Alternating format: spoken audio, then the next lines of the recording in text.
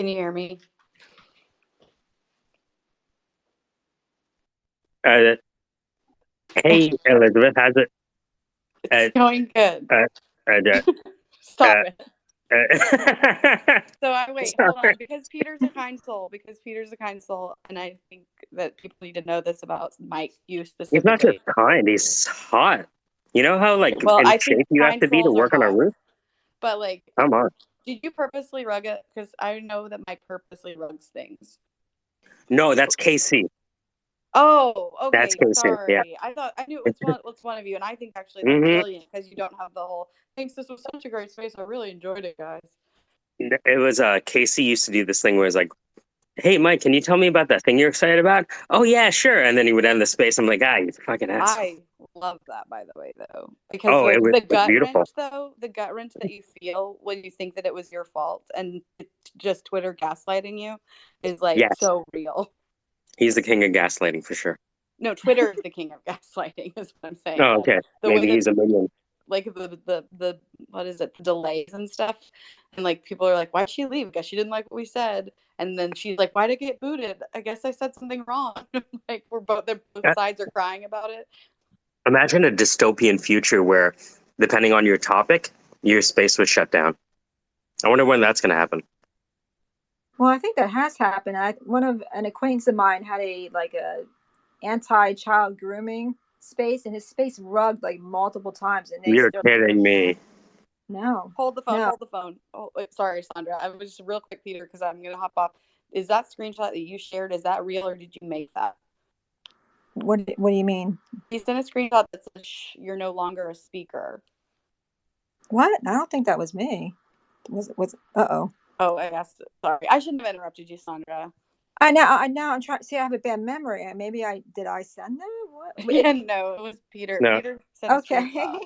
He's been having Australian connection issues, and there he goes again. Oh. It's definitely Twitter. Like, let's stop blaming him. Let's stop blaming Peter, because maybe it's the top 1% was like, all right, that's enough of this fucking. Yeah. No, I think that maybe it's me. I'm in the shush.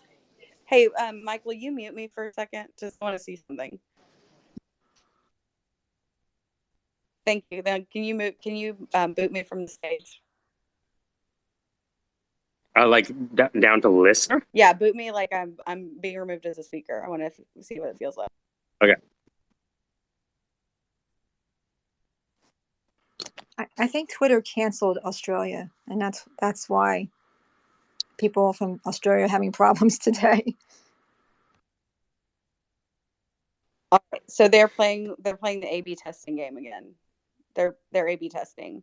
So Peter's getting a screen now that does a little shush face if you look in the DMs, and that's not something I see. So the reason everything's glitchy and weird today is because Twitter has decided to do a new A/B testing situation, and like I like in the different spaces I watch, I listen as like different hosts discover these things, and it's kind of funny. But like I didn't know basically that co-hosts can be muted at one point, and so I was co-hosting. The only way to get me to shut up, and I couldn't hear somebody because of the way Twitter is in general. So I got booted to the bottom of the stage, and like I almost had a panic attack because I thought I'd done something wrong, but it was that I couldn't hear them and they couldn't tell me to shut up. Like they couldn't mute me any other way than to remove me. So had I gone back up to speaker, they probably would have co-hosted me again. But like I thought I'd failed at the job. And all right, so this is the workaround. I added him as co-host. Hello. I'm finally alive. Yeah, you are. We figured it out. Wow. Someone can speak, make them co-host.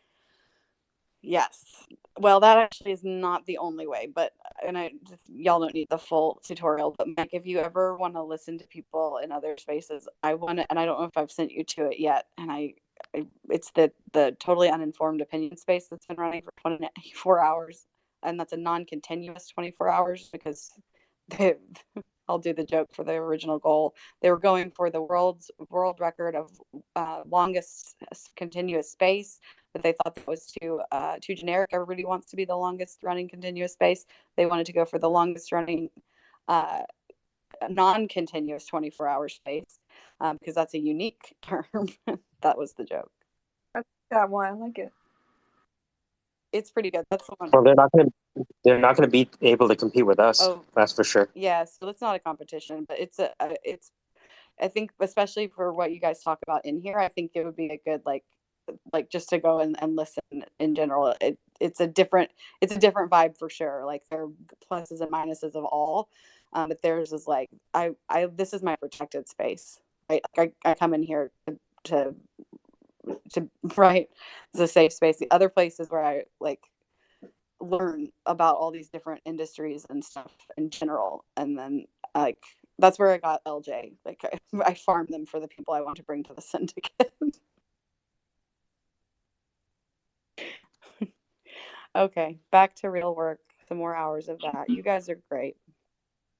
I like your Hello Kitty collection. Oh, actually, it's not a. Thank you for that. It is available for sale. That was a special skin that I did for the Polaroid SX70 cameras that I used to refurbish and do stuff. So I bought everything Hello Kitty with camera on it, and I was gonna list it on eBay. So that's so wild. You should do it. You should put that on Etsy. Etsy's yeah, I used to sell. Yeah, so I used to sell it. I picked a Hello Kitty because people like it and cameras, and I just haven't put the kit together yet to actually list it because I can't decide which Hello Kitty like thing I want to put on the actual like the covering for the camera. Once I make a commitment there. Eeny, meeny, miny, mo. Oh no, I just don't like any of them. Aww. And it has to fit the camera, like because the panels are so just so that like it needs to make sense. But I've got options, and just that's a true hobby type thing that I'll get there. But you know what, Sandra, I'll let you know when it's listed. If I'd love to know, I would. Yeah, but I do. So that sorry, that lunchbox is actually going to be the camera carrying case. So the camera will be nested in the carrying case, and then I have a bag that goes with it too. Oh, I'm going to buy the camera just so I can buy the case and the bag. It's an all-in-one. They're not separate. Like that's the kit. You get all of it. Cool. I like it even better now. That project started in 2012. Well, you'll get it. You'll get around to it eventually. Yeah, no. We all have projects like that. I love that project actually. So that's one of the things that I did before I found Twitter Spaces. But we'll see. All right. Get to work. Thank you. I'm doing Zach's job. If you want to, is she in Zach's program, Mike? Oh, stop it, Mike. You're an asshole. My brain said if she was in Zach's program, we would have launched this already. Sorry. I me, yeah. I can see Zach around. Get to work. Get to work.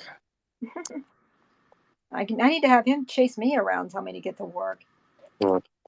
Oh, that's what I was going to say. So I wanted to chat with you about NFTs I'd like to fuck. I wanted to show you how to edit the website. How would you feel about that? Thrilled. Very happy. Awesome. How do you feel like in about an hour we jump on and I'll send you the invite link for Wix. And then, because my ability it's one of those things where, the true power is, okay, it's one, I'm showing you how to do it. And then the other thing is like you actually adding a section to the website, maybe adding a blog, you know what I mean? Like sections, pages. Yeah. All right, wicked. Absolutely. Wicked. Sounds good.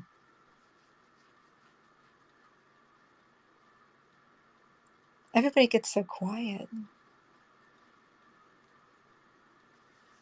How's Crypto Swarm doing down there? I think he's buzzing. Is Peter alive? Did our theory work? Can he actually speak? Yeah, I'm here. I was just my mom just called me and I had to take that call. Yeah, you gotta talk to your mom. Is she still on the phone? Is she talking and you're talking? No, I did that before, but I can't do that anymore. I went out to lunch with her with my brother and I, and she just wanted to ask me if I want to go to Market Basket with her, and I said no. Oh, how many times? Okay, question. So, how many times does your mom call you a month? 4, 5.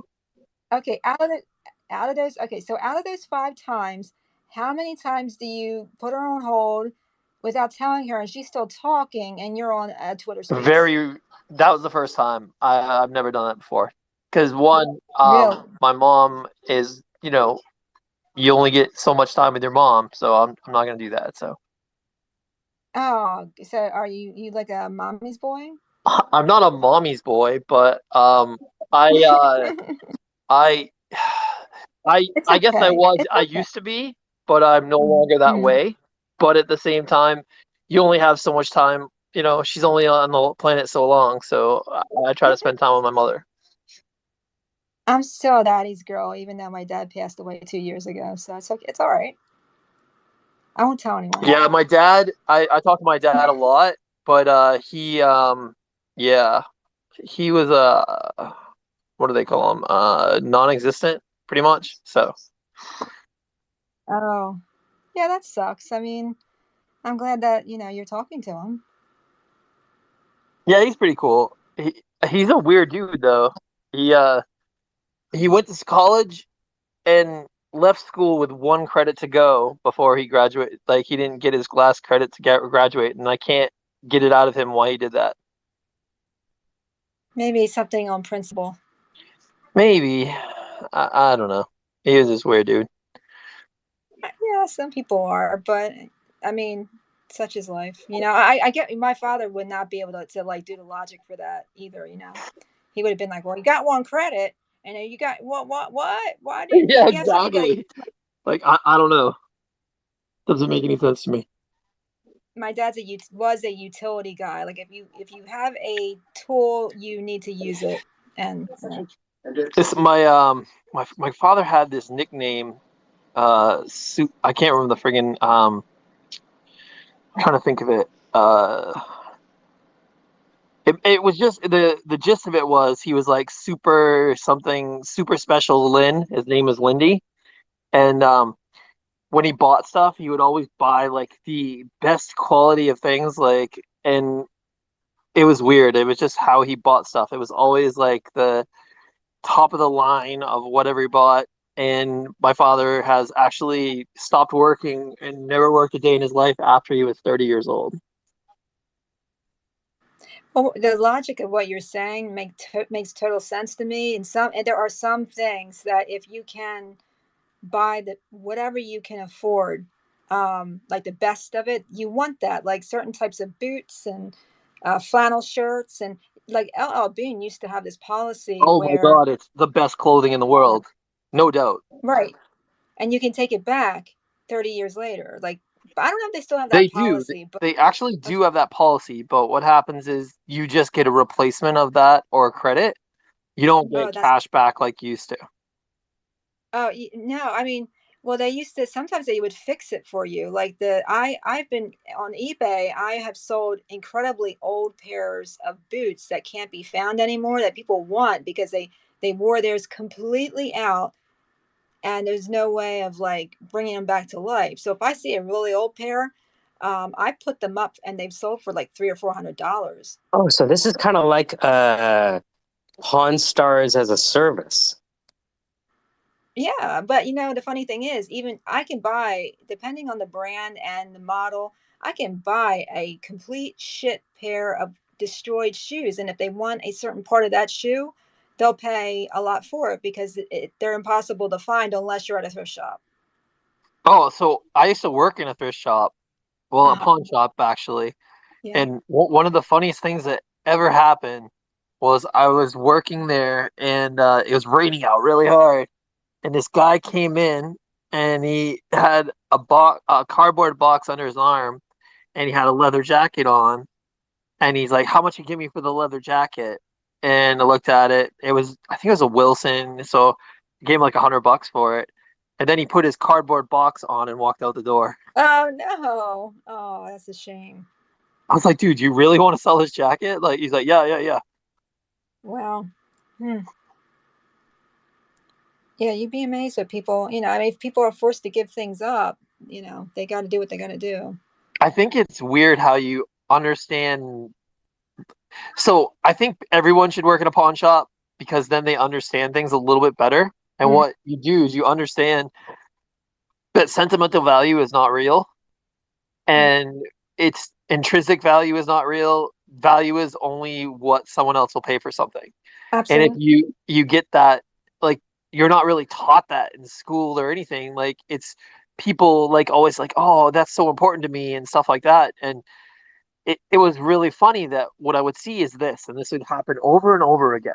So right around Christmas, people would come in with their gifts, and they're like, "Oh, my grandmother got me this thing, and like, how much did you give me for it?" And we're like, "Yeah, we'll give you like $20 for it, or $30 for it." Like, man, you don't you realize this was a gift from my grandmother? And they were like Right. using that like trying to get more money by this sympathy and this value that they brought. But I was like, well, wait a minute, you're selling something that your grandmother gave you, so aren't you the one that's the fucking asshole? And I would say that to Exactly. them. And I when I did that, like, it was like this weird awakening in their head, like, oh, maybe I am the jerk, you know? And it was kind of a crazy thing that would happen, and it happened over and over again. And you'd understand that there is no, emotional value is not has no monetary value. So it was just this weird thing that you would keep on getting uh kicked into your head. But also this weird thing happened as well, was things that they came in the shop and people would sell them for like your first offer. And then if you researched it later on, you might find that it was something that was super valuable. That Yeah. would happen every once in a while too. Like Yeah. this really weird guitar came in. It was an acoustic guitar, and I saw it come in, and I was like, he gave him like $5 for it because it had no strings. And I was like, I just thought it was the weirdest guitar, and I looked at it, and I kind of looked at it and had had it was all like jewels like down the whole neck of the guitar, and it was like stones that were like put in the guitar, and you could just tell that it was amazing work, like craftsmanship, but it had no strings. And I did some research, and this is back before, you could go on the internet and you could look it up, but you didn't really have Google back then. So I had to go look it up, and I found that it was a guitar maker in Texas that only made like 50 guitars. And he was like, well, a world renowned guitar maker. So I was like, oh, freaking hell yeah. So I bring it up to the owner of the store, and I'm like, how much do you sell this for me? And he's like, I bought it for 5. I'll give it to you for 15. And in no way was I going to tell him what I had found. So I go, can you string it up for me? And he's like, yeah, I'll throw in the strings, and I'll get it stringed for you. So I bought it. I brought it to my work, my other job, and I knew that there was this really serious guitar player there. And I was like, hey, want to buy a guitar? And he's like, what do you got? I show it to him, and he's like, this is amazing. It was just a beautiful guitar. And I used some oil to make it like look beautiful, and it was all like a special wood grain. It's just amazing guitar. And he's like, I'll give you $2,000 for it. I was like, oh no, I need 3. He's like, oh man. He's like, 3. He's like, yep, 3. And I knew that he wasn't going to resell it, so he bought it for like 3 grand. And I paid like $15 for it. That's the art of the flip. That feeling that you get when you do a good flip like that, it stays with you. Like the memory stays with you forever. I've had great flips, and Oh yeah, dude, the flip. Oh my god, the mega flips are the absolutely unbelievable. Like, when it was just amazing that because I was in the store, so I could just see anything that I wanted. Like, I could get amazing prices on things. Like, I had the highest tech headphones and the highest tech computer, and I bought a gaming computer for like $100 that was worth like 4,000. And the owner of the store knew it was worth like 4,000, but he's like, if you're not reselling it, you can buy it from me. I bought Movado watches back when they were expensive. I mean, I got these things for pennies on the dollar. It was awesome. well, I'm gonna send my Movado watch to you because it's not worth anything, but I want the battery replaced. So could you do that for me? Seriously. Seriously, my friend can do it for you.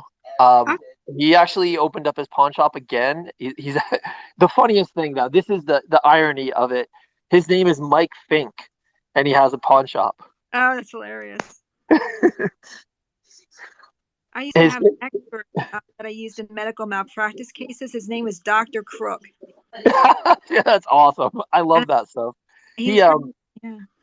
his name of his company is Guitar Grave. It's in Maine, but I can get you the address, and he would absolutely do that for you because he That'd does be, that. Like that's one of he's actually become a jeweler by being a pawn shop owner. So he's got his tools and everything, and he can change batteries and whatever it is.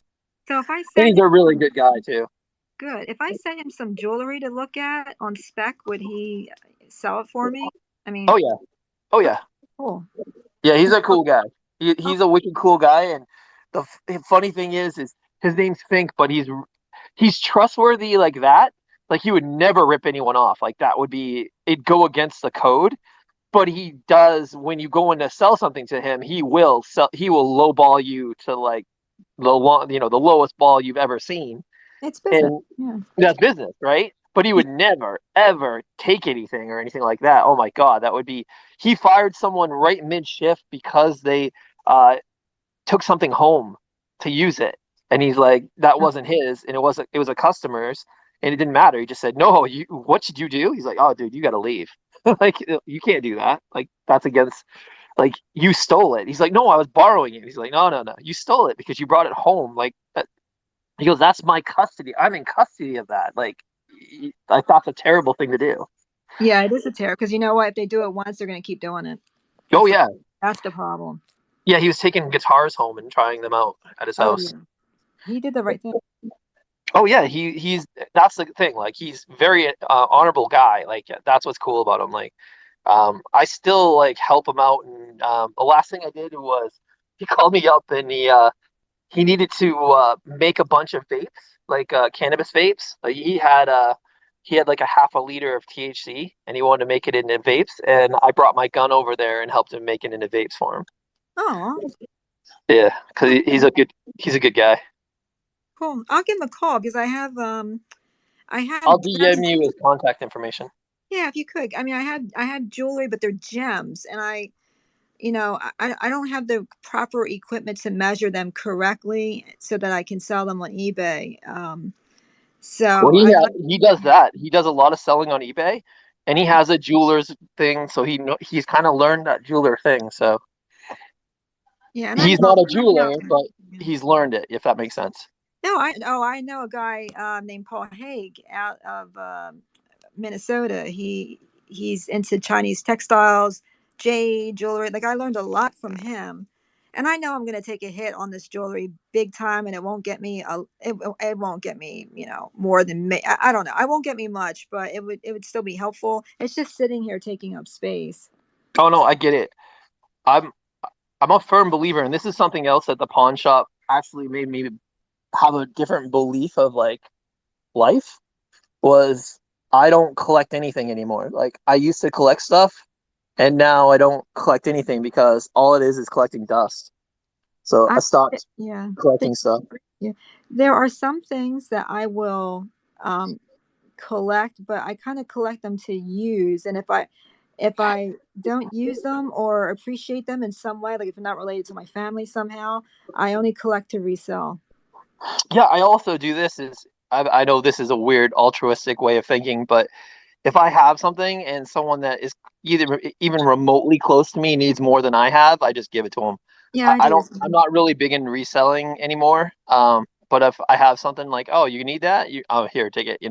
Like all my stuff that I don't use, I give to my brother. Like my brother has stereos and computers from me and tons and tons of clothes and stuff like that. And he's my older brother, but I just give it to him because he doesn't buy that stuff for himself, and so I just give pretty much everything to him. Yeah, I mean, it's nice to give it to someone who you know will appreciate it and will admire it the way you admire it. You know what I mean? Yeah, yeah. I kind of like. I also kind of got out of the whole. Um, okay, so I used to be in the firm believer that you should wear like a fancy watch because then that shows you that you're successful and stuff like that. And I kind of got that feeling in Texas because that's kind of the way that Texas rolls. And I stopped doing that because uh, it just wasn't really my jam, and I don't need to wear a watch to show that I'm successful or whatever. I'm not super successful at the moment, but I usually kind of go in waves. But uh, I mean, when this project launches, I'll do pretty well. But um, I Yeah, kind of like, I'll be honest with you.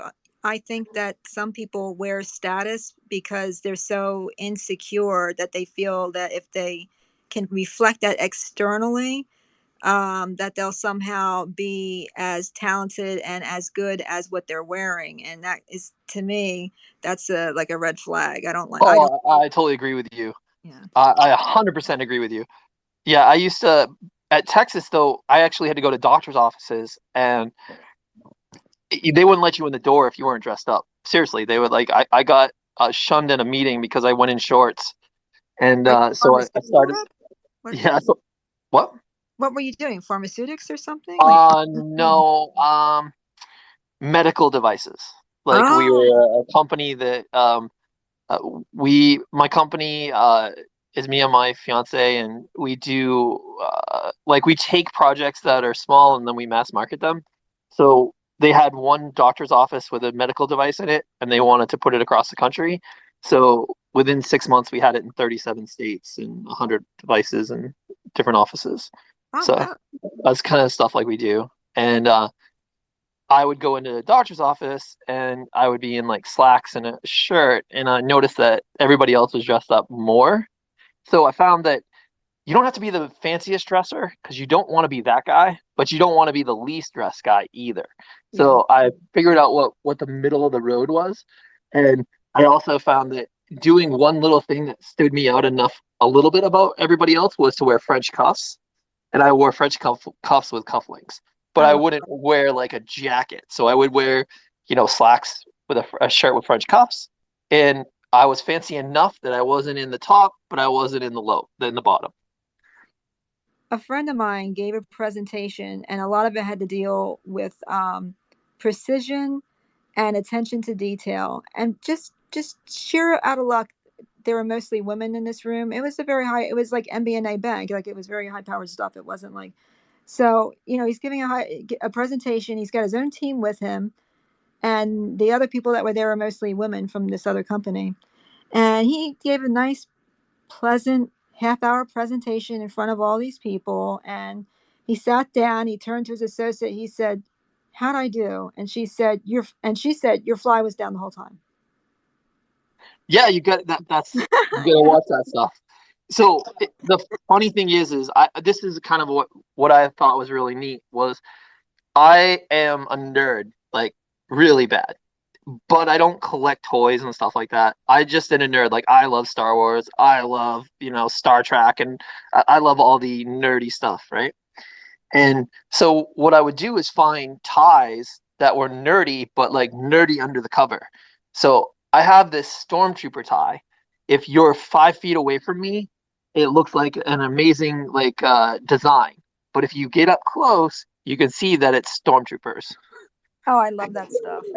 And that's what I had for stuff. So if you were close enough to talk to me, you could see that I was actually interested in things. And one of the things that I would wear, I'd say 95% of the time was with my cufflinks were my Patriot cufflinks. Now, Patriots and the Texans have the same colors. So people thought I had Texan cufflinks till they got up close to me. And then they're like, oh, fuck you. You have Patriots on. But I would get a lot of shit for that. But if they stayed away from me, they just looked like they were snazzy Texan cufflinks. So I was big on that too. So, but You it strike, was you strike me as passive aggressive, sir. okay. I'm teasing you. No, I got very frustrated very early on in Texas. I because I was with a couple people that I worked with, and they invited me to a restaurant, and I was out freaking walking, and I had my shorts on, and when I went to the meeting with them, they made fun of me. So it really pissed me off. So I went out and freaking bought like a ton of freaking dress up clothes just so that never happened again because it was very frustrating. And it was just like they kept on teasing me about it, like going like, "Whoa, we should bring you out and get you some clothes." And I'm like, "Oh man, no, I'm fine. I can get my own clothes." But I then, I after that very frustrating day, I went and got a couple suits. And uh in Maine, you don't really have to dress up. Like, Maine, dress up is a polo shirt and jeans. That's like dress. In Texas, like, you have to wear a full suit, and it's 100 degrees out, but they're expecting you to wear a jacket. Like, I was like, it kind of totally blew me away, like how much I had to work to get out the door. It was pretty frustrating. Yeah, Uh, that's so cool.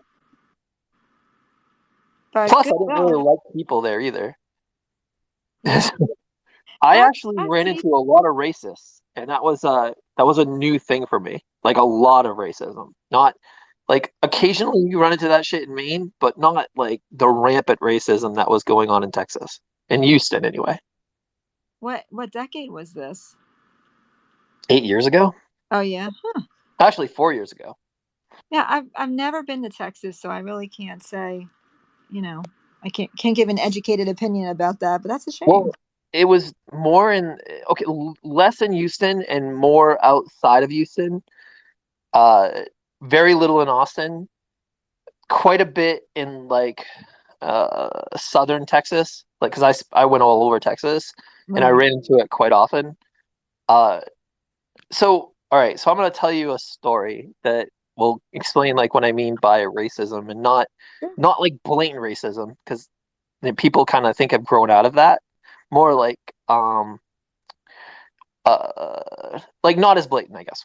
So I was in a car and with my fiance, and we're driving. We're about 95 miles an hour, and we had an MA behind in the back seat of our car, and we're just, speed limit 70, but we're, about 20 over, 25 over. Yeah. Cop pulls us over. Doesn't even come to her window, comes to my window. He goes, "Hey, man, do you know how fast you're going?" She's like, "Yeah, like 90." He's like, "No, 95." He goes, "How about you keep it under 80 or 80-ish?" And she goes, "Okay." And then he let us go. Now, that was about 90% of every stop for us in Texas. Middle age, white person stop. That's what they would call it. And the MA that was in the back seat just went like crazy after that stop. She goes, "What was that?" She's like, I'm like, "Oh, that's what happens." She's like, "Oh no, that's not what happens." She just started becoming crazy, like upset, crying. She couldn't believe that that's what happened in a stop for us, and she explained to me what a stop for her was, and it was so drastically different. And it was, I know, a mostly a waking moment for me, where I realized that there is just a definite a break in their system. Yeah, racial profiling actually originated from New Jersey. A judge by the name of Judge Francis found that the state police in New Jersey were racially profiling drivers, and this was way before political correctness and all that, wokeness really came to the forefront. This was like in the late '90s, and he had a beautiful ceremonial courtroom, the easiest job in the world, and he made the mistake of issuing an opinion um, against the state police of New Jersey about their racial profiling. And as a result of that, he was removed from the bench, and he was put in the basement of family court, across the street and down the road, where there's no security. It's like a 1950s sparsely made building with like very weird furniture and no security. And the security that's there is like, they don't give a shit. And I ran into him, and I'm like, and he looked at, because I would do med mal defense in front of him once in a while. And he looked very surprised and tired. And I'm like, "Wow, what are you doing here?" He's like, "Don't ask." He's like, "What are you doing here?" So I tried a domestic violence case in front of him. But that's how going against state endorsed racial profiling, that is what happened to him. He was a tenured judge, and they popped his ass right over the family. And if they put you in family, they don't like you. And it's a shame. But if there was a 2020 TV show, I think, that did a show on that sort of thing. It happens all the time. It happens still. Sometimes they'll run a driver and say that there's priors, so that might explain maybe some of the behavior that you saw. I don't want to assume that every stop is racist, but I'm not saying that. It's just saying it was very. She became hysterical. Like she's at every stop. I mean, obviously there could have been a situation where it's a worse car. It could have been, like I was driving a brand new car. My fiance was driving a brand new car, and it could have been that. It also could have been that there could have had other things going on wrong with their car. There's all kinds of things, but she was hysterical about it. So I'm not saying it was all around that, but there at least a tinge of it, I guess, would what I would like to say. oh yeah, no, and just because things have improved doesn't mean that we don't all have a long way to go, and it doesn't mean that we don't have to understand that people directly affected by it need help to deal with it still. Those are probably a couple things that we need to be a little more focused on. The after effects of uh, institutionalized racism, needs to be acknowledged, and it needs to be repaired, and there needs to be a way of reaching out to people directly affected and families that were affected, so indirectly affected as well, to kind of address that inequality and try to begin to repair it. So I agree, and that incident is very unfortunate. Yeah, it was sad. It was really sad. Like she told us about what happened, it probably there was extenuating circumstances. Her son had run-ins with the law and stuff like that. So yeah, there was obviously those, but at the same time, I mean, I I think I got stopped like 15 times in Houston the time that I was there for 3 years, and I got one ticket. And the one ticket I got was for going around a roundabout, and I didn't let a cop come out. And the cop came over to my car, walked up, very big black gentleman, walked up to my window, and he asked me, "Do you know why I stopped you?" And I was like, "Yeah, I have failure to yield." And he's like, "Oh no, failure to yield to me." And then he goes, "I'll go get your ticket." So in other words, you acted in a racist manner against a black man in a police car, is what you're Oh saying. no, oh no, no. I said failure to yield. I asked him. He asked No, me. I'm asking you. I'm saying, Oh no, I wasn't racist at all. I just asked him. I asked him. He asked me, and I answered him. Failure to yield, because that's what it was. That was my crime. you And admit he's a black man, correct? oh yeah, Okay, and you did not yield to him coming into the I traffic didn't see him. I enforcement. was a half awake. It was like 5 in the morning. I didn't see if he was a I black see. man or anything. I was going around a circle and Yeah, trying to get home because I was friggin' tired. I just brought my son to work, that's your. and Oh, at 5 a.m. yeah, And 5 a.m. Oh, you're I had to coming bring him home to a from doctor's office. Oh, it was at terrible. 5 a.m. Oh, okay. So Yeah, you're it was. coming home at this point because that's what you said earlier. Yep. So you're coming home at 5 a.m. with your baby No, no, no. from a doctor's office. Okay, hold on. Uh-huh. Not a baby. He was 27, and 27 years old. I had brought him to work. I was coming home from dropping him off at work because he didn't have a license because he's afraid to Okay. drive. And I was. Wait a minute. So you're driving a 27-year-old man who's afraid to drive, who's a relative of yours. He's my son. Okay. Your son. All right. Why? Okay, well, that's worse. Like, why don't you have a sit down with your son and be like, We've dude, had sit downs with him. He says he doesn't need to have a license because he's in Houston and he can take the bus, and he. and I think he has a permit now. He's driving, your but he taxi probably dad. what? Your taxi dad. I was at the time. Yeah, it was terrible. So I go around this roundabout and I'm half awake and I cut off. I knew I cut off a car. I didn't even see it was a cop car. Uh-huh.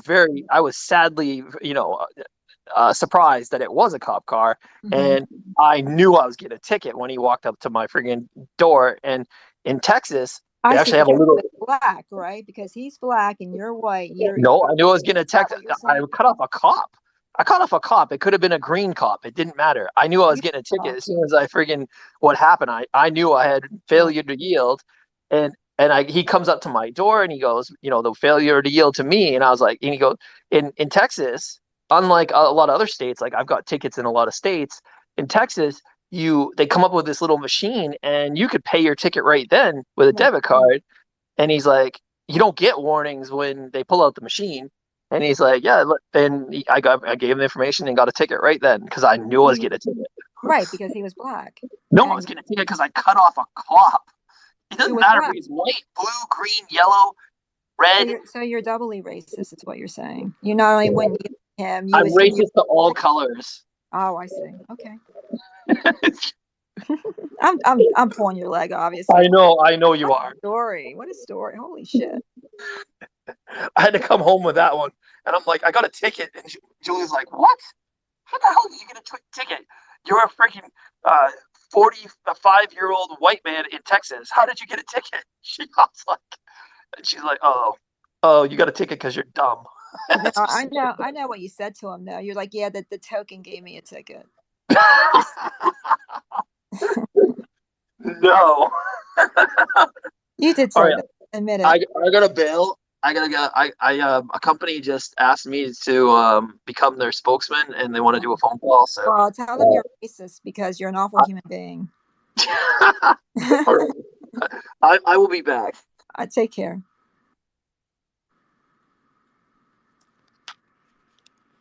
I hope everyone knows I'm just kidding. Oh no, I enjoyed it. For sure. That's perfect. I have to figure out a way to talk to crypto. You know what I mean? Yeah. I have to figure it out because look, he's a beautiful soul, but he doesn't often leave space for other people to talk. And I'm being, you know what I mean? Oh, I know exactly what you mean. Yeah. It reminds me of someone. I was trying to think if that was someone else. There's two people that do this shit, but it's like, oh, it's an archetype, that's for sure.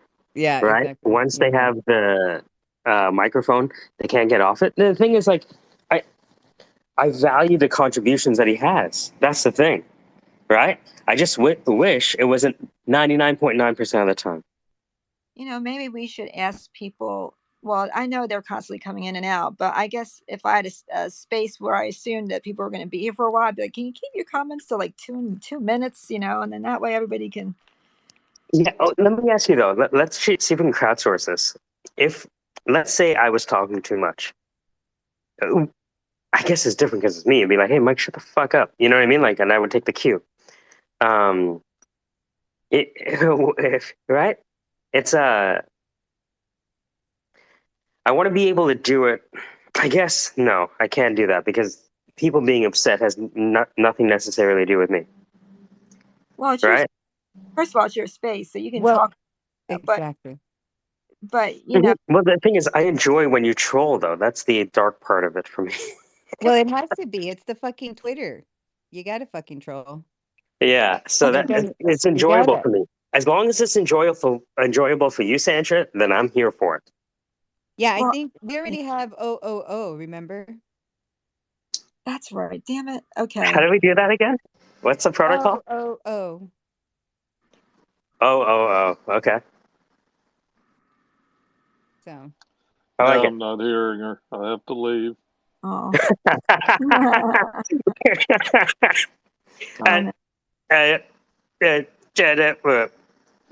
VGX. Sorry. Yep. We're gonna get what later. That's how my radio sounded when I was a kid. I was like, is that rap? No, that's country music. No, but I think Sandra does it's so funny. That story. Well, yeah. But I like it because you're like, they're talking and then you're like, oh, but you said this, that. Like, yeah, no, I think it's funny. I always love sorry. You're like the reverse KC. KC will rug a space. You'll just drag them down to hell. Yeah. Well, I love how a story evolves and becomes more detailed as you kind of like probe into it. Then you find out he's like a dad taxi for his 27-year-old who's too fucking lazy to get a license. Is that a Daxi? It is. Sorry. Yeah, that's a good one. No, you're right. That's a great one. He is a Dax. That was funnier. Damn it. Anyway. That's okay. Teamwork. But you know, the kid's so lazy because his dad drives him around. Why would he bother? 27 years old, and he still gets his dad to drive him around. I'm impressed. That's sad. I want maybe he likes his dad's stories about this and that. Or maybe they're both racist and that's just their thing. I don't know. Probably a little column A. Who's Column B. Chinabo? Who's Chinabo China? Moplay. OpenSea.io Chinabo of Lagos. They have a collection on the wall. I like Alexandro's quote. It's in Spanish. I think, Mel, it would sound better if you said it. Es mejor ser rey de un silencio que esclavo de tus palabras. Wow. It's better to be silent than to let the world know you're an idiot. Is that what it means? Hold on, let me go back.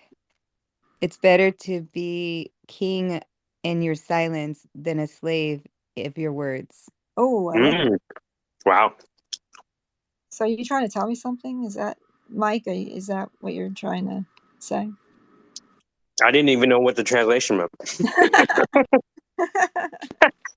No, I'm kidding. Oh, no.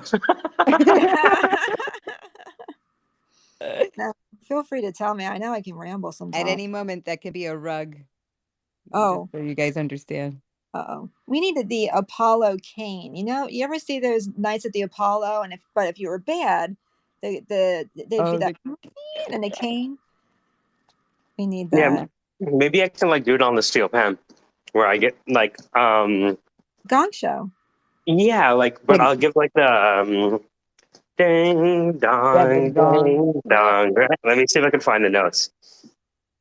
I like that. I'm looking forward to when I look at your setup, I'm like, wow, that's so cool. People have a studio in their house, a room dedicated to playing and sounds, That is cool. That is cool. I wish I could do that. So I think I got it. So.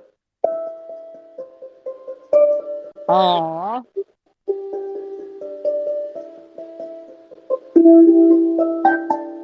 Is that when we throw someone out? That's when we go off the speaker. We'll throw them out. We'll throw them off stage with that. It's the audio cane. The cane that just pulls people off. Play me off, right from Family Guy. We need to figure out the tomatoes because we got to throw a tomato before we yank them off. I think that's what the sound effects were for, but I don't have that update. I'm on Android, so I'm kind of like a second-class mobile citizen, Uh-oh. And splat sound That should be the fucking signal. Fart sounds? Yeah. I couldn't make the splat, so I just went with whatever my mouth did. Hey, Alex, how's it going? Hey, how you doing, bro? So you're Dominican, Alex? Excuse me, what do you say? Dominicano? Yeah. Dominicano. Italiano. Colombiano. You made me think of that Italiano song. You know that dance song? Yes. It is beautiful day here. Italiano. Pop Dominicano. It is beautiful a day here, but it's still raining a little bit. So, it was very sunny. And right now, almost done my job. And then I go home back. I was a little, boring. And after I came here, I'm very happy now. Is Santo Domingo in the Dominican? Okay, that's where my friend was from.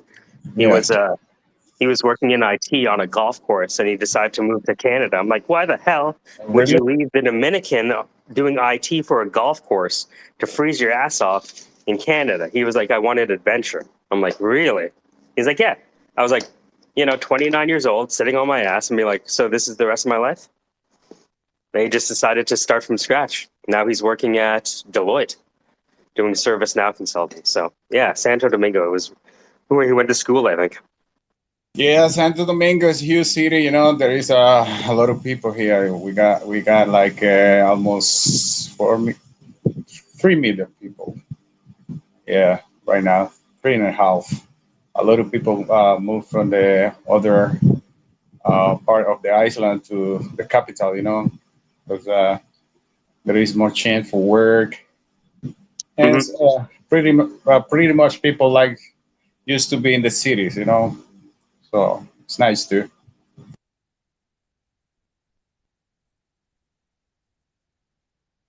No, welcome. It's good to have you.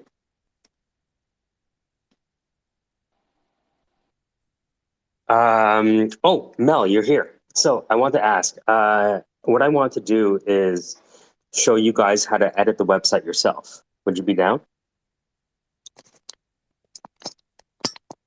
Yeah, sorry, I was mic'd. Oh, hi, Monster. Um, like, yeah, totally. But I keep getting in trouble because I'm not doing what I'm supposed to do. So that means getting off the phone. So Mm-hmm. Thanks if for I letting me know. schedule it, if we schedule it, I'll block the time. Mm-hmm. I'll put that in my allotted online time. What's good for you? Mañana.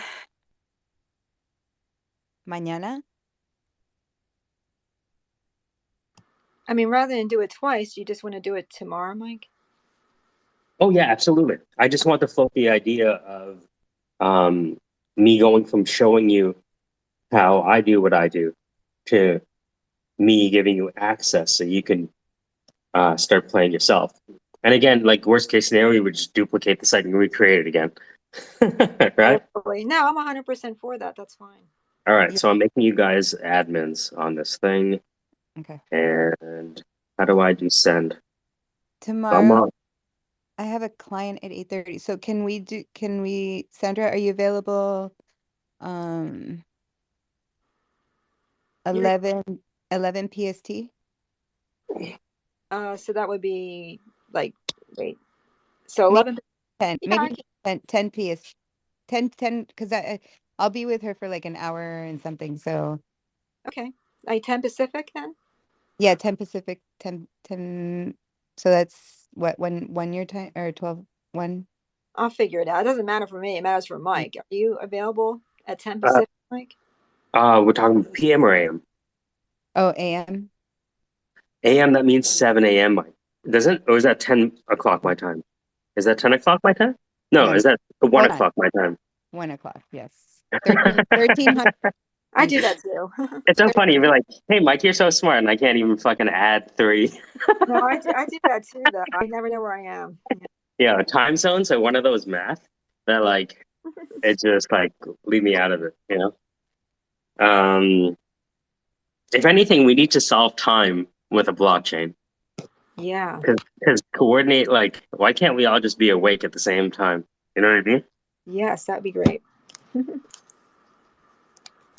All right, so in your email, you'll see I sent it to both of you guys an invite, and you have admin rights, so you can go in there, change things, delete things, put graffiti on the walls, right? And feel free to make mistakes, but you can literally jump in there right now and start changing things as an editor. Cool. Isn't that cool? So like so you can create a website. So this is what I do. I create the website, and then I'm like, hey, client, like it? All right, you take it over. And they're like, what? I'm like, yeah, you take it over. And they're like, I don't know how to code. I'm like, neither do I. I walk them through it. But you'll walk us through it tomorrow, right? Oh, yeah. Okay. I'm just saying, if you want to poke around, you have the ability now. Awesome. Yeah. It's designed to be as intuitive as possible, but I know that sometimes looking at new technologies can be looking at like a flight cockpit. So yeah, for sure. Cool. That's how I feel when I look at new applications. I'm like, I'm never using this. No, and I then know. slowly getting used to it. Oh, man. You want to get something to eat and rug? I know I need to go eat something soon. Yeah, I'm gonna go take care of some stuff. This is good. So we're taking NFTs. I'd like to fuck to the next level. At the very least, we have the ability to put on shows, right? And what I was thinking about doing is that whole space kicked off because one, we created the website, then we created the videos for the website, which is just using the website, And then also I tagged Echelon and I said, "Hey, Echelon, you were just featured on Milf Hunter." And that's what brought him into the room. So imagine we did that with another project, right? Or every day we posted, or like not every day, but like let's say even every week. Weekly. Yes. You're right. We updated the list, and then when we did the post, we would do a video, and then tag them and do the space as soon as the tweet is made. Everyone jumps in, and you have your show. Awesome. Yeah, I like that idea. Yeah, and I think at this point, like opening, like I said this before, but I definitely know that I have to open different profile accounts, like the streaming. Oh my god! I need to open like 10. Yeah. I need to open like a hip hop account. I need to open up a. Maybe we can do an exercise, like a Zoom or like a just like Mm-hmm. a meetup. Can we just do like a meetup, a hangout for like an hour or two or whatever, how long that takes? Mm-hmm. All can open just because it's fucking boring to sit at the computer by yourself, dude, and fucking do shit. Yeah, it is boring. I don't know how to do stuff like that. You're We'll talking about figure it out. accounts, right? Or Yeah, no? yeah, yeah. I think we definitely, yeah, because I mean, specific to this, we can open one, an NF, ¿cómo se llama? A NILF hunter, it could be that. That could be the handle. Yes, yes. The next step is to create the Nelf Hunter account. Sandra, do you have another email address?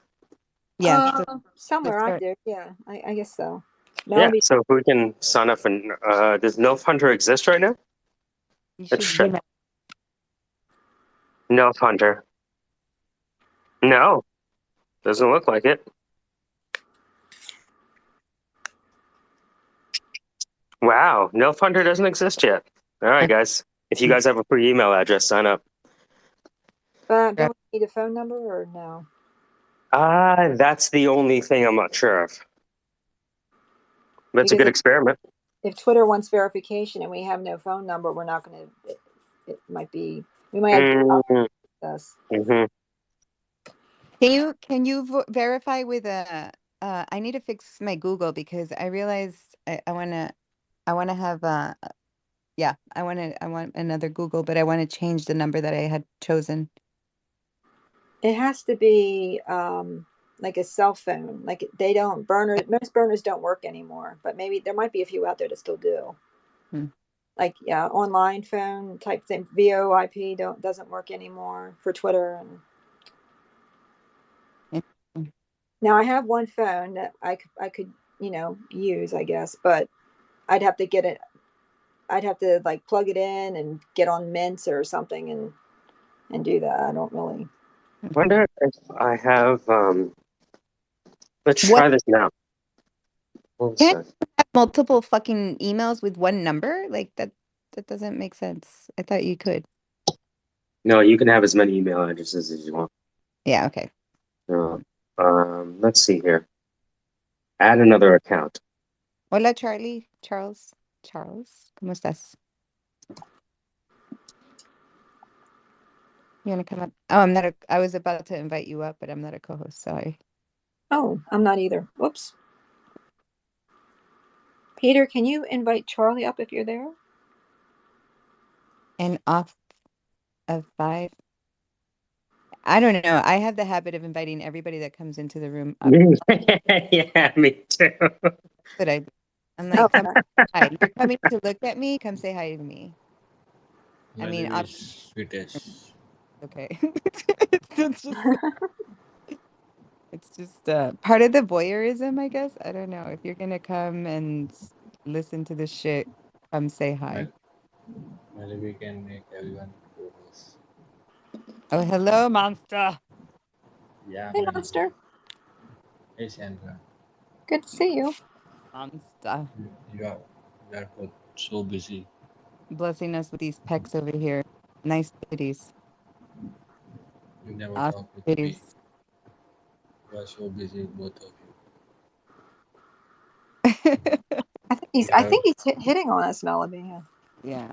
Could be wrong. You have no time with me. This is the Cookie Monster. Meow. Meow. Cat. Meow. He's in India though, so I don't know how useful that would be for us. A little too far. Yeah, a little. Are you making your way over here, Monster? Where? Well, to the States, no? I'm here in space for 10 minutes. I was just listening your voice. What are you talking about? All of it, Monster. We're talking about all of it. All of it? Mm-hmm. Nice. How's you, Sandra? Mike, can you co-host Under Our Eyes so we can bring some people up? Yes, Mary loves because no Yep. listener you are everyone Like sometimes Monster will loom over me, and I'm like looking right at it, like away from his abs, like you're too close, buddy. But that's okay. I'm too close with you. You better watch out because that There one you eye, that one eye thing will come out. Yeah, that's so funny. Oh no, I better like put on extra clothes. I'm A now monster. I, When Monster's around, I gotta cover up over here because oh no way. You have to open it everywhere. Everything. It's like put that back, but it's not out. You know. Anyway. Now That I'm time. offended you both. Pearls. Good morning. Maybe. Emmy, how are you? Hey. Manish, hello Manish. Peter, Web3, Alexander, Emmy. Monster, See, Pearls. let's see Hi. how long this Hi. stays. It's working right now, but it's going to kick me off in like 5 seconds, probably. Monster, I remember a time when I had abs like that and I missed them. I didn't need a washing machine, you know. No more, they're gone. Well, they'll be back someday if that's what you want to do. That's a lot of work. I mean, that's like never eating a carb ever in your life again is what that is. Okay, Yeah. everybody, I'm gonna I address know, right? everyone to Alexander's profile. Alexander, he literally has the meal on his thing that helps for those abs. Oh, I Oh love the photo of yes. that eye. That's an amazing photo of that eye. I'm hungry. The eye is one. Hey, But you Melody. Hello, Sandra. Hey, Mike. Hey, George. Hello, Web3. Hello, everyone. Alexander, please share with me Morning. your. I am very hungry. everybody. My It mouth is watering. did you see that monster of like a hot dog? What the fuck is that? Yes, I just want to eat all of it. I'm so much hungry. I just retweeted it because I'm like starving, and I'm like I feel very conflicted over it. It's very phallic, and there's pizza involved. You know. Yes, that's what I'm saying. I Alexander, hate sharing with anyone. I hate sharing food with anyone. monster's gonna eat it all alone. Yeah. Yeah. There. You You know know, that. No, monster. Here, look. There's a meme where there's two people walking next to a river, and then the one guy gets pushed in. That's you. Like you're getting. I'm eating that fucking thing. I, You're I see. not. They're Oh my goodness. meal, Alex. I'm foodie. Can you swim? I can swim, yes. Okay, good. Because I don't want you to drown when I eat your pizza and hot dog. I will eat you if you eat my pizza. I will eat you. Oh my stars! How dare you, sir? Very presumptuous. Yes. You're going to be swimming in the freaking river. You just better like swim, not worry You about can me. sit you can sit upon me and I swim and you eat pizza. Hmm. That's so romantic. Oh, it's so romantic. Yeah, And sit on your Malibu face, dirty boy. I'm gonna shut and up. Yeah. and Malibu will kick our pig.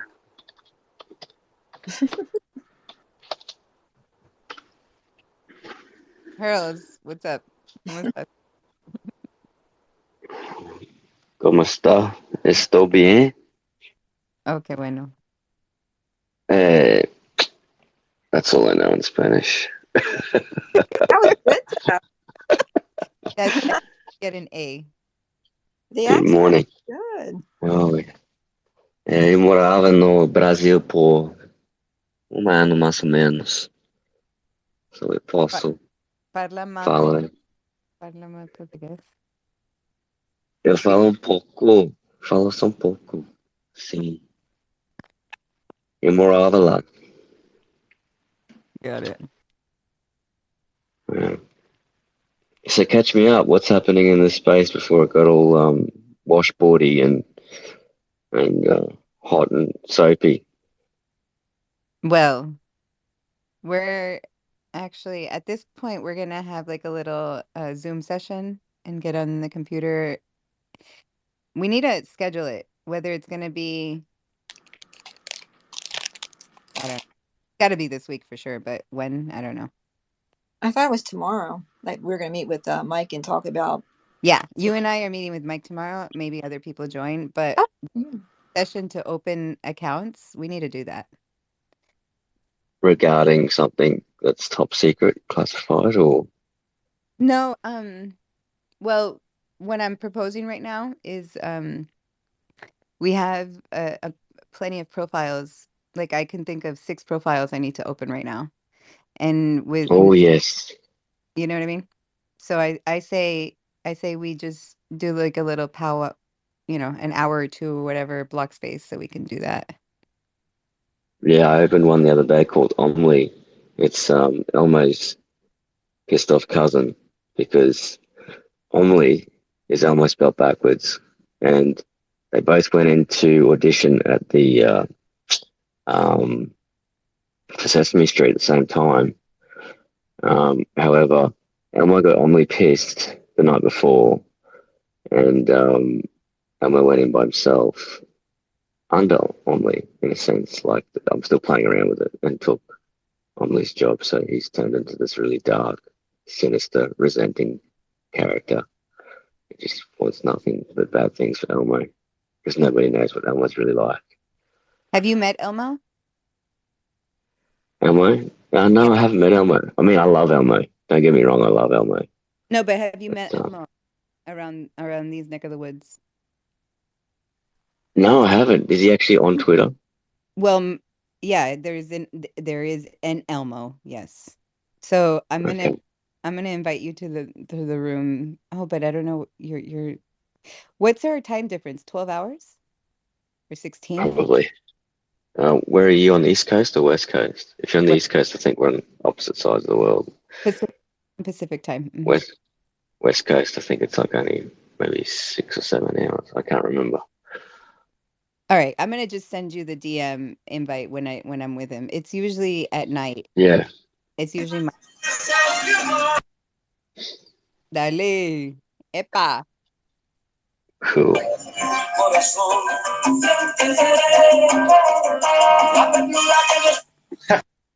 Give it to Who's me. playing that? I was kidding. I'm sorry. No, give it to me, Alex. We need a music break. Oh, really? There Yes. you go, man. Dale. There you go.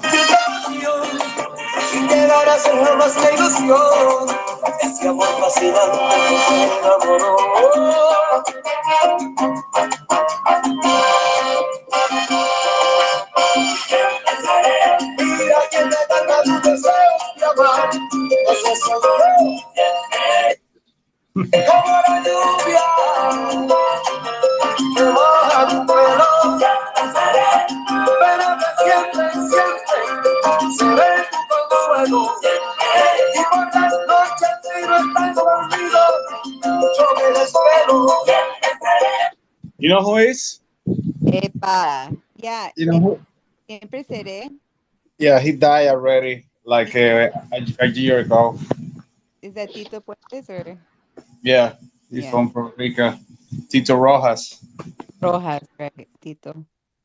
All right, guys, I did it. Hello, how are we? The email? Yeah, Gracias. check at the Alex. top. Gracias, Alex. Siempre seré. ¿Quién te calme tus deseos de amor? Pero nunca llegaré a imaginar lo profundo de tu alma, de tu corazón. Oh, Siempre. nice voice. Yeah. Qué rico. Rico. Yeah, buddy. How is over there in America? Is cold or fresh or is it September almost? Yeah. Well, depends on where you are. Yeah, that's true. That is true. Like today, I'm wearing a sweater and a hoodie. I mean, ¿cómo se llama? A beanie. A beanie and a sweater. Oh, okay, okay. Like a hoodie, something like that. No, is it? El gorrito de la cabeza. A hoodie, Beanie. beanie. All right, okay. Entonces, like it's 60. It was 50 something this morning. Okay, not bad. Pero en Miami está en los 80 y 90. Oh my God, it's very hot still. Yeah. Here in Dominican Republic, it depends where you are too. You know, you got here is like pretty much in the city is very humid. You know, but if you go to Punta Cana there is more windy. You know, you should be. I mean, you enjoy the sun, but still it's more dry because it's the windy. The wind is over there is more. Yeah, it's more nice cold. It's more cold because it's just it's close to the ocean. You know, that's why I do prefer to move to Punta Cana to work and do my shit over there. I'm sorry for the word. In New York, we've entered the next 6 weeks are going to be perfect, just perfect.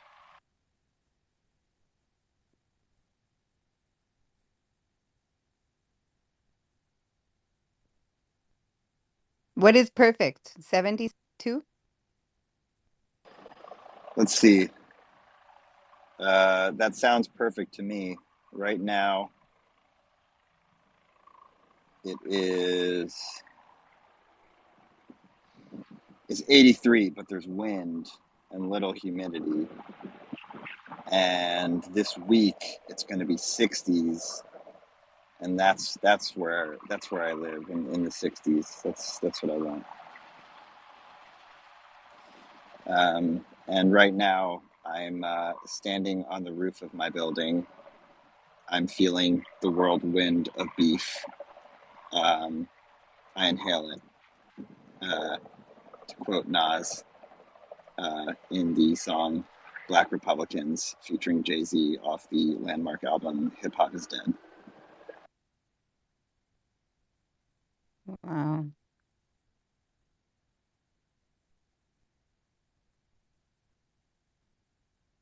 That sounds nice. It is really nice on the roof here. It's a bit removed from what's going down on the ground. Yeah. Which I just heard like an ambulance or thing, a siren. Yep, I can see 2 helicopters circling, and I've got the J train elevated. I'm higher than the J train though, and there are sirens, and I'm staring at the face of a giant project, Section 8 housing, Oh, wow. and it's beautiful. Okay. My roommate's skylight is right in front of me, and he does not have a shade over it, so I'm being very careful not to disturb him, because it would be quite disturbing if I knocked on his sunlight, his window on his ceiling. So really, be very careful about that. Interesting.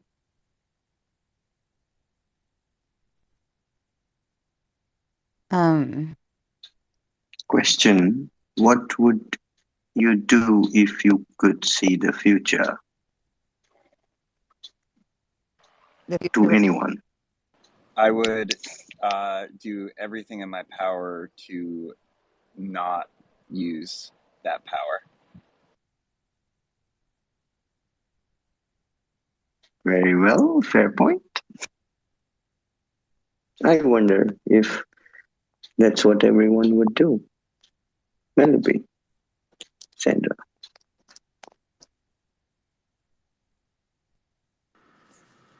Well, I mean, I guess from our perspectives, it's going to depend on, you know, what we want for the world.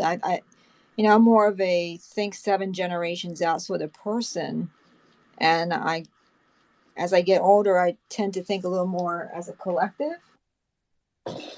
You know, so I mean, I guess I would try to, you know, think about something that would be helpful that way.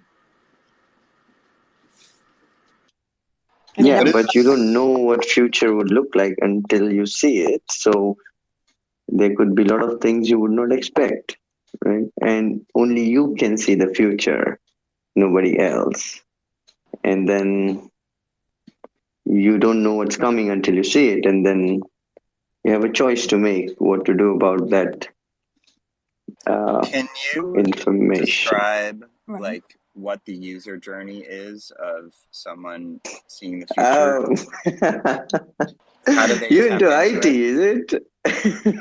product? Okay, Yes. you talked. Oh yeah, good. You talked about user journey. Okay, so you might as well see your users are going to have a hard time, or maybe really not use the feature you're building, right? And then you would say, oh, you know what, team, let's not build it. And team would say, oh, the market is saying build it. Our competitors are building it, and you're the only one odd man out saying, oh, don't build it. You would be like, curse, man. Well, so I was really trying to get into the customer head, but if we're talking organizational, like if I'm at a company where we're trying to build a product for people to see the future, and I like the organization, I believe in the mission, I'll help build it. I have to think about that if I want to build a module for folks to see the future. That's why I sort of ask what the application is. Is it an app? Is it a human resource? Is it human capital? How are we delivering the future to our end users? So I'm talking about your ability to see the future in your dream. Every night you sleep, you would see some aspects of the future, probably related to work, probably not, probably just the neighborhood or the people you love or friends. And then, I mean, it's something that you have to do about it, like make a choice whether how to utilize it, how to put it to good use or maybe bad use, maybe selfish, maybe egalitarian, doesn't matter. But you know what? You have to the catch here is you cannot your actions or words could not reveal to people that you can see the future or you have the ability. Otherwise they would really latch on to you to milk your skill for their benefit, right? You know what I mean? Yeah, this is why my instinct was to say that I wouldn't use it, because there are, saying the future has a few different effects. I would say one is madness, and the other is exploitation. Depending on how convincing you are, if you were to tell people that. And it could be exploitation in an enterprise setting, or where, please, Emmy, I'm so nervous about this thing. Can you please tell me what happens? This kind of stuff. And the responsibility that comes with that. If you know that your friend is going to, something very terrible is going to happen to them. Of course, you're going to want to say that. But then you start getting into, different things. And I love the question. I'll say that. Yeah. I like the idea of the dream or the vision in our sleep and being able to recount it to a T and being offered a decision. It almost sounded like you had a sort of, I almost pictured like a graphic interface where you're picking how you want to respond to the vision every day. It sounds like the introduction to talk on Wardley maps. Oh yeah. No, I didn't really meant to go there. No? I But thought you since were just Emmy, preparing for your next no, talk. but, but It's a since good Emmy, icebreaker. yeah, but it's a really, really good icebreaker, I would say. And since Emmy is in product, I think he would be really, really get benefited from Wordly mapping if he doesn't know already. But I really asked this question from the curiosity of life, right? How do we respond to the ability to see the future? Whether or not to Wordly map, it could be a dream. You got some special powers one day, and then you realized, okay, I could dream and see the future. And then, do I take it as a responsibility or just go to Las Vegas and get rich? Well, there was, I'm thinking about like the landscape now. What I'm thinking about is applications of insights, predictive analytics, these things, and also media. For example, Back to the Future. What else? I think that was Back to the Future 2, right? Where Marty was sort of asked to monetize his knowledge of the future. Is that am I getting it right? Are you in or are you out? What is that from? Anybody know what I'm talking about? Anyway. I remember Barney. I do remember this, but I don't remember the specific. What Marty says to McFly, "Are you in? Are you out?" So McFly, I don't really know what I'm talking about, but it's interesting. It's like is how do you use the visions? What are your choices? Do you want to just like betting, right? But again, like we have this idea of predicting the Kentucky Derby, which is a project that was focused on here at the Syndicate. Like we sort of have these simulations or these attempts to literally see the future, and there are some people who feel that the future doesn't exist. So, and I'm sort of in that camp. Is there is no future, there is no past, right? It's just right now. I'm not sold on there is no past, but the future, we can make predictions, but it doesn't really exist, does it?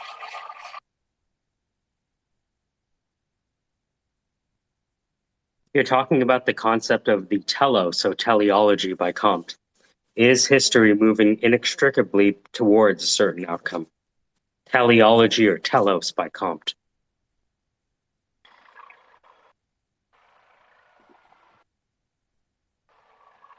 An end, a goal, telos. Yep. Yeah, he was like, okay, so history is doing these things. We might see as chaotic and random, but what if it's moving to a point, like two lines converging? Some look at the electrification of consciousness or the attempt to electrify consciousness as the most natural thing to happen in our universe, for example. Yes, it's interesting. Someone Let sent there me be a light book. all over again.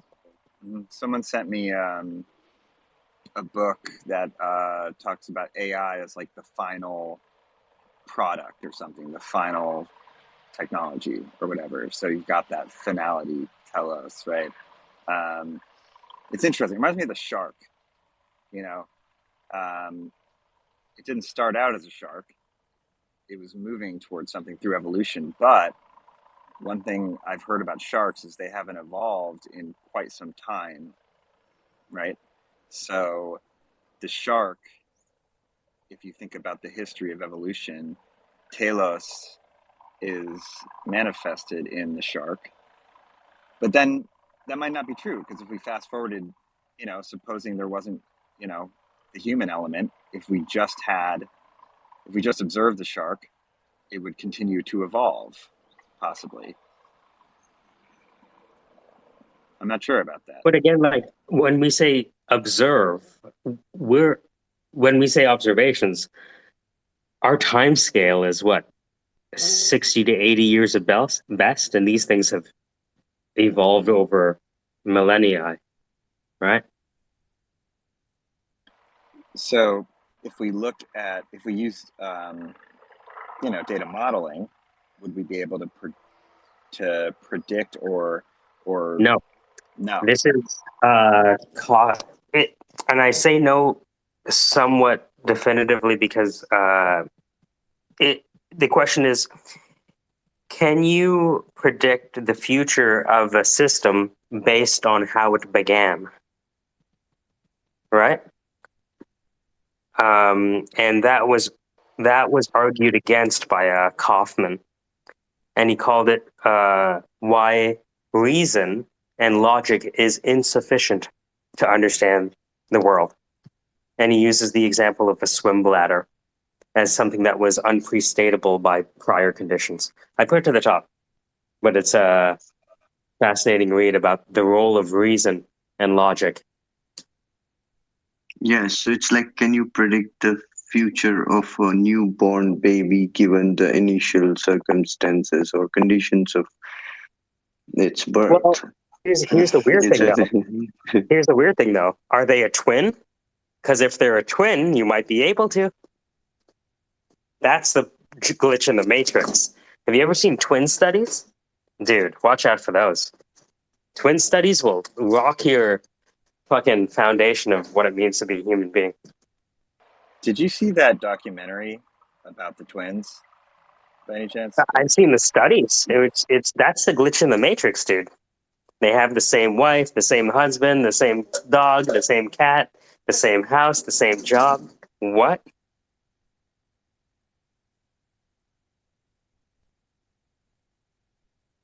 Yeah, those are fascinating for sure. Yeah, I think that the future is going to be literally, I mean, this sounds self-explanatory, but it's just, you know, since everybody has a different perspective, everybody's future is going to be different wants and needs and Oh, good point. Some people it's going to be the Garden of Eden. The other people it's going to be hell on earth. Great point. you know, or some people are just going to pine after, you know, the person they screwed up with and wish they could go back in time and fix the things that they've done to screw things up. And you know, so there'll be relationship focus as opposed to focus on something else. You know, I mean that's a sort of, yeah, everybody has their own perspective of what's important in the future and what emphasis should be placed on what.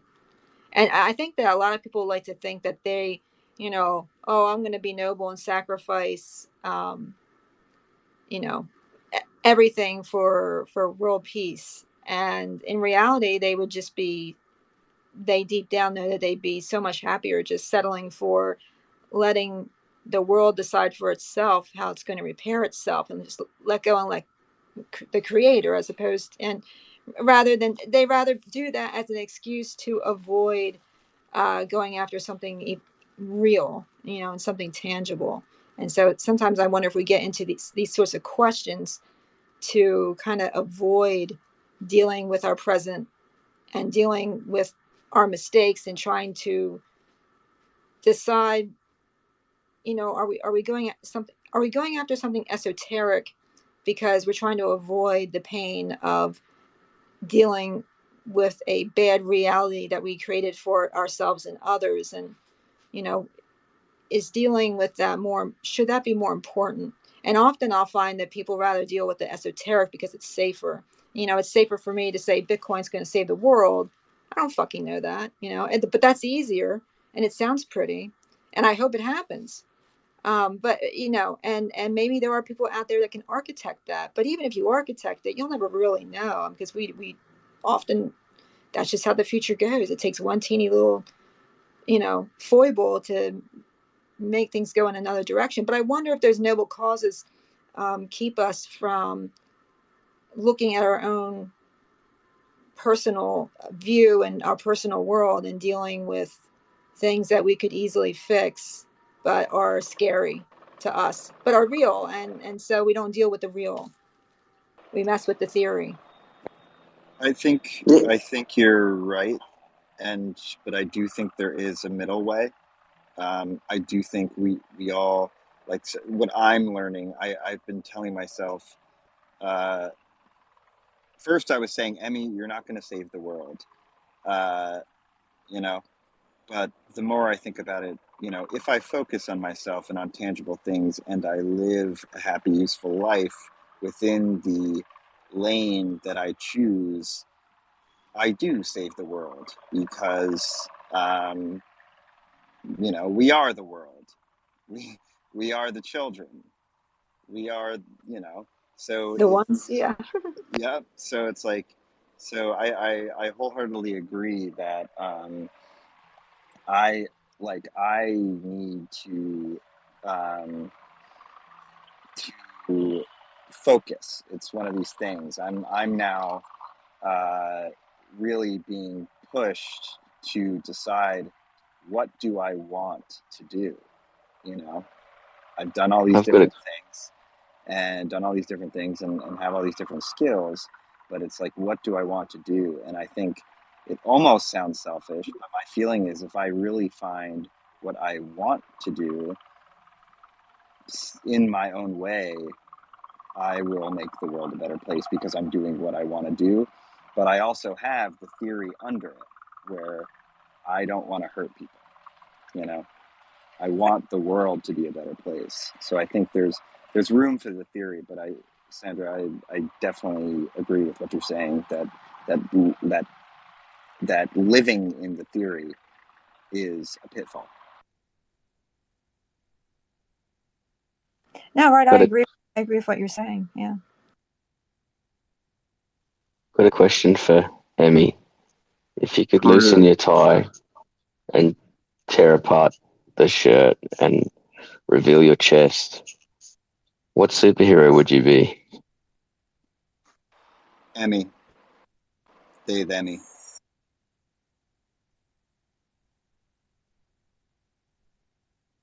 Alrighty then.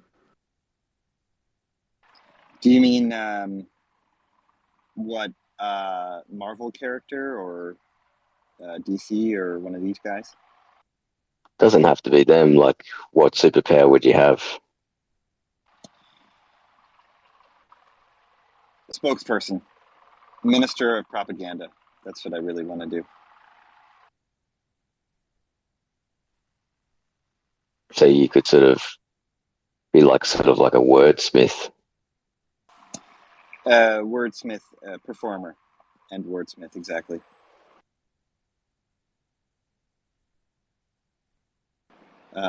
Specifically around neurotechnology and extended reality technology. This is sort of where I find the dots connecting, is the idea of a spokesperson. But also, cool. But I love acting. You know, I really want to. But like, working as an actor, like through the path that's been accepted as the path, is not super interesting to me. But I love the idea of being. That's why I have this particular headshot. Is like the you know, it's the commercial, the sleek, you know, tech vision synergy person. I have other ones, but that's sort of like where I'm at. I want to do like commercials for BCIs and stuff like that. PSAs. Spokesperson. It's not really a superpower, though, is it? Because when I think about superpowers, I think about supernatural. So would you like to be the spokesperson of climate? Climate? Mm-hmm. Yes. Okay. I think. Is that like a mountain climbing initiative? No, the climate. Oh, In the my bad. sense that NASA has a tool that predicts so NASA has a tool that predicts that by 2100 12 cities in India would be underwater, and then if you show that to um, oil tycoon, they would say, oh, we are still a few years away. And then if you show them to other people, they would say, oh, what can we do to reduce the impact? So that's why the question actually sprung from there. So if you could see the future, what you would do, because different people will respond to it differently. What I really envision, I feel that I wouldn't focus directly on climate. I'd really be focusing on media. But what my hope is that I would align with and advocate for another person who is doing the same thing for climate. And I believe they all work in concert with each other. They absolutely do, So whether it's, I don't know where Greta's at these days. Where's Greta at?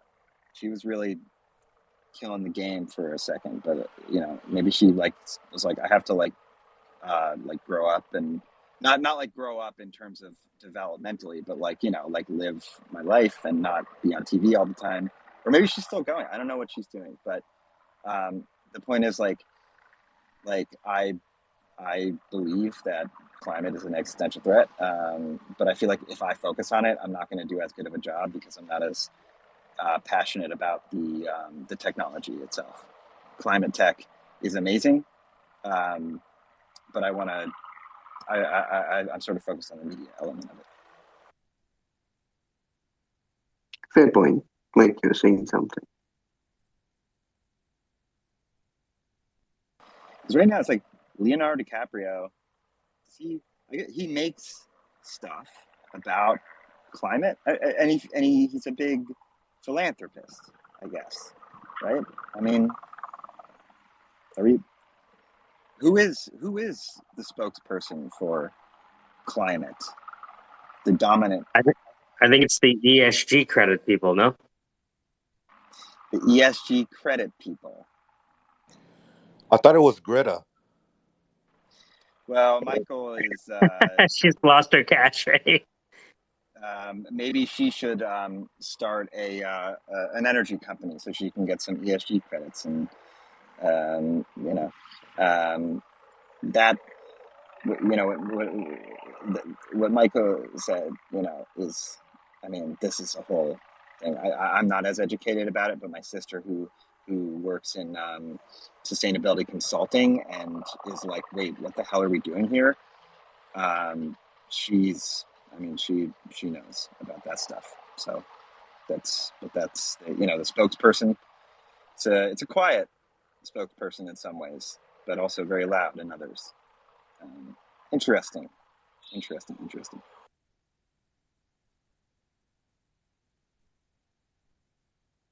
I guess lobbyists are really spokespeople, right? That's what they do. They speak. That's exactly what I was going to say.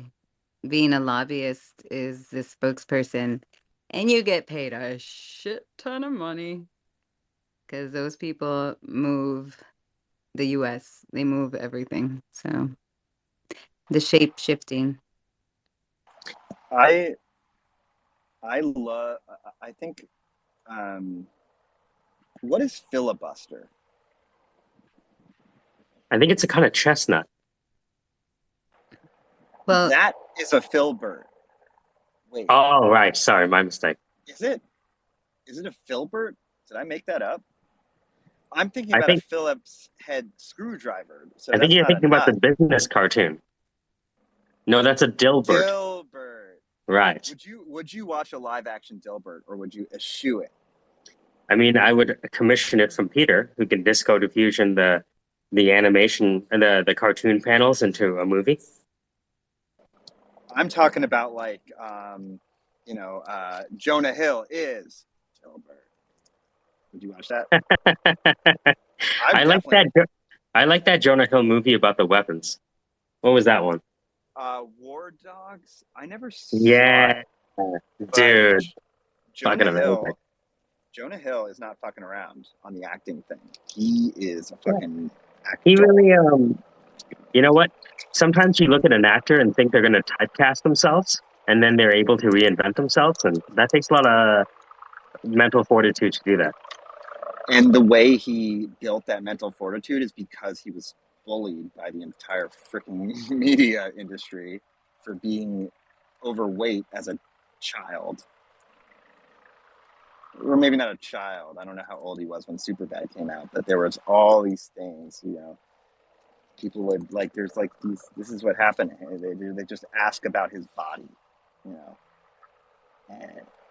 and he definitely had a glow up, I think is what they call it, where he seems very, very comfortable in who he is, and because he's there, he's able to play very uncomfortable characters, like in Maniac. I don't know if people saw Maniac, but that is the Jonah Hill that I know, and he's, again, not messing around. Although acting is messing around, but he's not messing around with messing around.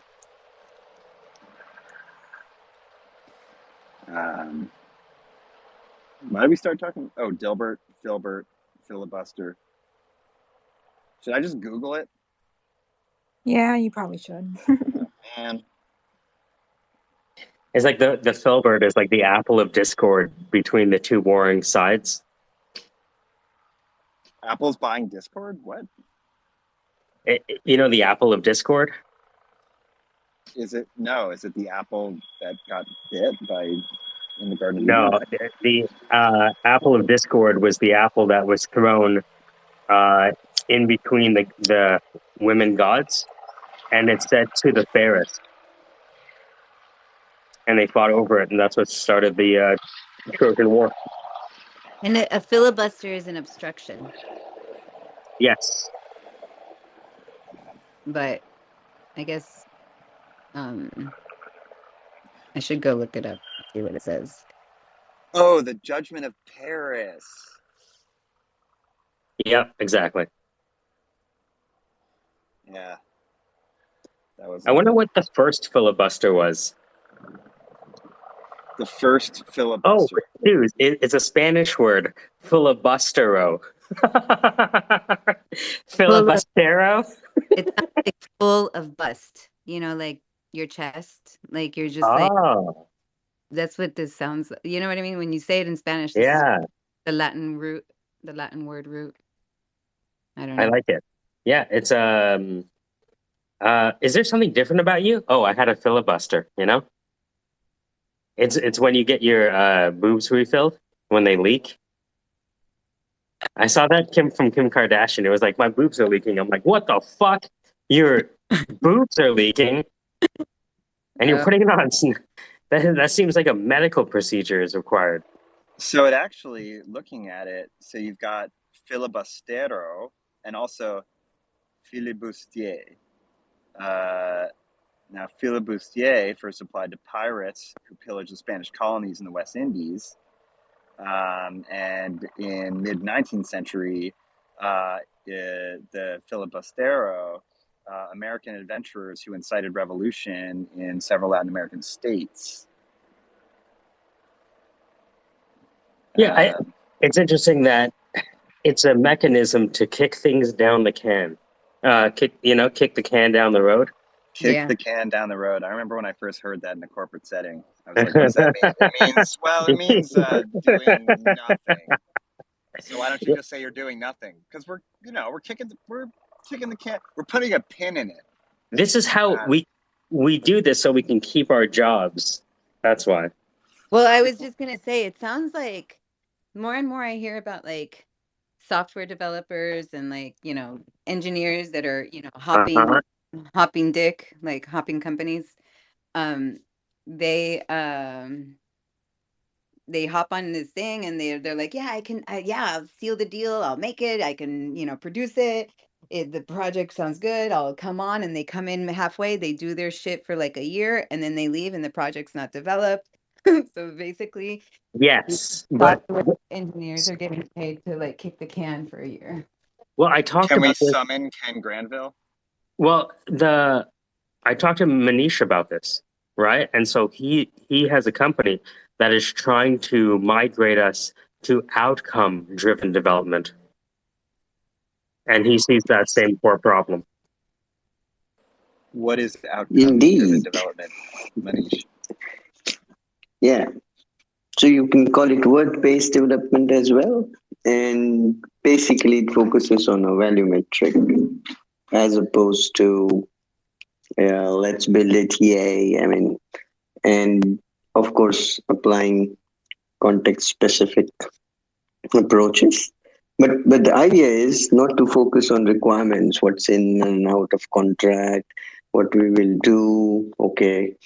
And there was a project I did with one of the vendors in my previous company, and they were like, okay, it's done. And then we said, okay, deploy to production. They said, we were only supposed to do till QA, and you would need to pay us extra to deploy to production and support.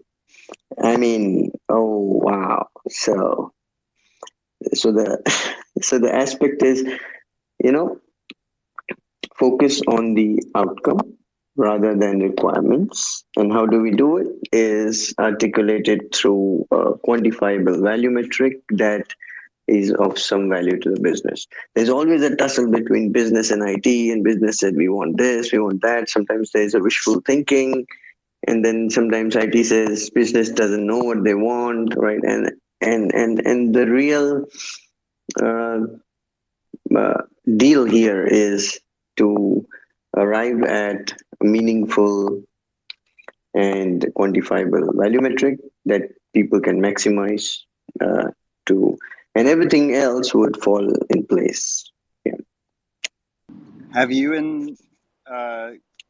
ever discussed any of this stuff with Ken? No, I don't know. Ken you're talking about?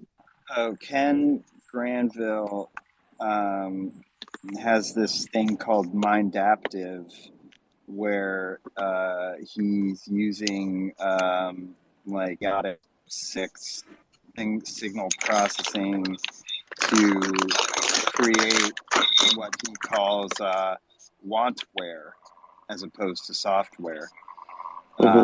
So using language to create software instead of code. And I feel like what you have is like a success framework for that application. So it's just really, that's just where my head is going. Because, there's a whole thing, right, about, if you just, give people what you think they want, or even what they want, right? You get into sticky territory, and that's wantware. But with what you're saying, what was it called again? It's outcome-based development. It's an approach to build the projects or IT projects that would be focusing on the value metric rather than requirements. Like do this and do that, and you will pay.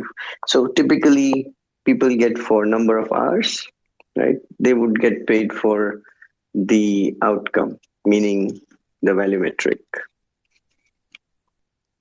So it is. You know what I mean? Yeah, it sounds a bit like a almost a compensation model or an SOW, a different approach Mhm. to SOWs. Mhm. Well, compensation comes later, and it could be the basis for compensation, but typically it is because the IT vendor and the customer would be on the same page, on the same side of the table, as opposed to how currently things are, where the vendors try to maximize the hours or maybe quote a high on fixed price. So it's kind of an approach to development. And of course, as you said, the basis for the business model. I like it. Thanks for sharing Thank you about it. so much. I mean, you're the first person who understood it. I've talked to, I mean, 10 different customers, right, who were caught behind the inertia barrier of, oh, we want to keep the cost low, we want to keep the cost low. But in the process, what they don't realize is that they are losing out on so much of value, right? So, thank you. You're welcome. Very welcome.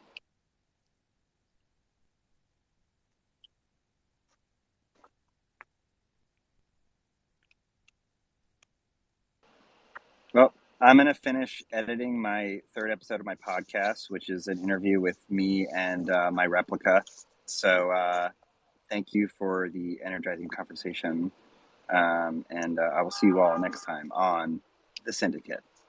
Take care. Hey, Emmy, quick before you go, make sure you put a link to your podcast at least up on the Syndicate's chat. Oh, damn it! What is it with these people? They want so bad to make like this glamorous exit that I can't like tell them to do something practical. All right. Look, if you told them to do something practical, they'd fucking crumble. Oh no. Sorry. Practical? No. I'm known for my mind ideas, and my mind ideas are so good that other people should just do it blindly. I didn't even know you had a podcast. I mean, you're the second person to find out. Sorry. I mean, I'm a piece of I shit. mean, you can't save the world, but I can. Yeah, it's one of those things where it's like, you know what? Instead of saving the world, why don't you carry the fucking torch? How about that? Carry the torch 10 minutes, right? Instead of being like, hey, read my white paper on world change. Oh, really? The white paper on world change, huh? I'm fucking out. I mean, changing the neighborhood start from there. Changing the family start from there. Changing oneself start from there. Whoever, whatever, even the smallest bit would help. You see? Just look at the quote on my profile. They didn't speak. They changed the world such that they had spoken. Big difference. Yes. Big now difference. I get it. Now I get it.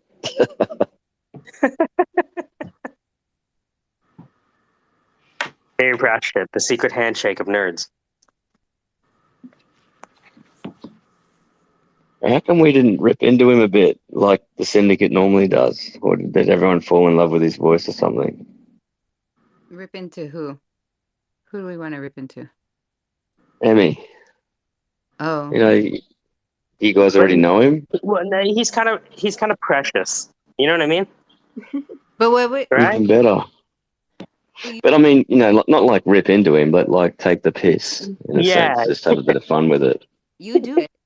Look, this is the deal. You got to you got to throw it out there in a way that's understood, and then we can run with it. You know what I mean? Like, I'm catching Sandra's drift for a while, so I let it play out. And sometimes it's understood, and sometimes it's not. But you jump on that wagon. Well, I already went. I already took my turn. It was someone else's turn. Pearls. Yeah.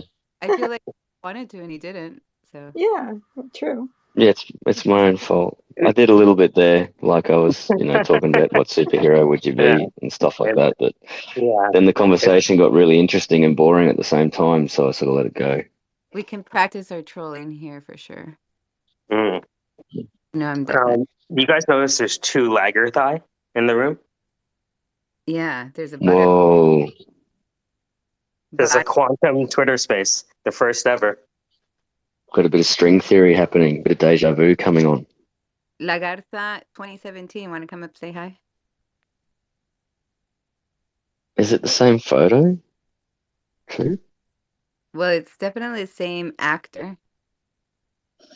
Same character. Maybe it's We're their being quantum. introduced to something. Maybe they're entangled. Mm. Does that mean like Will Smith and Jada Pinkett were in a quantum relationship? Is that what she was getting at? They were sorts. in agreement for sure. They have their agreement, man. I don't know the full Lagatha. story. Morning. Do you know Lagatha? Does Lagatha know you? No, but Michael here follows them, so I'd like to understand what's happening. I thought it was you. No! Yeah, I thought maybe that was when you. Okay, another one for my block list. I don't need people trolling me. Like I thought you'll be blocked right now.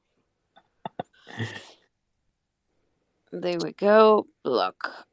Yes, thank you. I don't fuck around with these people that try to fuck with me. I mean, everybody wants to fuck Pete, but that's on a totally different matter. Pete, where are you at? Come here. Come talk. Tell us what's going on over there.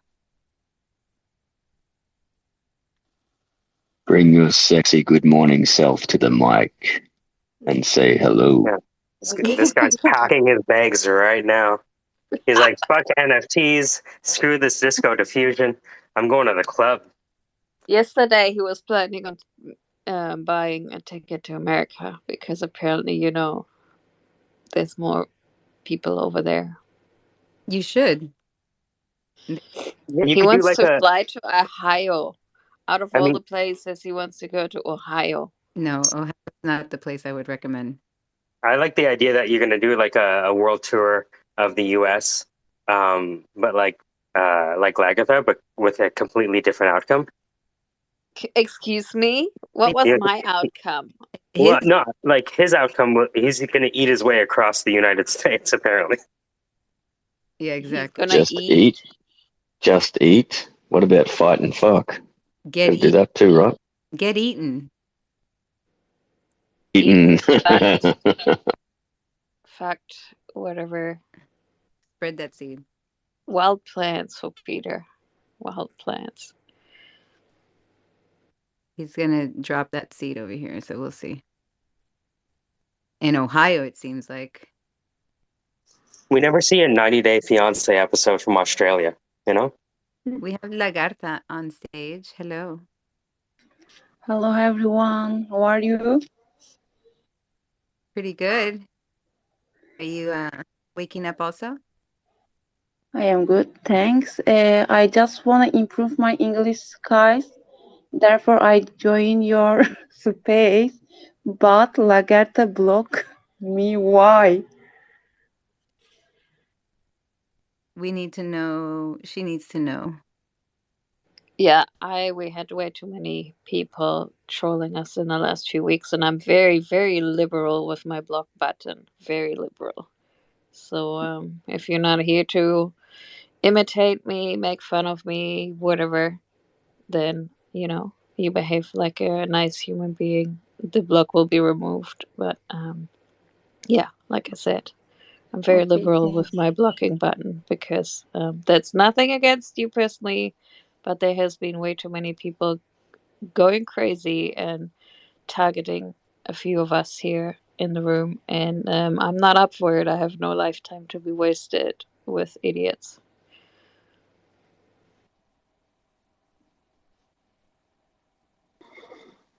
So Lagatha. Oh, sorry. Go ahead, Melby. I was just going to talk shit anyway.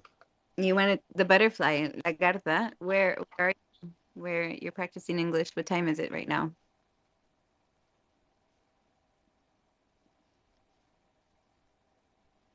Boom, boom.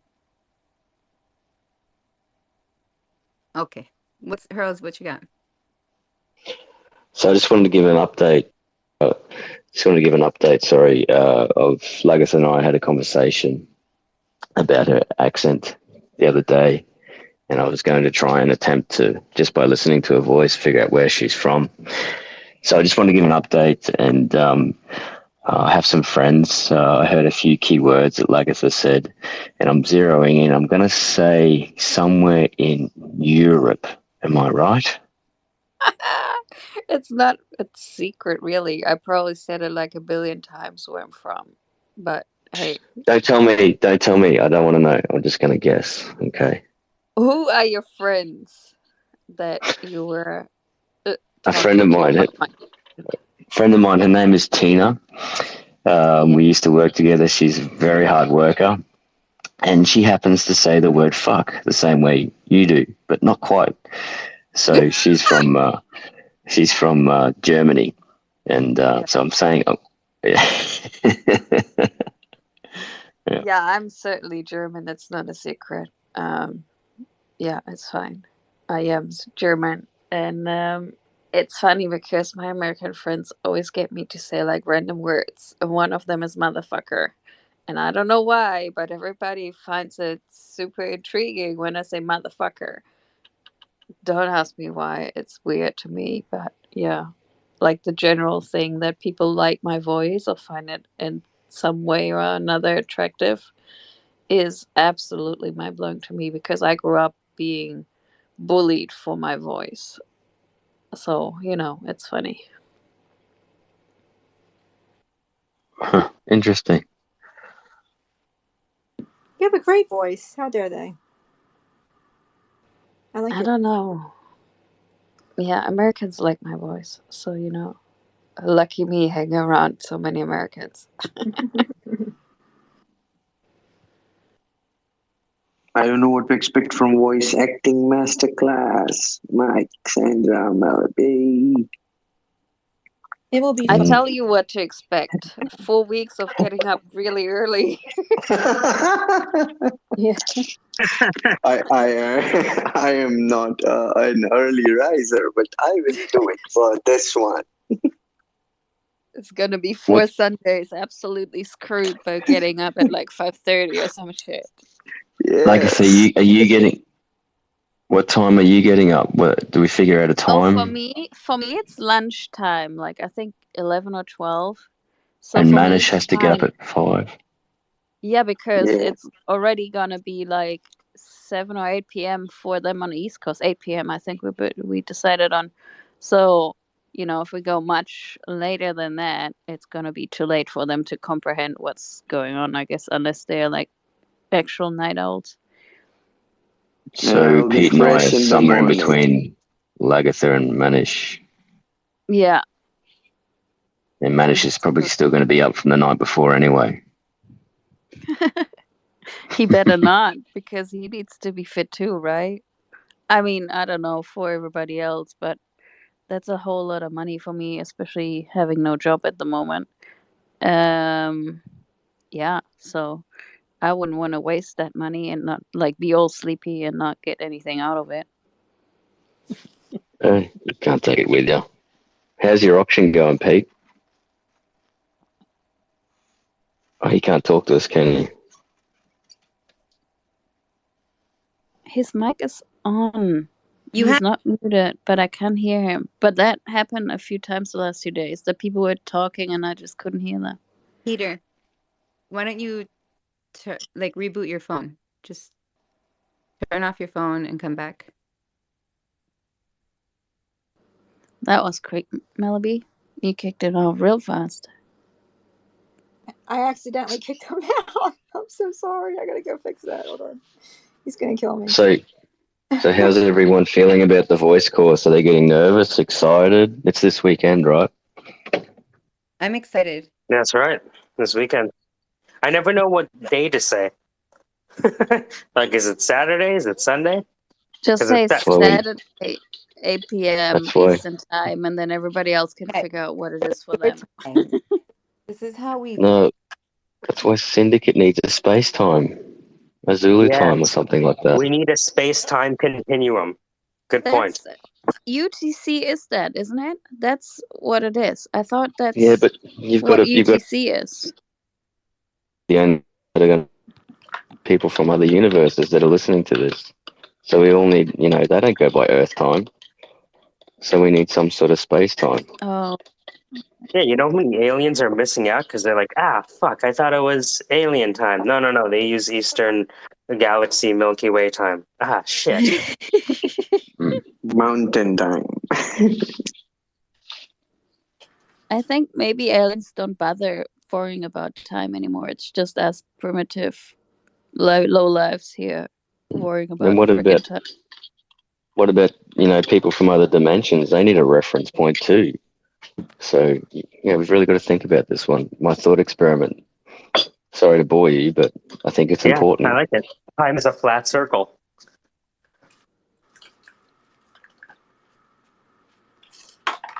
I'm writing a thread for NFTs I'd like to fuck. I created Nelf Hunter because I was afraid that somebody else was going to get it. So I was like, fuck, let me get it. You know what I mean? So when I saw the profile picture, I just followed it before. I was looking at the animal, and I actually thought the tail was a penis, and I thought that's very creative. Like he's created a penis, like because he wanted to fuck. Well, look, it wasn't a penis before, but it is now. That's what I was thinking it was going to happen. I like it. I'm gonna get that to KC to Wombo.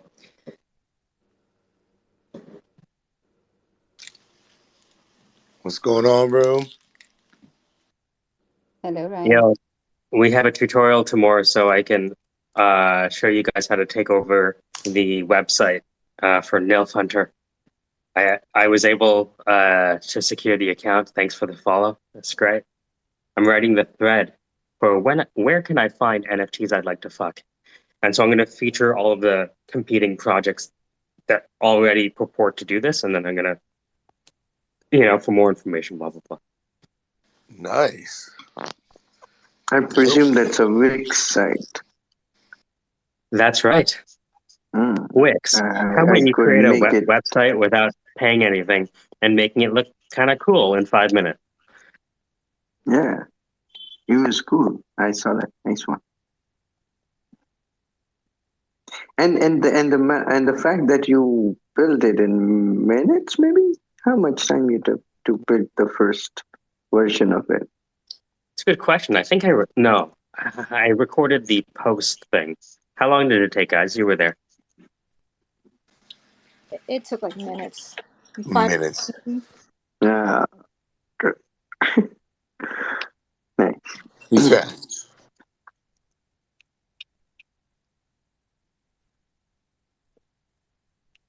Yeah, it looks great. I like it.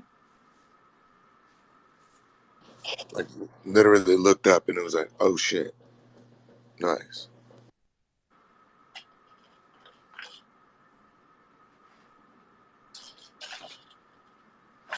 Those eyes though. Damn. I like the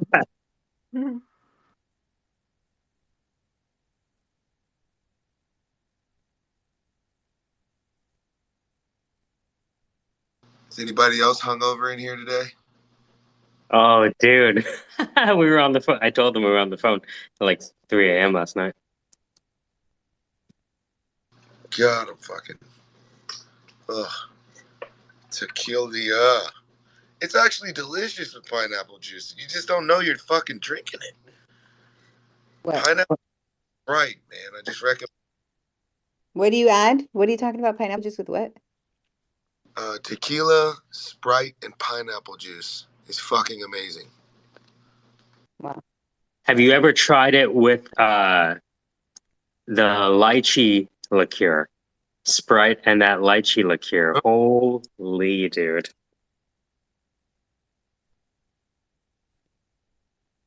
Lychee? Is there a name for that drink, Ryan? Is there a name for that cocktail you're talking about? Yeah, I call it Uncle Carrot's special. He calls it the panty remover. So we call it. Yeah. My best friend's a redhead, and my son calls him Uncle Carrot. So.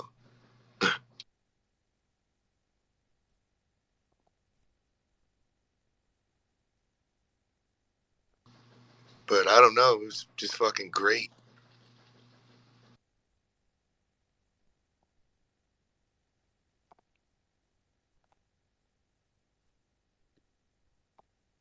And believe it or not, there is residually no hangover. It's just kind of like a groggy. It's not that bad. It's not that bad. Yeah, tequila always makes me like lose time, you know. So yeah, I end up in like people's trunks and in another state, and it's kind of strange. Ooh. Everything else that I'm okay with, but like if I drink tequila, it's like blind date, you know. It's not good.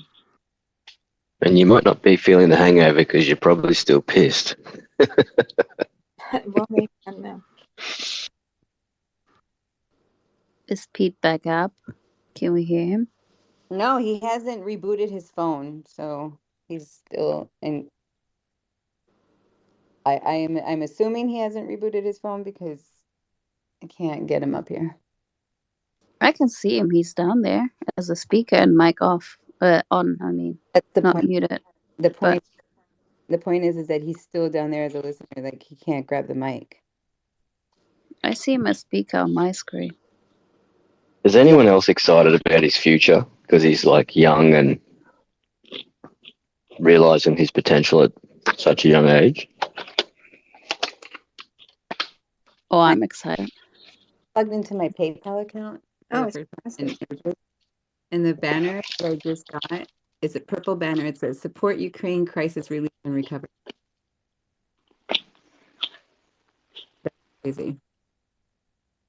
Wow. Why is PayPal asking me for relief money for that? You sure you're on PayPal before you do anything else? Yeah. I just had Okay. to re-enter. But I just think that's crazy. Like why? Well, yeah, I don't know. Yeah. Didn't the Ukraine just get like $40 billion from the US or something like that? I want to become a Ukraine citizen now. Really? No, joke. You just said they sent money over there. Yeah, okay, yeah. Can anyone hear me eating with this new mic I got? Yes. I'm just doing some. Oh, all right, I'm going to turn my mic off. Sorry. What kind of mic? Is that your mic for the weekend? Did you buy a mic? No, it's just like a noise cancellation thing. And then I was thinking, actually, it probably doesn't cancel eating. So just thought I'd ask because a couple of times I've taken it to really loud places like cafes and sat right next to the grinder while I'm talking to people and they can't hear it. So it's cool. Why is this? What was that? Sorry. Sorry, I'm gonna shut up.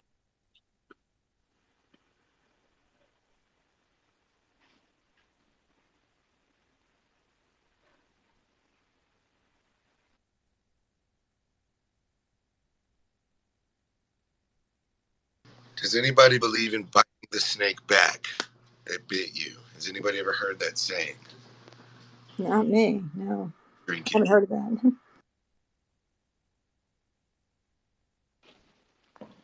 I believe in catching the snake that bit you because you need to be able to identify it so you can get the antivenom. I know we've been taught that here. I mean, don't catch it, but identify it.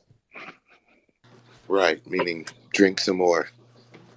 Meaning that if you're going to catch it, you're probably going to have to kill it if you don't have a pillowcase or something with you. You for real? Yeah, but he's like, we're in Australia and we ain't playing with these fucking snakes. Okay.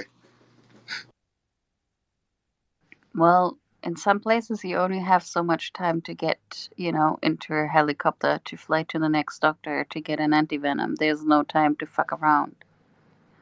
So, yeah. And you better hope the guy that's the only person around that can fly that helicopter isn't pissed yet at 5 p.m. Because, you might as well die of a snake or spider bite instead of crashing with a helicopter with a drunk person. So, yeah, that's my experience at least.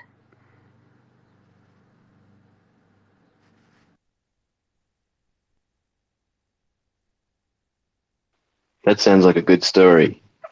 I think you should go into more depth with that one, Lagatha. I agree. That's like a total PSA. Do tell.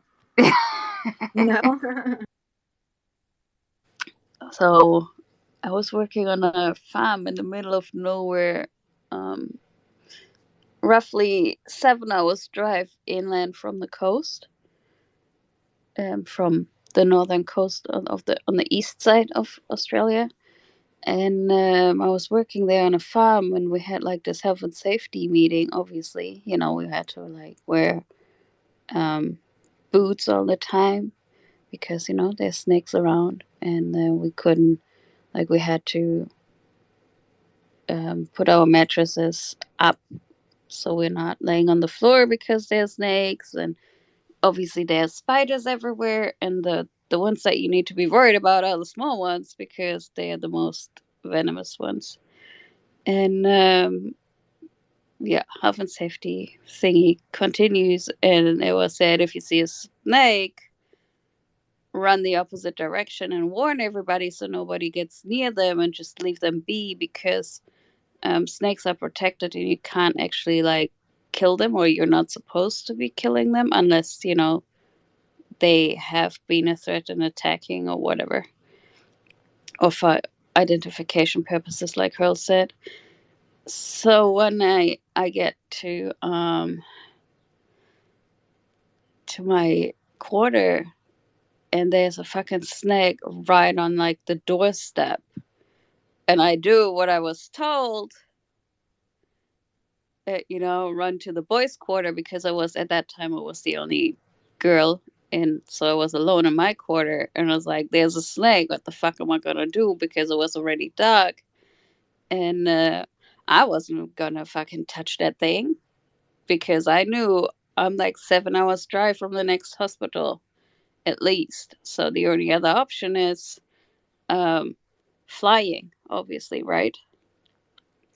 And flying is only happening when the boss isn't pissed. But, you know, it was 7 or 8 p.m. by that time.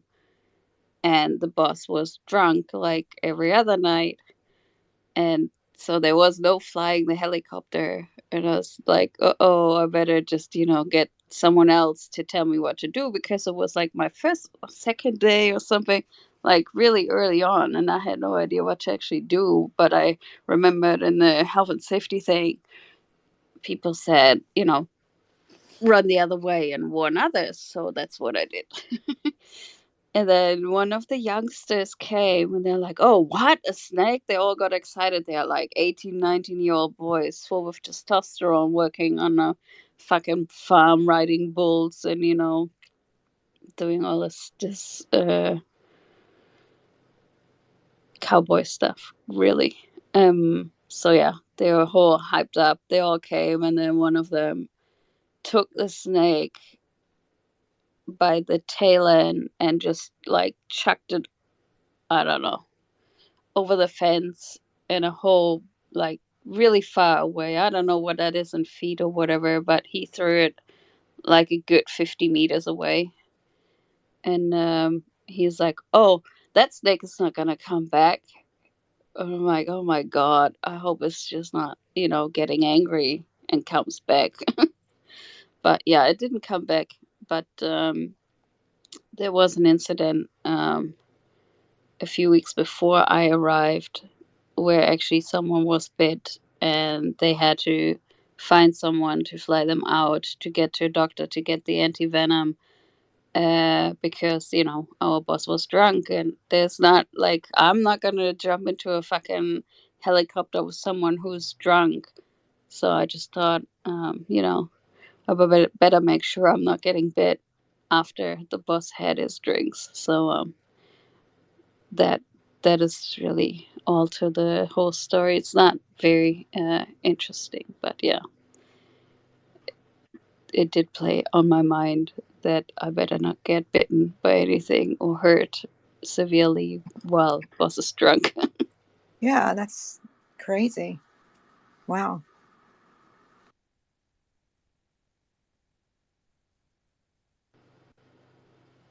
Look at that, Peter's back. We have to do a drum roll now. We'll see. Oh, hi, Peter. See if it actually sticks this time.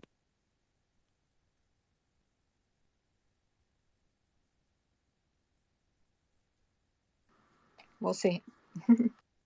So far, so good. Yeah, that's been annoying. It's been like 3 hours since I've been awake. I just haven't been able to connect. I was literally just, restarting my phone. Cool. Oh, man. Well, soon you'll be able to Did you buy finally like restart it? Yeah, no, it's working now. So I hear Good old grown reboot. ass women are fighting over you. Control Alt Delete. I have a friend. She's a Reiki practitioner also, and she does that. She's like Control Alt Delete, literally. We're in the middle of a like in conversation, and she says something that she didn't mean to, like not in a regular comment, but if we're in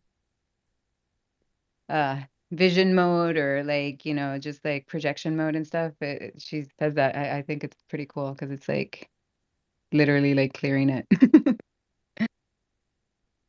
Yeah, I So think Jenny. anyway, Remember the show? It's like delete, delete, delete. I should do that more. I should probably pre-edit and then say something, but then you lose the spontaneity of it. And a dumpster fire that ensues. now I can't hear Sandra. I see the words. Really? Can you guys hear me? I can hear you. Yeah, I can hear I both. can I I Both see of can hear you. Sandra's. I see Sandra's words. Dumpster fire didn't snooze, Can Then you anybody? lose spontaneity of it. I Uh-oh. I should can hear you come. fine. I can't hear Sandra. I can hear Sandra and I can hear you as well. Like, check, can you hear me? Weird. Yeah, I can hear all three of you, including Les Peter.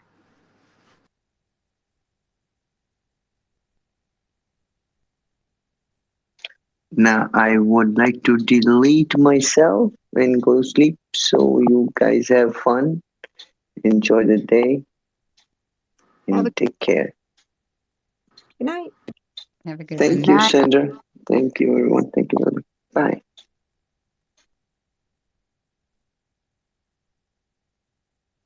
He's such a sweet man.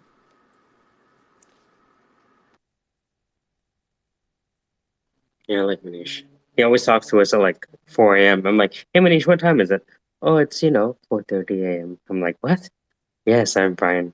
I'm like, is this that interesting? We'll probably find out he's like some hitman and he's like Yeah, just right. burning time while he's waiting for his 4:30 a.m. arrival his time.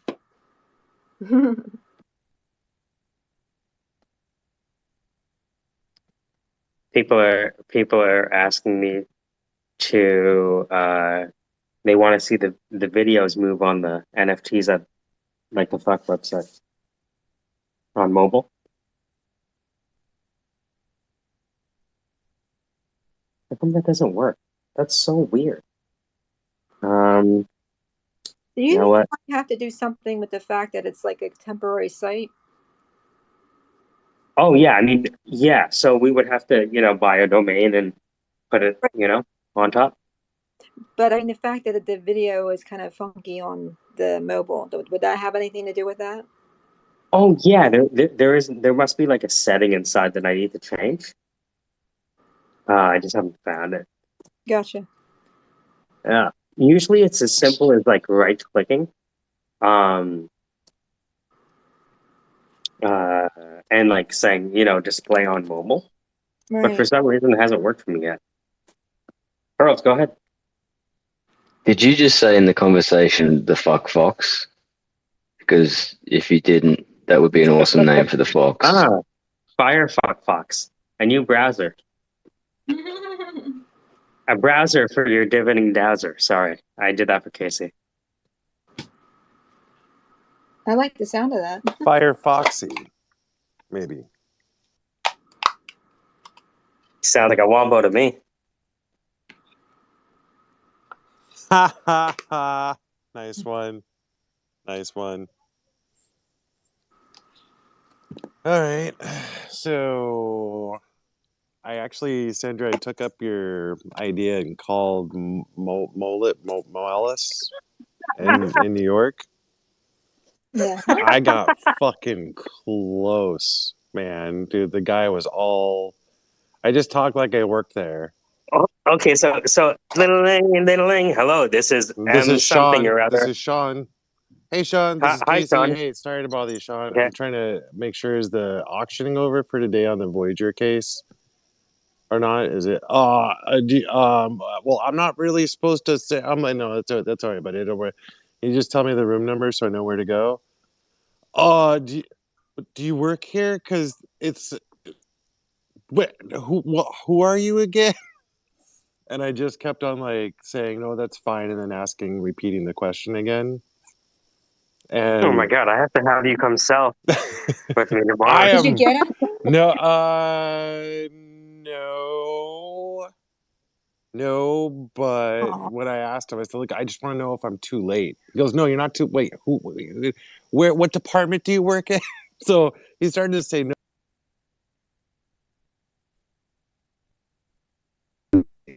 Or whatever. So just a little phone call, gentle prodding.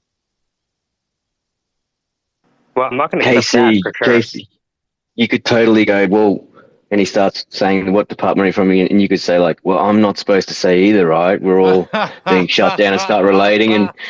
But, you know, so you could double back. Because I used to call companies that I used to work for a lot. So I would leave a company, but then I'd know the channels and I'd work for another company. And I knew that the previous company. So you call in and just pretend you work for them. Yep, I've done that before. And then you say, oh, well, look, yeah, I don't have internet coverage right now. Can you send it to my client's email? And then, you just get them to do your work for you. Yes. Yeah. Yes, absolutely. Dude, can you imagine just finding the room number and then just filming people leave the room and like everyone's ejected and then one team is like, yeah, and you're like, I got it. Right? You're like, who is that? You do a reverse image analysis using Google on that page. Oh, that's Steve. Oh shit, Steve took it over again? You know? I mean, you're talking to the guy that did drive down to Lawrence, Mass to go to the Saitama office. Oh, you know what I mean? No, because I remember like Quinn had like Quinn went to court and I was with him and the day ended up going his way. And you would have known because it's like we were walking out of it. You know when you win in court and you walk out carefully and you're not celebrating and you're just walking and then when you're out of everyone's but you're like, but you're glowing as you're walking out, you know, you just straight up glowing, emanating pure energy. Yeah. This guy fucking saved $30,000, you know, in 2 hours. You understand? So like when we walked out with like and you would have known the verdict by if you watched us celebrate outside the court. Do you know what that makes me wish? That makes me wish that I had a video of me walking out of the IRS office for the last time. Yeah, just crying at your thing like Jeremy Lundegaard outside in the snowstorm. More like Shawshank Redemption when Andy's standing in the rain after crawling through the sewer. Yeah. in a pile of shit. What an image. Casey crawled through 4 miles of shit that day. I'm going to see if I can... let me clip that and see if I can find the B-reel of Shawshank Redemption. And like you point at the mud and it's like the accountant. That's just a bunch of failed property deeds. Yeah, that's definitely a movie. And one of those things that Donnie used to do. What was it? Pinata. Yeah, they don't have that for Android. Against Second Class Citizen. Over, yeah. That's amazing. So what you're saying is that I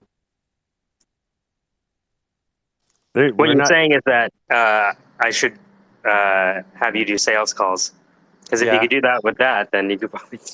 Oh yeah, yeah. A couple decades worth of sales, and I tend to do okay on the phone. But I think as far as did Voyager goes, like all the bids are in today, and then it said that there's a court hearing on the 29th, I think, or 23rd, to actually publicly release the winning bidder. But it said it may be available before that. So So everybody has been holding their breath since 10 a.m. and all we know is soon. yeah, exactly. Great. Yeah, that's what I was trying to get at, was like you're not gonna know today. Not gonna know today. The wheel of justice is a honey badger, unfortunately. Or a honeypot, whichever way you want to invest in Oh it. shit! You realize? Hold on, just think about that for a moment. You realize that knowing what the verdict is before everyone else. Do you realize that what kind of trading position that puts you in? Oh Talk God. about trading view, dude. Oh my God. Insider trading, that's what it's called. Yes. I was wondering about Wells Fargo. I mean, they're all get into jail. I don't think it's. But if you, I mean, honestly, buying VGX on MetaMask is that really insider trading? Or I mean, you can't even buy the stock anymore. So You can buy VGX anywhere, really. yeah, that's what I'm saying. Like, Everybody go buy $1,000 VGX. I have a question. Can I turn an NFT into VGX tokens? Do I have to wrap the NFT? Tell you me just more. sell the NFT, list it quick, list it low so it Yeah. sells fast. No, I can't do that to the guy. I can't do that to the guy. I can't do that to the guy. But you understand where I'm going with that. Yeah. Well, no, you can get into a lending protocol for NFTs and leverage your NFT Oh, value. good. I'm just going to do the same thing that they did. What's exact? As above, so below. I had 6 lazy lions and 4 Bored Ape yacht clubs, and now they're all gone.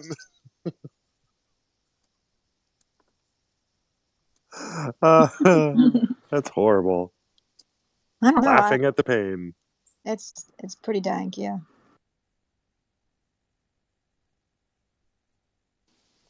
Hey, what's up, guys?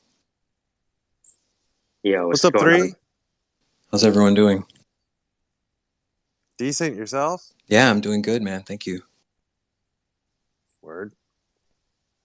Casey, can you just for, because I know there's a few people that may not have the full background, because I had to explain to them today.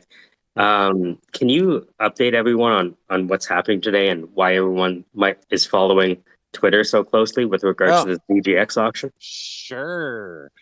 VGX, the centralized platform that was operating as a broker, not an exchange, squandered everyone's money by making some horrible investments and went bankrupt and trapped a bunch of people's assets on that platform, and they can't get it off.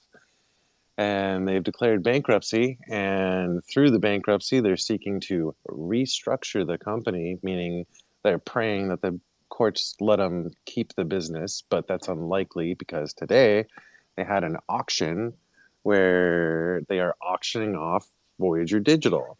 And theoretically, the auctioning has ended and will be released in a couple weeks so that the almost million people that are stuck on the asset will know what's going to happen to their assets.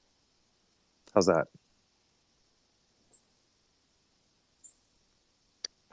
If you knew what are the possible outcomes and how would you trade those outcomes? Potentially not financial advice. So if none of the bids are successful and it's rejected and the people that are left at Voyager say, we want to go on our own, I would short the shit out of VGX token. If Wells Fargo, JP Morgan, some true financial powerhouse comes in and scoops it up, I'll be talking to the missus about like, well, can we afford a couple bucks here? Because that'd be the buy play. You tell me that Wells Fargo is buying out the Voyager digital platform to use it, and yeah, that'd be an opportunity. That's my feeling on it, anyways. I don't know if that makes sense to the rest of everybody else. How much would you be borrowing any money to do this investing?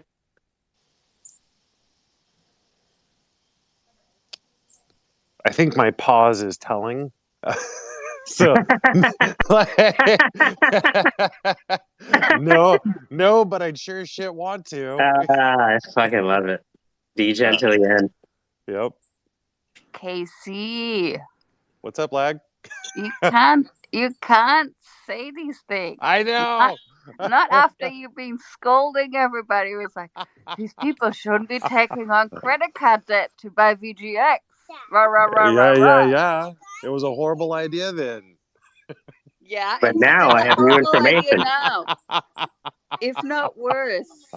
Jesus Christ. This guy's on Where's hold with Karen's Lois right number? now. Look, my 401k has returned a paltry 1.7% this year, so maybe no. So you mean negative 29% with inflation? Exactly. No, I'm never a fan of borrowing to invest. That is a surefire recipe for disaster. But if you have what if you could leverage that NFT that's not making any money either? Provided that the sacrifice on it or the maximum negative outcome is that I lose the NFT, maybe. Yeah, But that seems like expendable collateral. Feel me? Thank you. I like that phrasing. Expendable collateral. I like that. You could be looking at a 60% loss on value, so there's that to consider. But I'd be Is this more NFT worth betting on more than on what is you know what I mean? The expected return of this. Yeah. Yeah. So let me put it this way: why leverage when you can sell, grab the capital, and invest pure? Like, just sell it. Who fucking cares? If you're gonna leverage it and put it on the line, why sacrifice 60% value? Just sell that thing. Sell it, grab the value, reinvest, call it a day.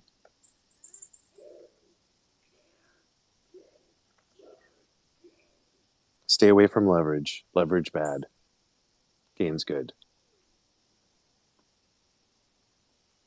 Are there any other comparable projects to NFTs in it that allow you to augur the future? Yeah, there's a couple of them. There's a couple of them. Mm-hmm. I'm blanking on the names. I'll have to. That's Needless Community territory. And Chris Vaughn, especially Chris Vaughn. Man, I really wish we could get Chris in here and have you and Chris chat for a while. I'm sure we can get him, right? Like, maybe. Inaccessible. Well, right now I know he's on family time. Yeah, he's on a holiday or something, right? Yeah, yep. But that'll not be like the next 5 months. That'll be just a few weeks. I think 2 weeks, he said. I think so. Take a look at the thread at the top. It says, "I'm tired of NFTs I like to buy. Where can I find NFTs I'd like to buy?" And so I made a thread, and I just went to an NFTinit.com site that analyzed their competitors, and I turned it into a thread. I just want to know if I'm missing anything. Yes. Okay, Hunter. Is that Maggie? That was Hunter. Oh, Hunter. 50. Sounded like Maggie. I know. They're both in that age range. This looks good, Mike. Nice. Rareable, I think. Do you have Rareable? Right. Yes. Good point. Okay. Let me not forget about the basics. So Rareable.com. Yep. Oh, what's up, Ruckus? Hey, dude. What's up, dude? Dude.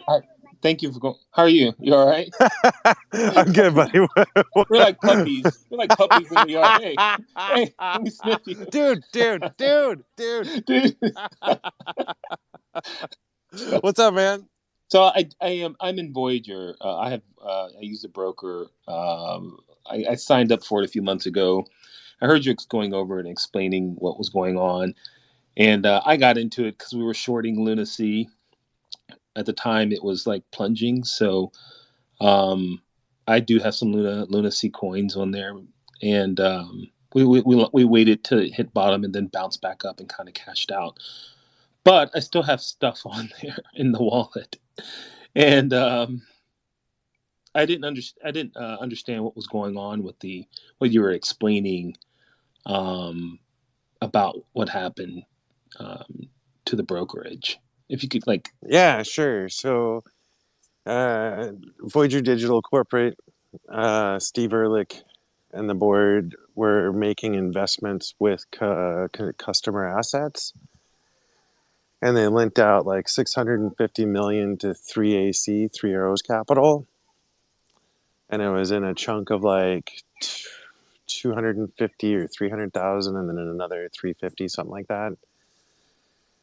And 3AC went down, so Voyager took a relatively immediate loss of 650 on the books, and that punched a hole in the side of their ship and sunk them just like that.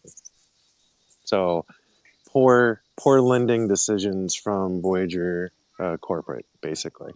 So it doesn't sound like all is lost then. Is that what I'm hearing? Or all is lost? All is not lost. I think the conversation is basically what percentage of your assets are you going to end up getting back? Right. Yeah.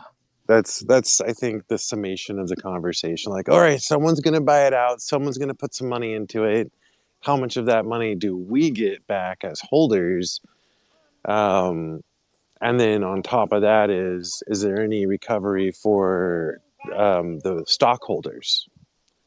And right. at this point, it looks like holders on the platform probably looking at anywhere from 20 to 60% loss, and stockholders left out in the cold is kind of the feeling that I'm getting from the conversations. Okay.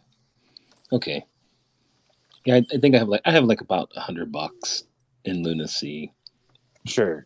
But I wasn't sure how that was gonna if I were going to keep it or lose it. I just kind of wrote it off. So I think it's funny that it's called Lunacy. Go on. Isn't I know that it is. funny? No, it is. It is. I have Luna and Lunacy, so when it tanked, I was. Do your own reading. Sorry. Do your own reading. Yeah. I always joke around like how if they rug again, it'd be like Hangman and it'd spell lunch. There you go. I like it. Yeah, it was fun making money off that, but I have like $100. So it could go to the moon, it could not, but I'm most likely not. But I just wanted to be aware. Sure. Did you get an email describing your assets on platform? I did. Yeah, I did. If that all looked right, then you're pretty much set to go. Okay, cool. Yeah, it was. I thought my wife was going to kill me, but it worked out. Just that was a gamble. It was a casino. Yeah. And once we found out it was crapping, we kind of jumped. About 5 of us jumped in and on spaces and start buying at the bottom, and it bounced back up. Yep. Right. Yep. So. Are you talking VGX or Luna or both? Luna. No, not VGX. Yeah. Yeah, Okay. yeah. Luna. I'm not invested in the stock, just the coin, and then it's split, right? I'm interested. I got a couple of degenerate friends who, as soon as VGX collapsed, they went on MetaMask and loaded up at like 14 or 15 cents. So interesting. It'll be interesting to talk to those boys again. Yeah. Well, they did it right. They sold it $1.15. So, that should be a sweet win. Well, and especially if it comes out that the auction was accepted by, a relative powerhouse, dude, that thing could skyrocket up into like the $4 or $5 range. Really? You see that Sure. happening? Dude, you tell me that Wells Fargo, JP Morgan Chase, Capital One has decided to buy out the platform and make use of the VGX token, the game over. Why would they make use of the VGX token? They would just get their own. Why would they Well, carry I on? mean, they might theoretically you might rebrand it or something, but that doesn't even really matter as long as the original asset still has utility on the platform. That's the only thing it was ever there for. And if they're gonna reuse the system, including the booster of VGX, then you got something to really watch for value. But the disaster, quote unquote disaster for VGX holders would be, say, Wells Fargo buying the platform as an exchange only with no yields and totally dismantling VGX. But I think before that was announced, you'd see a hell of a pump on VGX. So you're anticipating a pump on VGX if any traditional finance Oh was yeah. winning the bid? Yeah. Interesting. I see a plummet any day soon because I think as soon as the majority of the people have access to their app again and can sell on the platform or whatever, it'll just go plummet. It'll be a bank run's always a possibility and a threat, but I do believe that with Ehrlich and crew out of the picture, and let's just use Wells Fargo as the example, the brand name difference to say, oh yeah, the Wells Fargo app, the people that are still in crypto are going to stay in crypto, and maybe a percentage of them say that was too scary, I am out of here. But I don't necessarily see a bank run. Now you tell me that Voyager Digital is going to continue going through and they're actually going to make it out of Chapter 11, bank run all day. Even if they successfully get a Chapter 11 finding, the bank run's going to kill them after that anyways, because I just don't think they got the trust. But the thing is, when we're talking about what would happen with Voyager coming back, the haircut is built in. And so if the haircut you take on your assets is built in, so for every $100, maybe you have 25 cents now. It all depends. The bank run is dependent on who takes over. Right. Right? And what we're talking about is trust. Because if I had 100,000 on there and after the haircut I got 60 grand, but it's still managed by the same monkeys, I'm fucking out of there. But you tell me I got 60 grand back and there's actually a different, captain at the helm. Maybe I stick around and give that a shot, or I remove 50% of my assets and it's not a full run. It's risky, but I really believe that in a bank run concern, it's a traditional finance owner that has the only ability to withstand the bank run through trust. This is the true degen play. This is what we've been talking about for months. Yep. Right? I just wonder, I do think that the people on Twitter, involved in VGX Heroes mainly, that those people are slightly different with their perception and their knowledge from everybody else. All these other hundreds and thousands of Voyager app users I don't know what the average person that's not on crypto Twitter thinks and feels about, and I would assume that if I had a crypto app, lifestyle bank, whatever app, and my shit was all locked up for months and months and months, and I might just get whatever 60% back, I'd be like, fuck this shit, I'm out, I'm putting my money back into the real bank where they don't lock it up randomly without notice. I think that's what the average person is going to do compared to the really small pool of people that are on crypto Twitter, you know, and having those informations. Yeah, the sample pool of people on crypto Twitter for Voyager is relatively small compared to the overall number of people on the platform, right? Yeah, that's what I mean. Like, Yeah. The normal person, my neighbor, who's not on crypto Twitter all day, every day, will be majority of the people, and they will have a very different opinion than what you just, all the degen plays and speculations and all the, you know, other people that have knowledge about, things and businesses and whatnot. There's certain people, in the community that always have a lot of knowledge and share that willingly, but I think it's a very small pool compared to everybody else.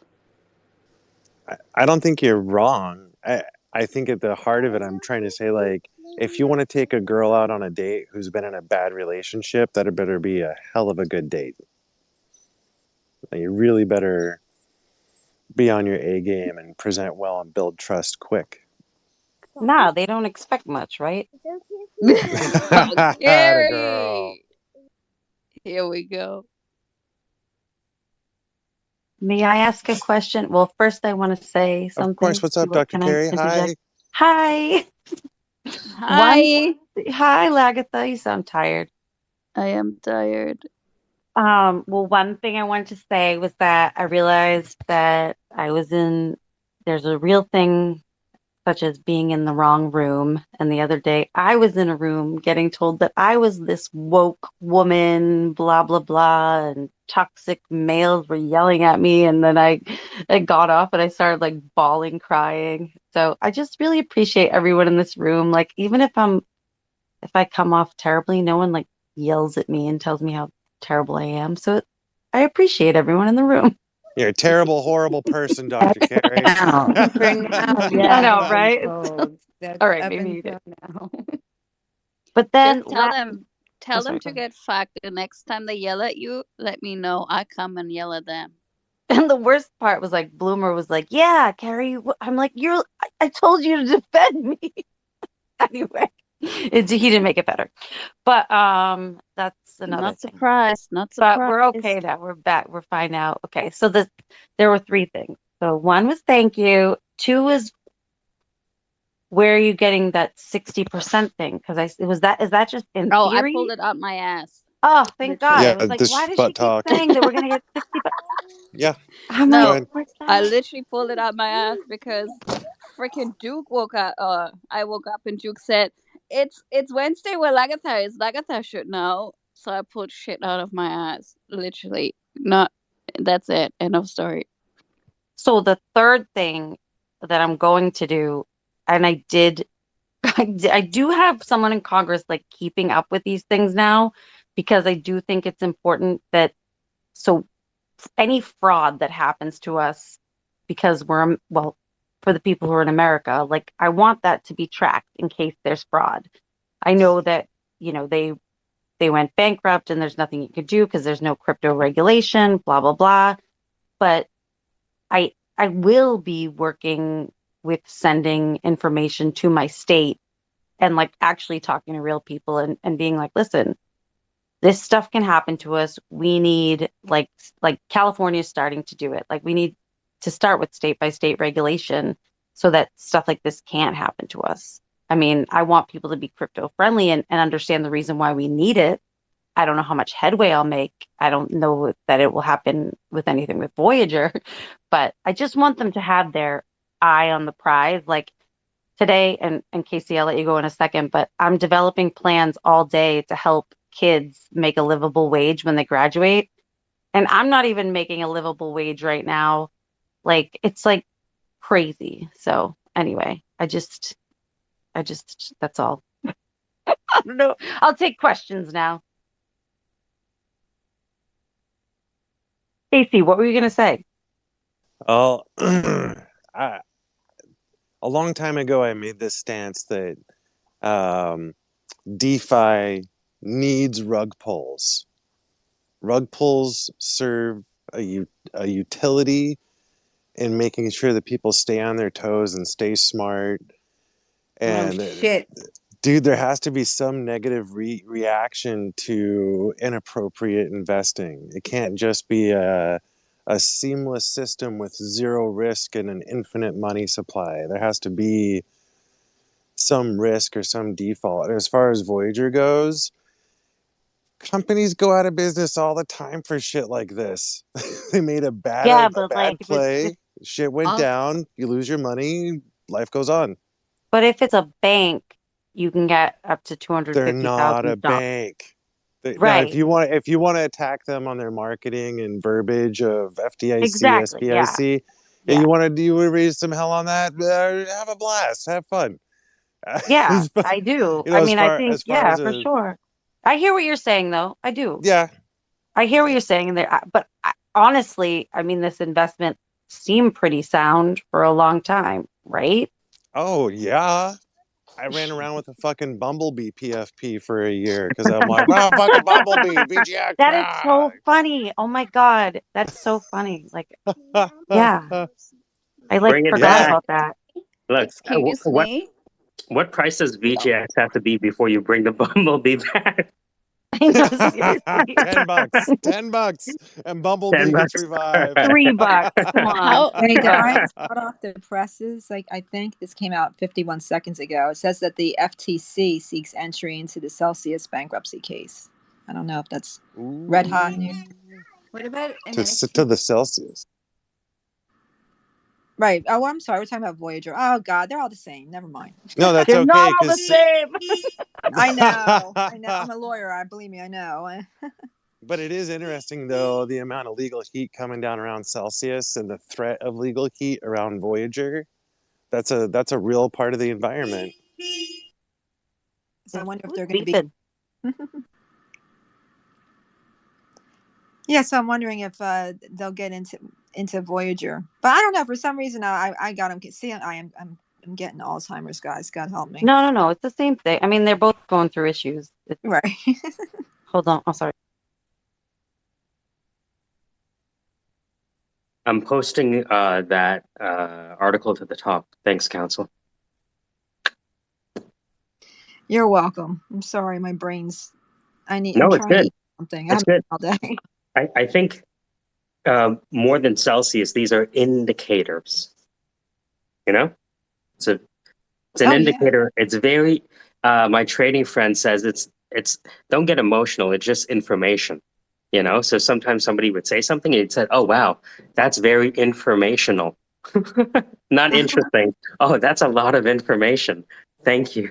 And they wouldn't have any idea what he meant, but it's like, no, you know what you just said there? That's very informational. Everyone would know what he meant. That's what I think I'm gonna take use that. Yeah. Write that down. Write that one down. That's funny. I like it.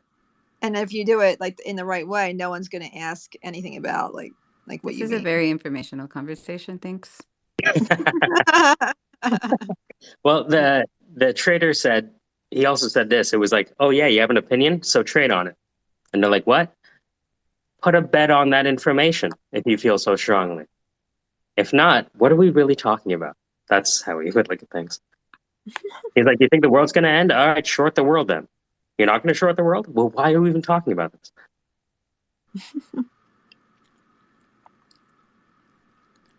That's a lot of trolling. Yeah. Matios calls him Pablo Portesi, but I tagged him at the top. He's really a fascinating guy.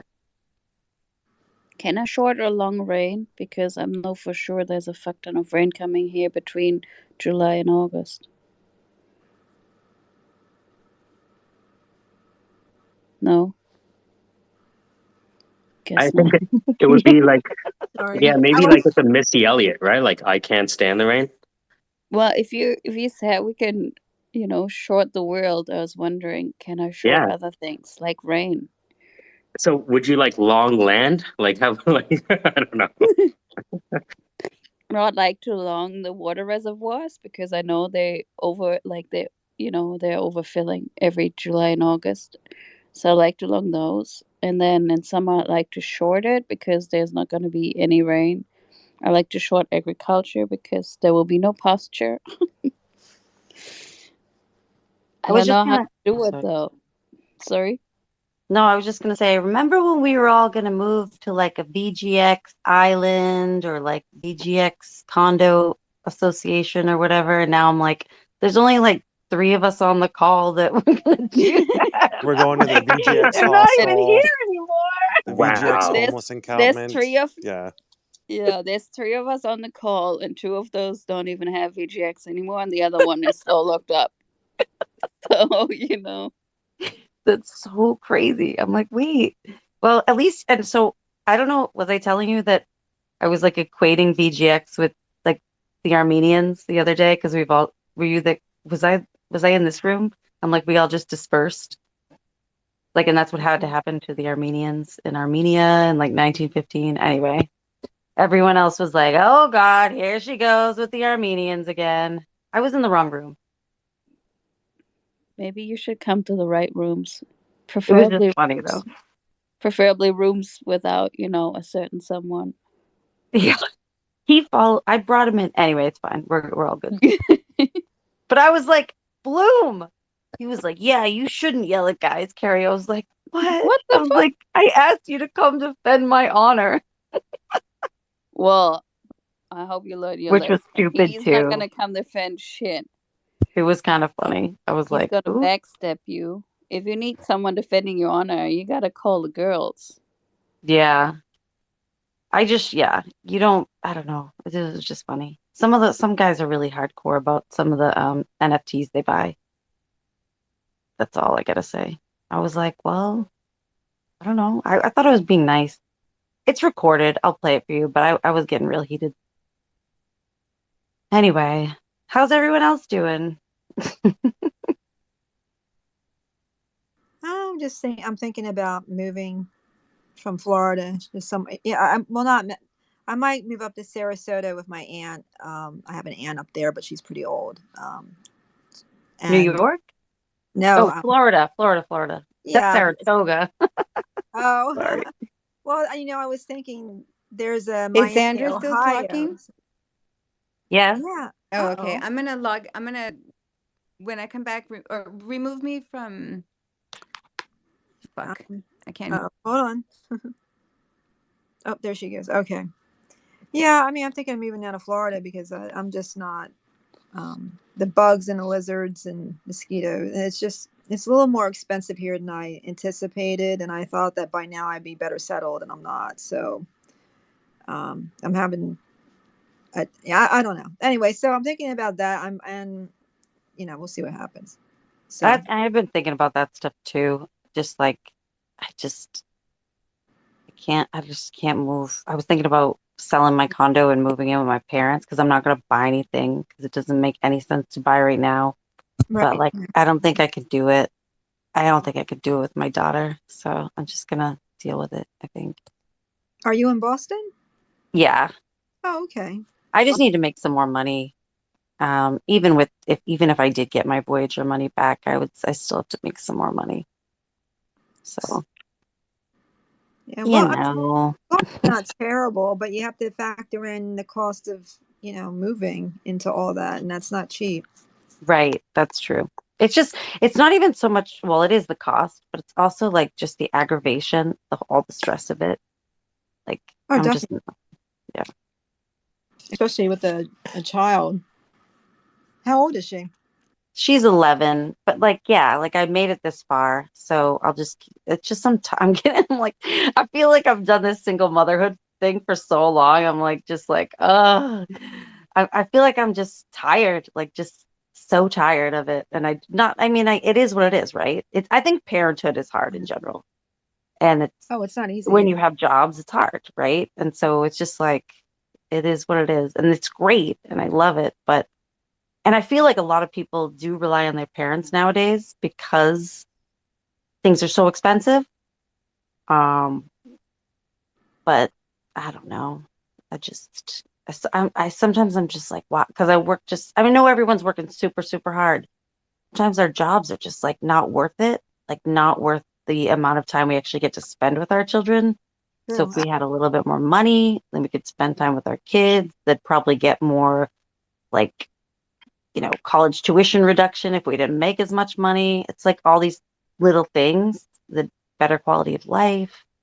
So I'm just grappling with a few things, but I'll probably, next week I'll be like, I'm going to send my resume to a million headhunters and just work myself into the ground. We got one over here to my left.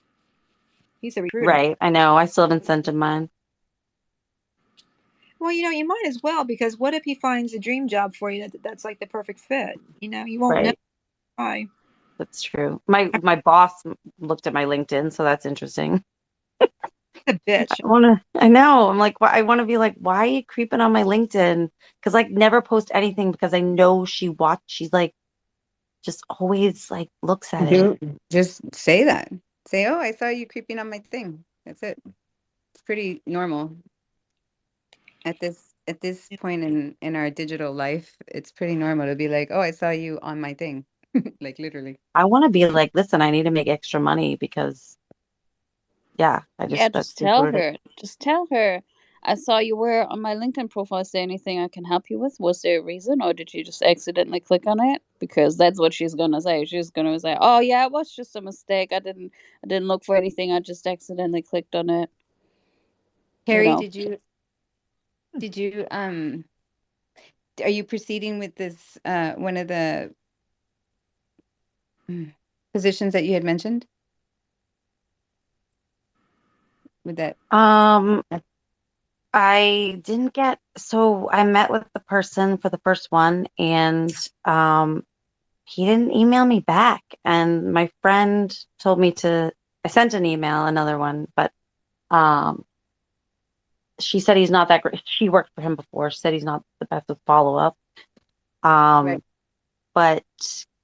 I don't know. Like she's like, if you really want it, reach out to his secretary just to make sure, just in case he missed it. But I don't know. It doesn't seem like he's that interested. I don't mean to interfere, but I can't add KC. So Mike or Ruckus, can you guys maybe add him? Are we good? I mean, we should have space for him, right? So what do you mean? Like, okay, Like you just said, okay, Sandra, you got that? You just said, Carrie, you just said that you don't think he's interested. This isn't a date.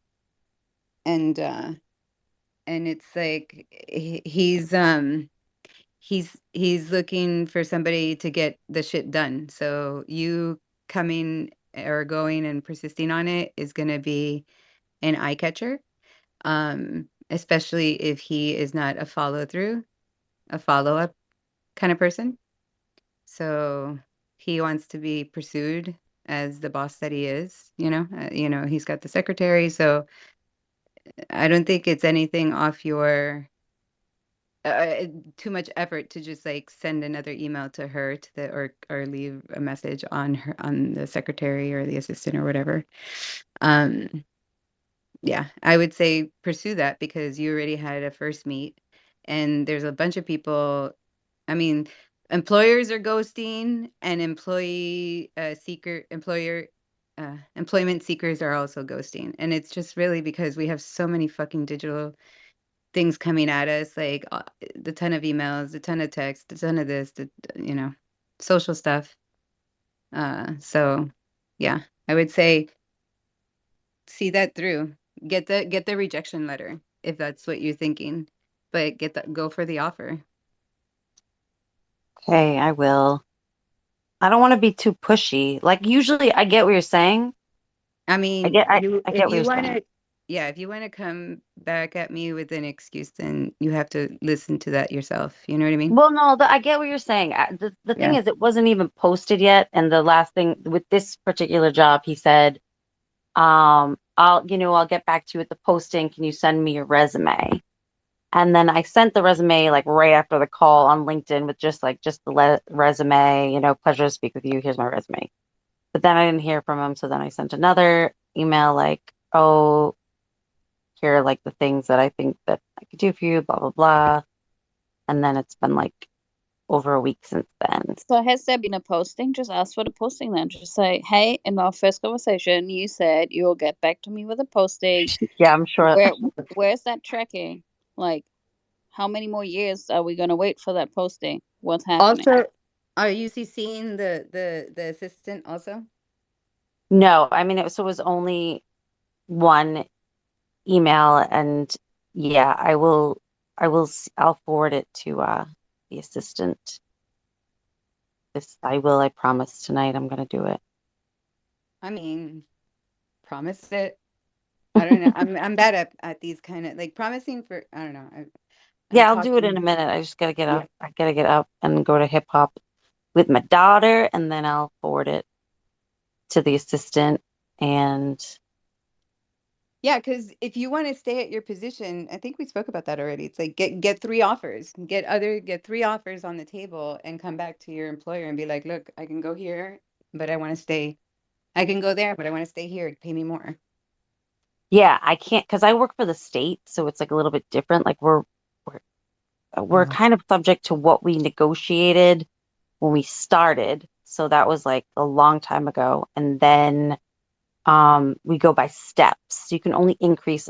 It's not like a corporate job where where I have like more flexibility with that. Or like, I brought in a bunch of money. Like I would love to see a portion of that, right, go to me or at least go to hiring an Are we talking admin. about the Voyager servicing rights or the Massachusetts education contract? I'm talking about my But job. bump. It was a joke. Sorry, I'm bad like, I'm joke. talking about my Horrible job. joke. I'm Horrible like, what's joke. I'm the sorry. I'm Voyager sorry. contract? Like, The is there servicing one? contract that nobody Good job. fucking read. Oh, yeah. Yeah, that one. Well, I did Sorry. ask my union. It's funny. I asked the union rep. I'm like, can we ask for raises? And she's like, no, I don't think so. So that wasn't really a solid answer. You're right. There probably is a way to ask for that too. I know I'm slow, guys. I did a ton of networking. I've been doing a ton of networking for sure. Not just via Twitter Spaces, but yeah, last night I used the Armenian community. I had never been around so many Armenians in my life. It was great. Um, they're all like doctors and lawyers and engineers, and they're like, "How come you're not rich like us?" No, they didn't say that. I love that I just laugh at myself. But yeah, all right, I'm gonna do that, Melly B.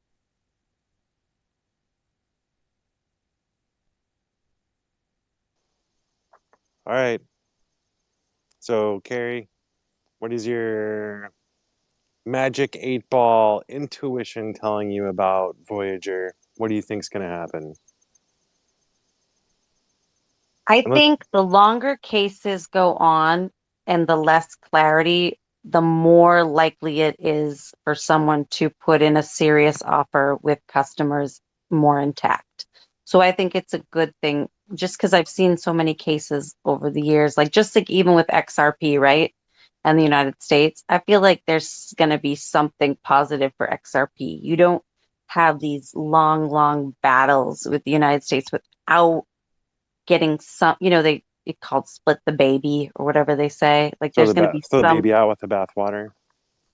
split the baby. They want things to be bad for both people, but not, you know what I mean? You guys know that concept? No, but You know what I No. mean? Splitting the baby is like both people feel screwed, but like, sure. Like Disgusting term. it is, it's terrible. It's like a legal term, I think. That's like Sandra must know it. the old story of like the pharaoh. Was it the pharaoh that tried to kill like all the 2-year-olds? Let's fucking slice them. I know. I feel like I shouldn't say that, but like, I guess lawyers say it so easily. I don't know. Is Sandra on? Sandra, Were you split. talking about splitting the baby type stuff? Yeah, isn't that a like a Solomon. legal? I think that's a biblical thing. It's a Right, biblical but thing. isn't it what lawyers That's what say? I'm saying. Yeah, we use that term when we're talking about settlement or mediation. And sometimes we'll say, well, it's better for us to resolve it, otherwise the judge is just going to split the baby. If we think the judge is actually going to do that. Yeah. Right. So would you say, Sandra, that like, would it be fair to say Uh-oh, that that like the longer a case goes too, the better usually it is for both parties to have some kind of consensus or like some kind of splitting of the baby? Well, you're definitely going to split the baby. I don't, whether or not that makes everybody happy is another story. Usually, the longer the case goes, the there's usually reasons for that. There's people who are disagreeing and yelling at each other, and and if there's going to be criminal charges involved, it's going to definitely take even longer because there's going to be coordination there. I don't know if there will be, but if that's going to happen, there'll be people rummaging around the files and stuff. But I don't know if that's a They'll thing. be foul rummaging. No, yeah, I agree though, but I don't know. I mean, we'll see. But yeah, Casey, I do think as long as we can see our Voyager app, it's something good's gonna happen. I mean, quick question: why doesn't someone file a motion to have I guess it would be a declaratory judgment that would say, okay, the funds of people who were holding their funds there as like a wallet is not subject to the trustee and the bankruptcy because it's being held as a like a safe account or like a safety deposit box or along those lines. Like this, why doesn't someone file a motion and try to separate that out from the rest of the case, and that way you can just disperse it right away. So that happened with the USD, and the USD on the platform was returned, but that's because it was held in a separate bank account. But the principle remains the same. I mean, you're not wrong. But when I'm asking into the specifics of the case, I'm asking what if anybody knows the rationale about why someone has not filed that motion, because that would get rid of a bunch of people right away.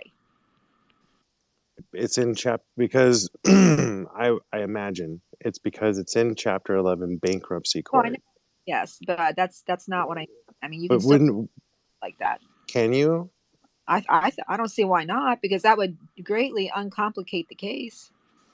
What's the trustee's argument for keeping it? The trustee's only argument is I think the problem is that the funds used were customer funds. That's right, but I'm saying the trustee would be the one that wants it in there. Well, probably others, but if it was inappropriately commingled, is that something I need an expert report? It wasn't that's the right question, and the answer is no, it was not inappropriately commingled. That's what you signed up for when you use the app. That's my position. If I represent Voyager, sure.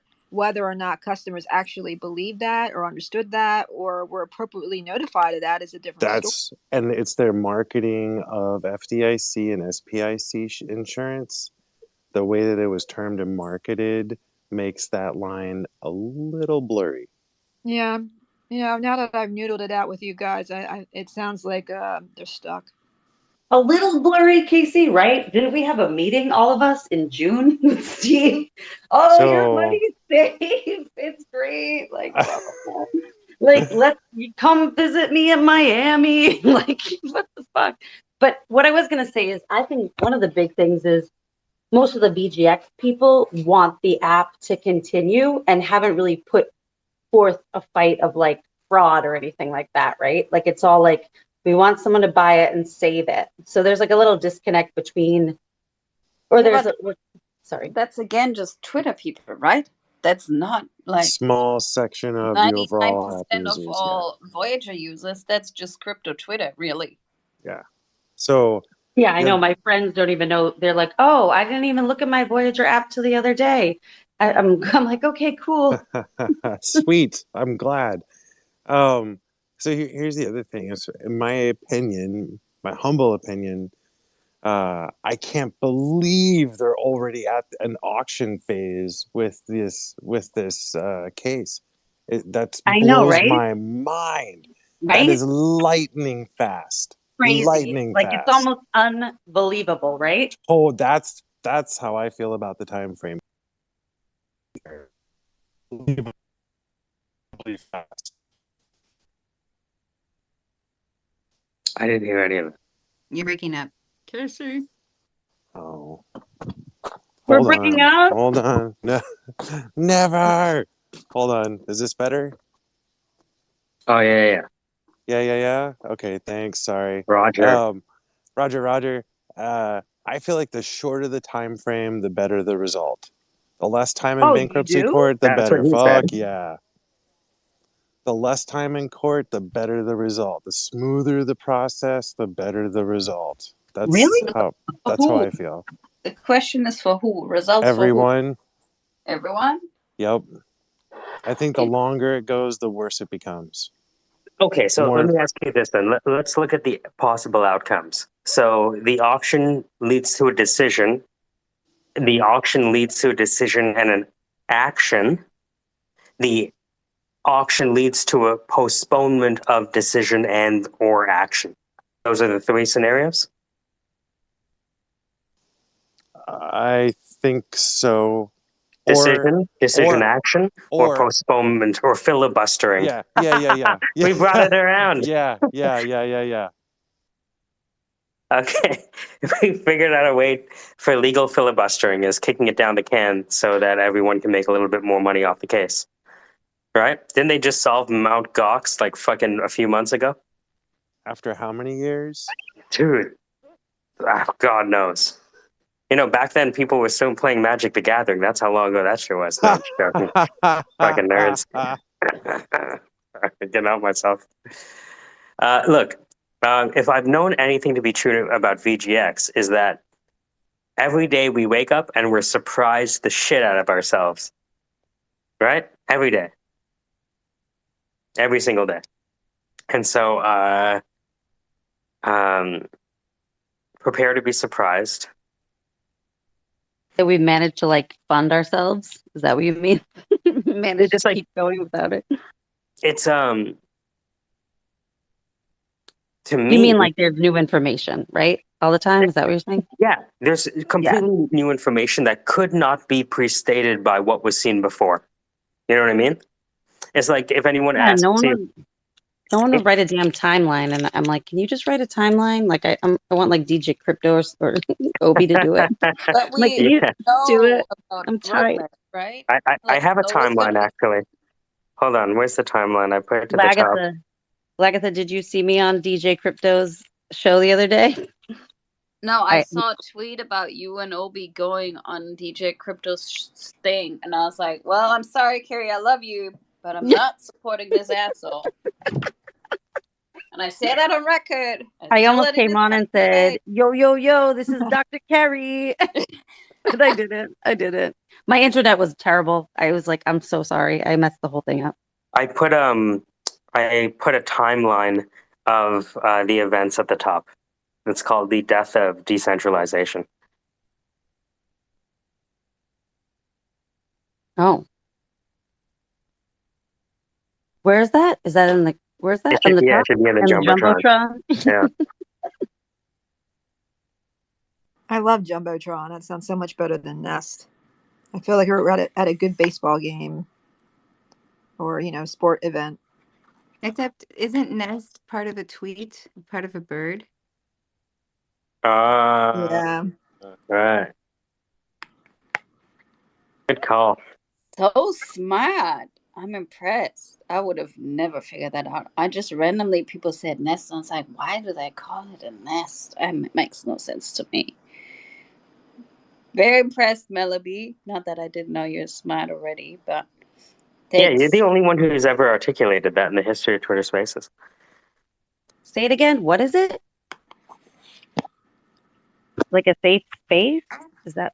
What happened? I No, missed it. I'm watching my daughter. it's a chapter in Melody's new book. It's one sentence per chapter, but it's all secrets. You know, I was thinking we could do is just tweet. Like Bill Maher, he just tweets books. So if we just tweet every day, little by little, we'll get our chapters all together. What do you think? That's my other account. That is the story of my other account. That's good. Wait, you What's have your other another account? account? No, it's You have a secret account, Melody? Is that your sexy account? you guys call this fucking sexy.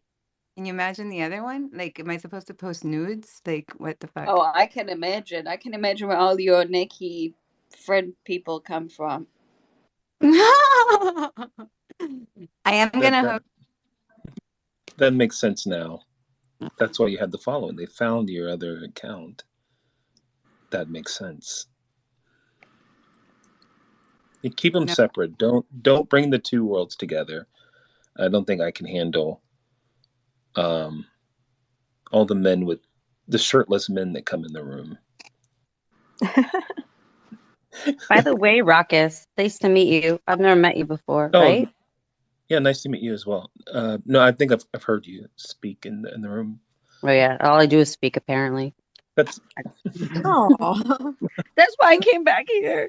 we like hearing you talk. Though. Thank you. I only talk to you guys. I try to go into other spaces, and it's like, nah, I can't do it. I only talk to you guys now. People tell me about other spaces. Is there another space that we should go to? Like Elizabeth says that there's like, I can't even remember the names. No, keep this. Your space is so diverse. I love it. Yeah, I think it's cool. Like Oh, no, it's diverse. I'm really shutting it down. Fuck. Damn it. No, but it draws in interesting people. I think like it's just different than, and I guess that's the brand. It's just Of all of the anything criticisms I goes. could have got, diversity is the biggest one. I mean, I don't know. That wasn't on my Edgy. bingo card for this. Yeah. I think Man. Lagatha came to a couple spaces that I did, but and Zach too, and Melody. Yeah. Like, I like you guys. I just don't like any of your friends. Does that make sense?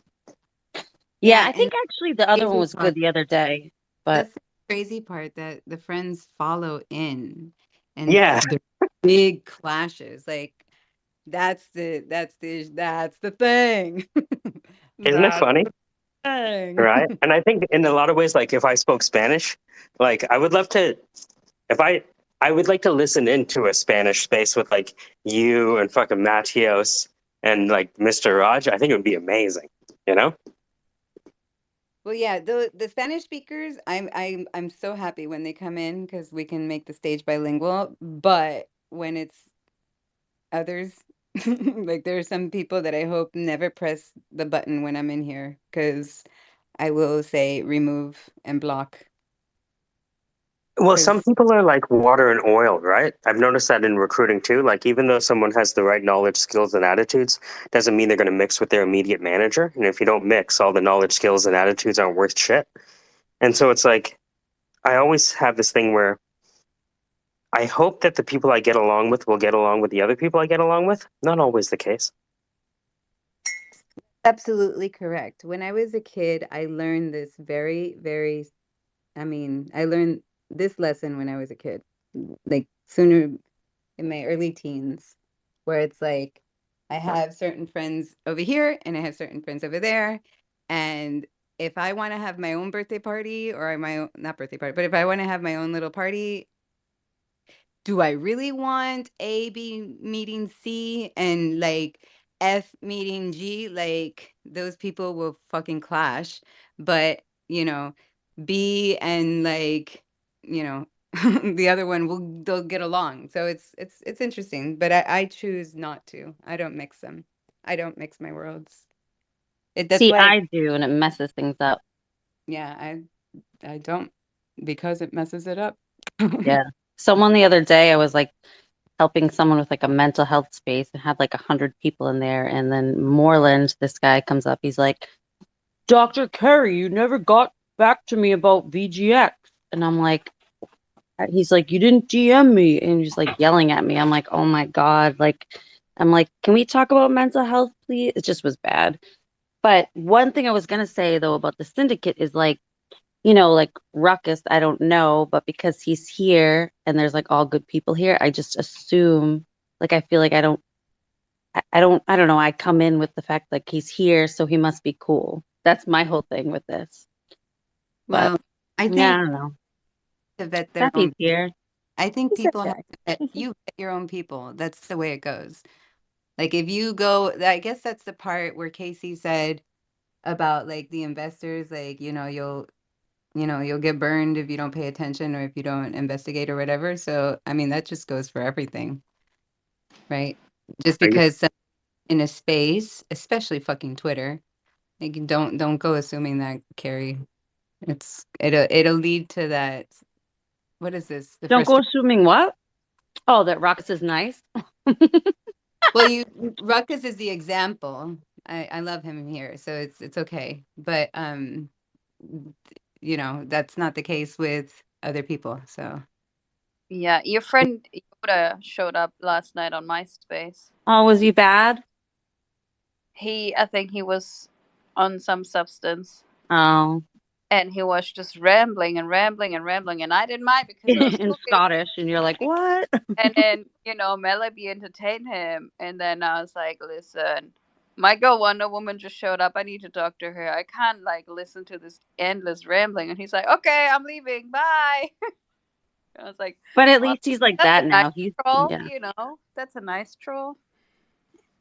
He He used to was. get thrown out of rooms like it was so bad. It was Bloom and someone else, I think, and Yeah. he was just like, this I, is not good. my, But my favorite was when I introduced him to my friend Quinn, and for 2 hours he tried to get Quinn to listen to like a rap song, and told him that he looked like the rapper. And Quinn's like, "Hey, oh you my never. God. How come you didn't ask me about textbooks? What? Just because I'm black and I have a hoodie, you want to ask me about a rap song?" And for 2 hours, this guy tried to say, "No, I'm not a racist." And Quinn, as a stand-up comic, was like, "I'm just going to keep this going for as long as I can," and it lasted like 2 hours. Yeah, That's so funny. Oh my God. How is Quinn doing?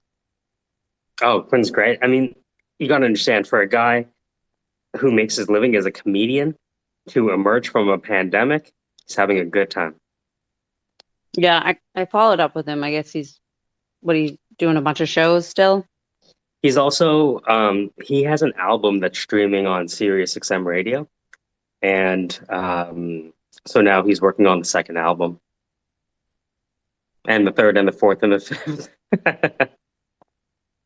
I might lose you guys, but if I do, I apologize. I'll come back on a bit. I just have to go to hip hop. I wanted to welcome Steffi and Stone and JK and Brian and Knight and Swag and Fire King or Queen and Mountie something and Jeff.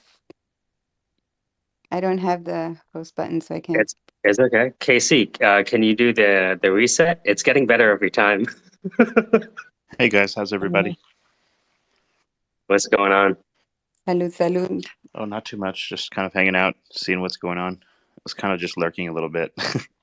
I didn't get much sleep last night. The gang kept me up like, I don't know, it's like 4 a.m. Then I went to work and then I came here, so it's ridiculous. Casey called Moelis and Company. Casey, you want to do the reset? What's up, Steffi? How you doing, man?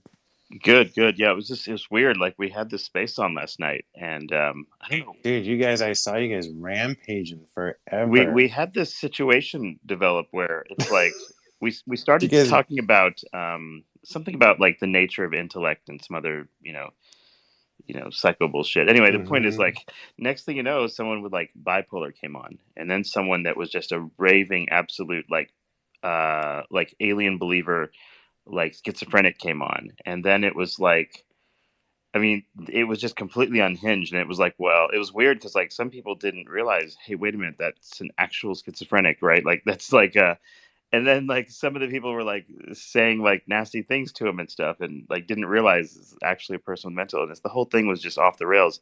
Very, very strange. Yeah, like I don't know. So like I'm still Or getting you over guys that. are like celebrating Bruce's birthday, or no, you're celebrating his return. He got his account unlocked. Yeah. So there was a So, dude, you guys are nuts, so man. we're That's the just most having. Web 2 thing I've ever heard. Yeah, we were having kind of we were having a lot of fun, but like, but it gets weird when yeah, like if you're doing like a funny little troll session on here, right, and you're just having fun. It's so weird when like people take you seriously. It's like because like what was it? So we had a lady named Zara on.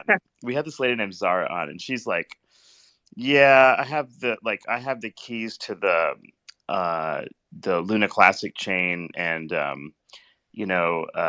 lost him in the sewer, and like gremlins and got him, and I'm pretty sure that's like the theme to like Lord of the Rings. I'm pretty Oh, I sure. was there at the beginning of that. And the That's strangest right. thing, so that wasn't the strange part. That was just like her just having fun, knowing nothing about crypto, literally, and just fucking around, right? Like just playing games, just having a funny conversation, just humor.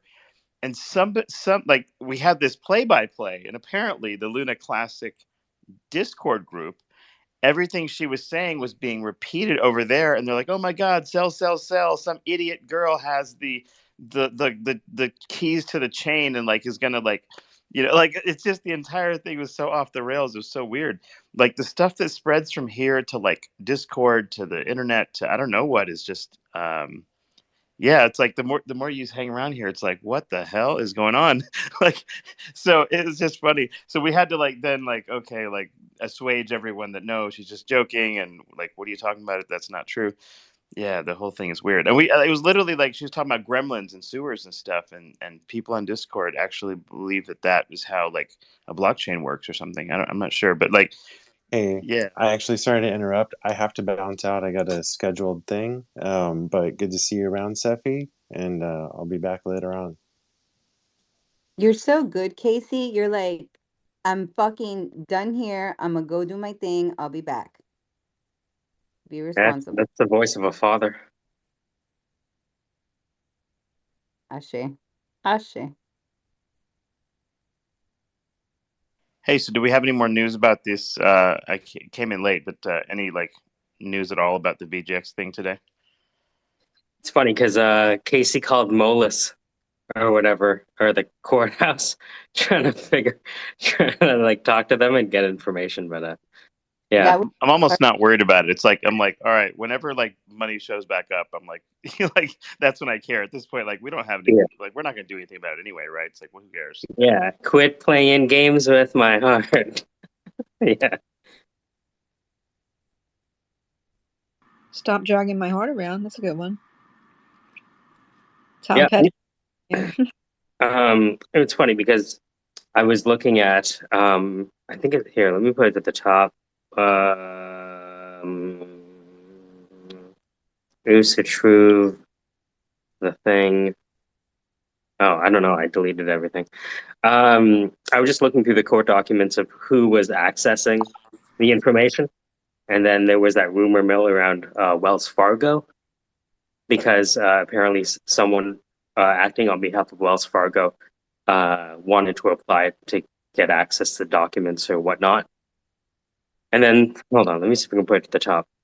And then somebody else said it was FUD because it's like, no, Wells Fargo is a creditor. So hold on. Where is it? Wells Fargo's a creditor. I didn't know that. Well, I didn't know that either. I haven't looked into. Okay, so check this out. This is the latest. I don't know if you know Billy Mack Jr., but all right. So I just put it to the top. Take a look. That links to the court documents as well. I don't think it's at the top yet, but I'm sure. Hey Fitz, you're in you do mortgage, right? Is that what you do? You're not a speaker either.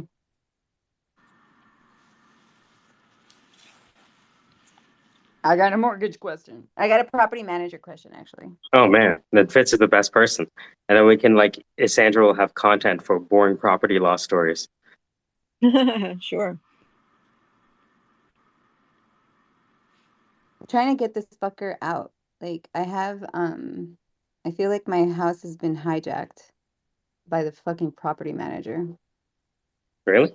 I literally had to go. I went 2 weeks ago. I was in a room and they were talking about buying properties when people owe taxes on the houses and stuff like that. So I was like, oh my God, is this what's happening? Did I not pay my taxes? So I had to go to the check in the county clerk's office, make sure I was up to date on my taxes. Cause I'm like, is this motherfucker trying to like buy my house out from under me with the tenant? My mind started running. But I'm a real estate broker and I have a minor in property management. I might be able to help. oh sweet. But Yeah. it's not legal advice, and I'm not licensed in your state probably. So, but I'll help if I can, or give you a little bit of advice. Well, here's the deal. I'm reading. It says owner may opt out to cancel this agreement at any time by giving 60-day written notice and paying a cancellation fee equal to one of the month's rent. And all managers unreimbursed. I gotta go meet Casey, but Melody, I can talk to you about that later. Okay. And Fannie Mae is a lender, but they're basically government backed for the most part. To answer your question, I am also a real estate broker, Chris. So, cheers, guys. I'm gonna go join Casey. I'll be back. All right. So I've got a kind of a real estate loan question. So let's say you have a mortgage and it's at like a nice 3% interest rate fixed, right? And is like, let's say you were going to buy a new house and you had to move or something like that. Is there's any kind of like sort of like arbitrage strategy where you can actually like keep the low interest rate loan and like do some weird shit and then like get the new house by, I don't know, like where you keep the low interest rate somehow, or is that a thing? No, that's not a thing, unfortunately. There's no good way to do that unless you have some magic tricks. I mean, you just get a new mortgage on the next house at the current rate, unfortunately. So if you want to take a home equity line of credit, is that different than like I mean, I know it's different from refinancing, but it doesn't affect the original mortgage loan, that original number. No, it doesn't affect that number, but doing a home equity loan would be a higher interest rate than if you just got a second mortgage on. I mean, another mortgage on the new house you're buying. Also, you can, I don't know your situation, Sefi, but I know I recently found out that you can be a new homeowner. Wait, hold on. I forget the terms, but like a new homeowner deal, you can get that twice. There's no limit to how many you get except for time. Like Oh, I see. the state, so say you bought your house now and and you're in California, so you can buy a new house in 3 years and you're no longer you're in 3 years time you're a new homeowner again, so you can apply for that kind of loan if Oh, kind of like homestead type of thing. Well, and that's state by state. yeah. What does it mean, Christopher? Homestead?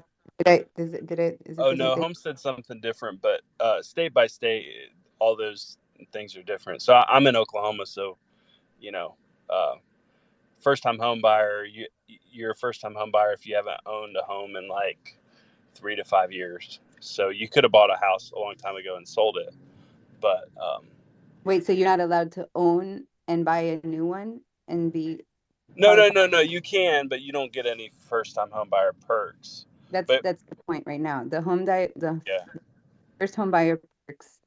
I'm in California right now, so here right, it's like 2 or 3 years. So I can, that's cool. if I still owning the house, you can buy a new house with a first time home buy after like I think it's 3 years. Well, that's pretty nice. So I would say, Sefi, figure that out. See if that kind of loan works out.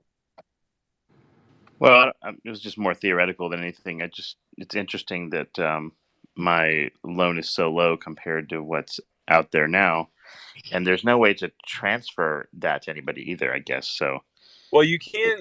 It is assumable, or many of them are assumable. So I'm assuming yours is probably assumable. So you could, like, let's say you had 200,000 left on it, and say it was worth 300. You could sell it for 300 to somebody that could give you 100 cash, and then assume the $200,000 loan. And for them, it'd be a great deal because they're keeping that interest rate. So that is possible, but being able to transfer it from your current house to another house, unfortunately, is not possible. yeah, in my case, it would depend on how much cash the new buyer actually had, because since I have actually a lot of equity in it already, so Yeah, unfortunately, yeah, it's those assumable deals. They sound great, like I just said, but there's not very many people that are willing or able to do that. And then the ones that are, they usually want a deal because they're bringing a few 100,000 to the table. So, right. They sound great, but in 15 years as a real estate broker or in realtor, I've never done one assumable. Like, Really? all the Wow. mortgages I've done have been assumable, but I've never actually helped somebody assume one. But also, like, we've had like pretty low interest rates generally the last 10 years. So I guess maybe it's like there was not a lot of reason to go down that pathway, because like you weren't getting True. that great of a deal, because this was a weird situation where things escalated very, very quickly. But Yeah, so I generally, think like, we it's will pretty see stable. more than we did before. Yeah, I agree. But there's still few and far between because it's still one of those things where you have to find the perfect buyer that can afford to do that. And usually that perfect buyer's out there, but they're usually not the same buyer that's willing to pay top dollar for your house, unfortunately. Oh, interesting. So it's like they're mutually exclusive. It's like in this Venn diagram of like possible buyers. Yeah, that's a good way to say it. Yeah. It's kind of like, cash buyers are great, but mostly cash buyers want a great deal. So sometimes I get calls and people are like, "Hey, I'm going to be making a cash offer," and I'm thinking, "Oh, great, it's going to be low," you know, because it's not usually the same person that uh, offers a lot. It's the guy that's getting 100% financing that gives you the great offer, and it's the cash guy that thinks he deserves a 20% discount on the house. I get so annoyed when I get those fucking text messages because they come through text. I literally say, take me off your fucking list. It's automated too, I guess, but they're like cash offer. Oh, I know, it's so annoying. It's so ridiculous. Yeah, a lot of those you shouldn't respond to, by the way, because then it's like just a phishing bot that's trying to figure out like which phone numbers have like someone on the other end. So it's like you can't even win by just like rage. Raging against the text thing doesn't really help either. It's better to just delete it. Yeah, that's what I tell my wife. She literally just texted somebody just like that today and texted back, "Bite me," and I was like, "Don't do that! Don't do that."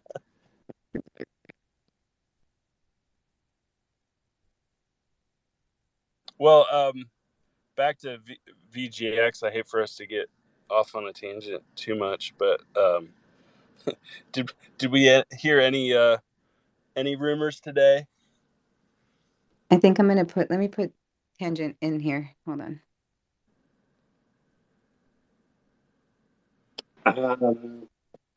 The only new thing that I saw that was new for me was Wells Fargo making requests to get access to documents.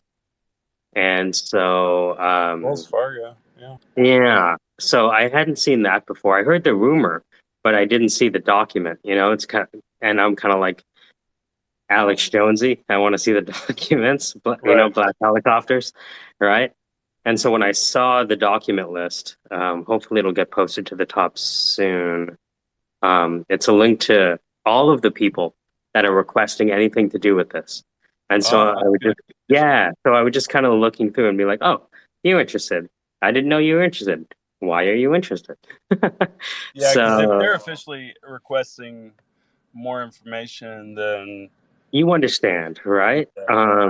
Let's see if I can find the quote tweet. Okay, so if you see, it just says dudes. And then it'll say dm.epic11.com. And you'll see a video there of me just kind of looking into things. But if you click on that dm.epic11.com, you'll see a list of all the people who have made requests during this chapter 11, and it's quite fascinating. I stopped looking because every time when you start looking, it's like, am I going to spend the next 72 hours looking at all the names on this? But yeah, Yeah. it's a fascinating list of people making inquiries, let's say. Well, I don't want to get this back on the real estate tangent, but that's what I have to draw from. So I've been in tons of multiple offer auction kind of situations, and you might have 50 people look at one property, but it's the 10 people that or okay, so you have 50 people look at it, you got 20 people make offers. It's the 5 people that request more information that are the ones that are usually the ones that make the highest and best offers, or the most serious. And So so the cool thing about that list, when you click on the link, is that these are very recent. So what day is it today? Like September 13th? I think the request from the Wells Fargo place was like on the 9th. And again, it's like someone acting on behalf, right? So take everything I say with a grain of salt, right? The link is right. up there. But it was just interesting where you can see, like, when did they request? Oh, 2 days ago. Well, that's interesting. Continue, right? Yeah, their boss or their bean counters in the back are like, hey, we need information on this before we can close this deal, or before we can do this. Someone find us an intermediary. We found one. All right. Yeah. Thanks for doing that. Yeah, absolutely. Snooping. Yeah. Well, Good. it's one of those things where, like, with KC, I don't know if you know KC, but he's been the one who's told me the most about the project, both before, during, and after, right? And Right. so once I got a handle on where to find the documents, or at least who to follow, because there are some people that follow Twitter, and there are some people that follow legal filings. And I'm more interested in the legal filings aspect of things and the balance sheet than I am the speculation about those documents and what they mean. Right.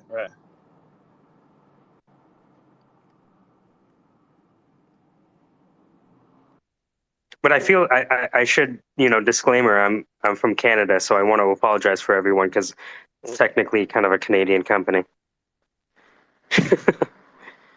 Yeah, this is a Canadian company in court in New York, so it is kind of fun. Well, here's what's interesting. Like, have you seen some of the other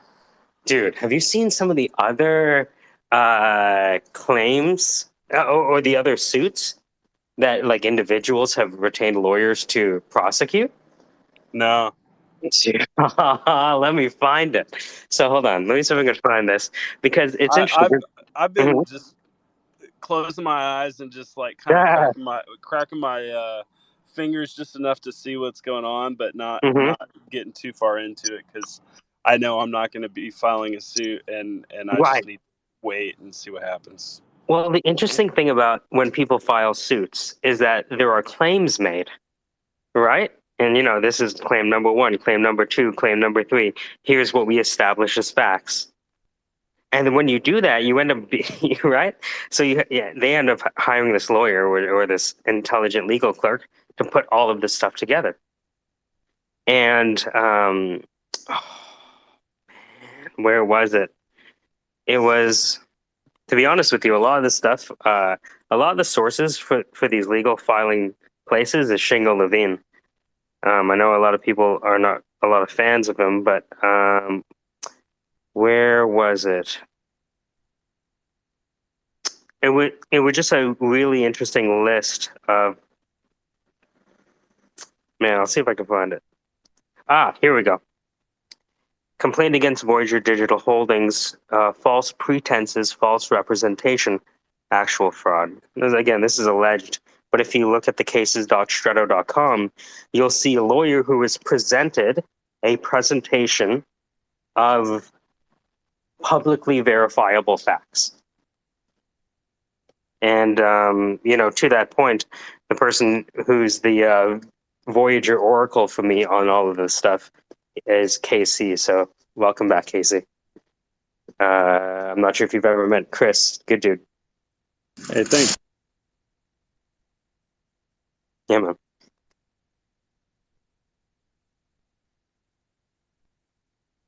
It's funny because I've asked KC to re-explain the whole saga in 30 seconds, and every time it changes and it gets better, man. It's getting really good. And the analogy always changes. KC, can you update everyone on the last year in Voyager in 20 seconds? Ooh, God, you want the 20-second recap as my Sorry, no. intro? Give me Okay. the 45. Give me the Well, 45 I'll seconds. do the quickie. There's a lot of people we'll do in the here. quickie, Yeah. All right, so Voyager Digital is a centralized platform run as a brokerage versus an exchange. They were lending out as they should have been, as we were designed to be, lending out assets, but they made some bad moves. They got caught up in Three Arrows AC to the tune of 650 million, which effectively bankrupted the platform. And now everybody quote unquote being, I guess, close to 1 million people, have their assets trapped on the platform, and they're awaiting the outcome of a Chapter 11 bankruptcy auction to see what's going to happen with their assets that are locked into the platform. How's that? What happened when you call Molus? Can you do us a reenactment? That was I tried to bluff my way through to see if the auction was done for the day. Yeah. Can you give a bit of background on that? Because we only know who Molus is. It was Sandra gave me the idea. She's like, you might be able to just call up and get somebody. It's like, oh yeah, they're still in session, still going, or if you just kind of act like you're supposed to be there and talk like you're supposed to be there. Sometimes people say things. So called him up and just hey, and just hey, this is Sean. I'm like, oh hey Sean, how you doing? Sorry to interrupt you. Just trying to see if the Voyager auction is done for the day or still going or. Yeah, no, wait, who is this? Hold on, what? Who? No, sorry, Sean, sorry, that's okay. What room is it in so I know where I'm going? Do you work here?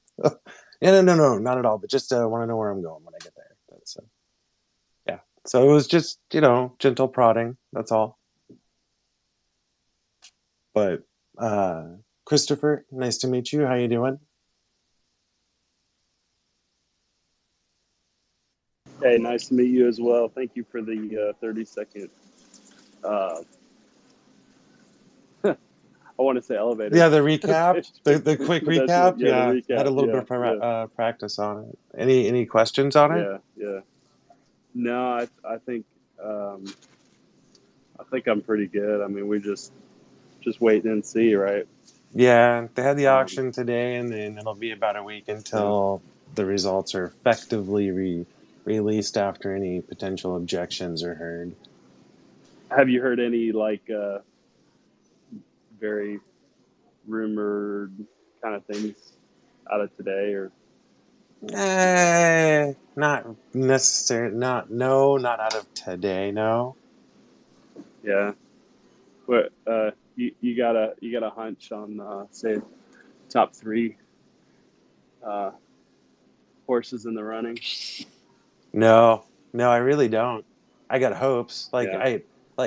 Wild dreams and expectations would be for somebody like, Wells Fargo, JP Morgan, something like that to those would be scoop nice. up the platform and make use of it. That would be pretty awesome. Right. But we shall see. Fidelity or somebody, trade fight with enough actual capital backing to solidify the platform and make use of the technology. Yeah, it'd be a shame if the technology just went away and it just went to strictly assets. Yeah. Yeah. Really nice platform, really nice UI, really nice build out. Very functional, very stable, performs well, but yeah, there's the hole. Yeah, I mean, to me, it's great for a beginner, Oh, and it's great for somebody that just wants to buy and hold or mine and hold, earn some interest.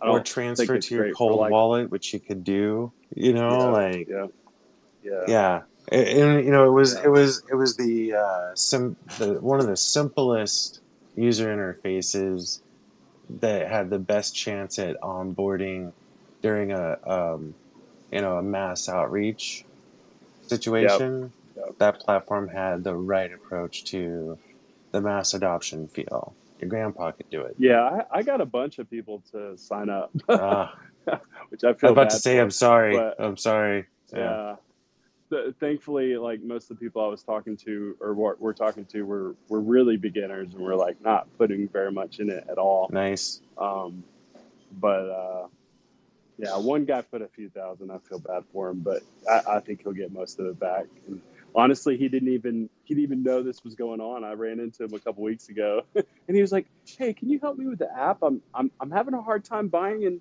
and selling on here." Mm, I was like, "Oh, let me tell you what's going yeah, on." pain. Oh, But I think there's probably, I would guess, 30% of the customers still don't know what's going on.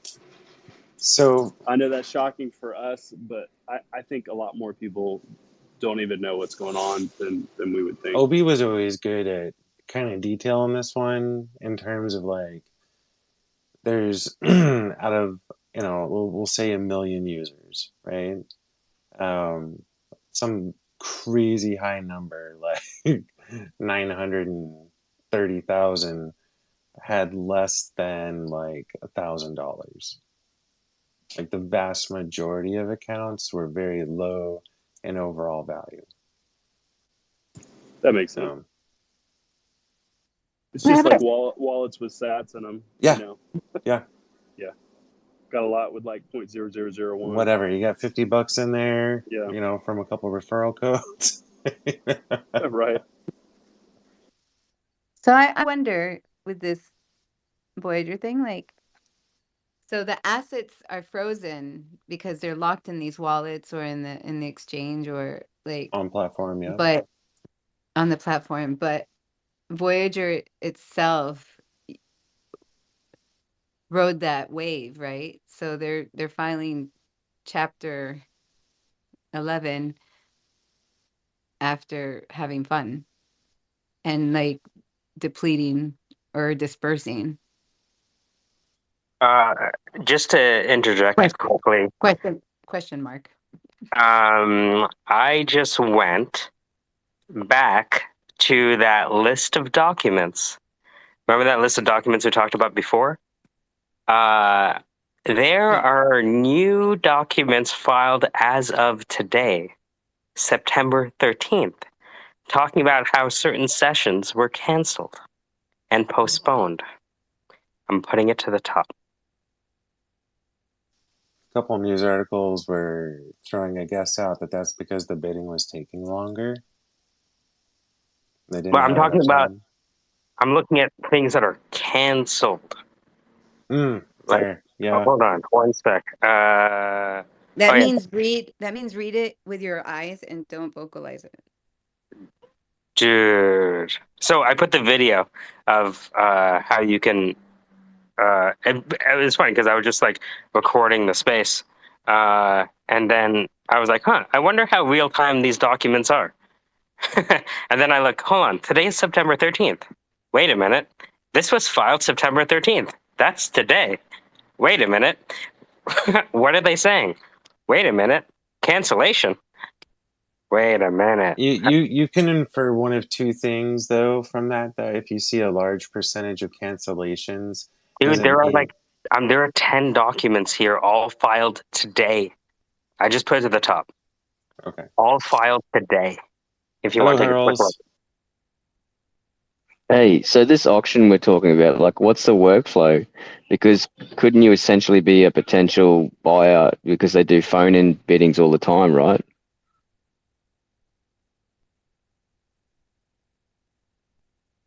I'm so sorry, Hurls. I'm so sorry. Would you say that again, please? Like, is the auction happening right now? And like, couldn't you potentially be like a foreign bidder or something like that that's ringing in for the auction? I believe the auctioning should be done for the day, and there are extensions given the amount of time the auctioning is taken. As Michael's pointing out, there's also apparently there's a few cancellations. I don't know how many, but the auctioning may likely continue. However, the overall part of the procedures that they're in is getting all the auctions and bids together to determine which one's acceptable, and then having basically a grace period to see if there's any objections to that being accepted. Does that make sense? Yeah, copy. Cheers. Okay. For some reason, I thought that today got pushed back in one sense or another. It was pushed back previously. Yeah, but I thought that something happened today where the actual auctioning was not happening. Not that I'm aware of. Okay. I could be wrong about that. I maybe it's just the whole thing of like next week they're going to be reviewing it and they're giving people the opportunity or bidders the opportunity to object or change their bid or whatever.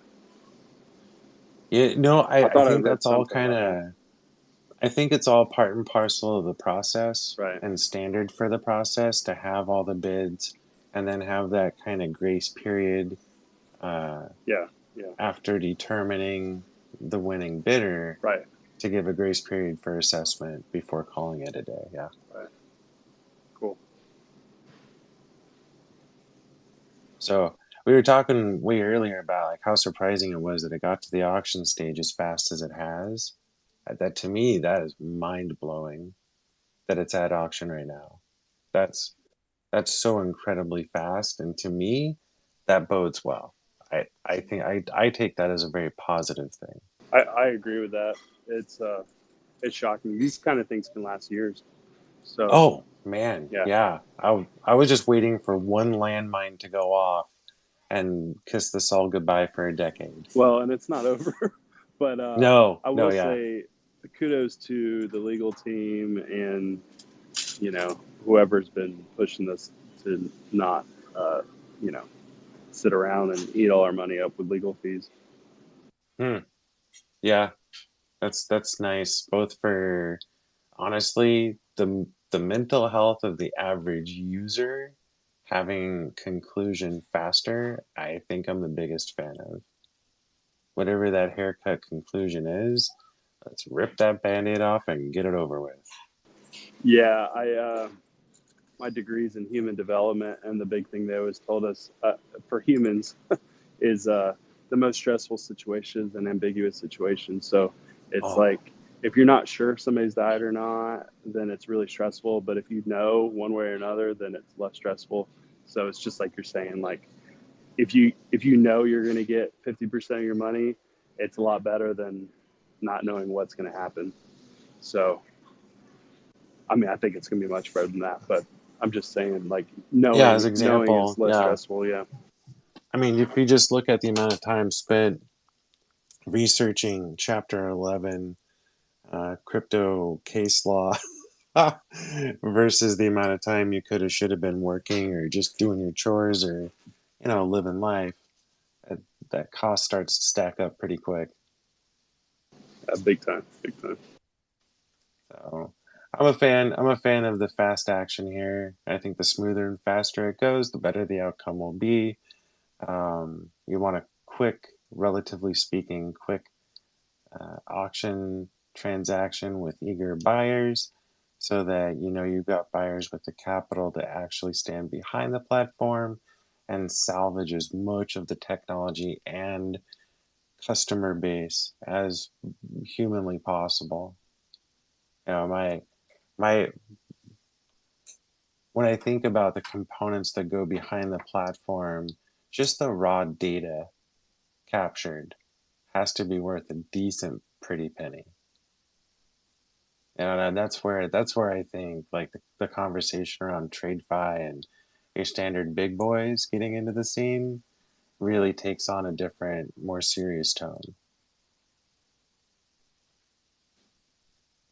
So that's my hope. My hope is to see somebody from some outside of the crypto market coming in to buy their new home base. That's what I'm hoping for.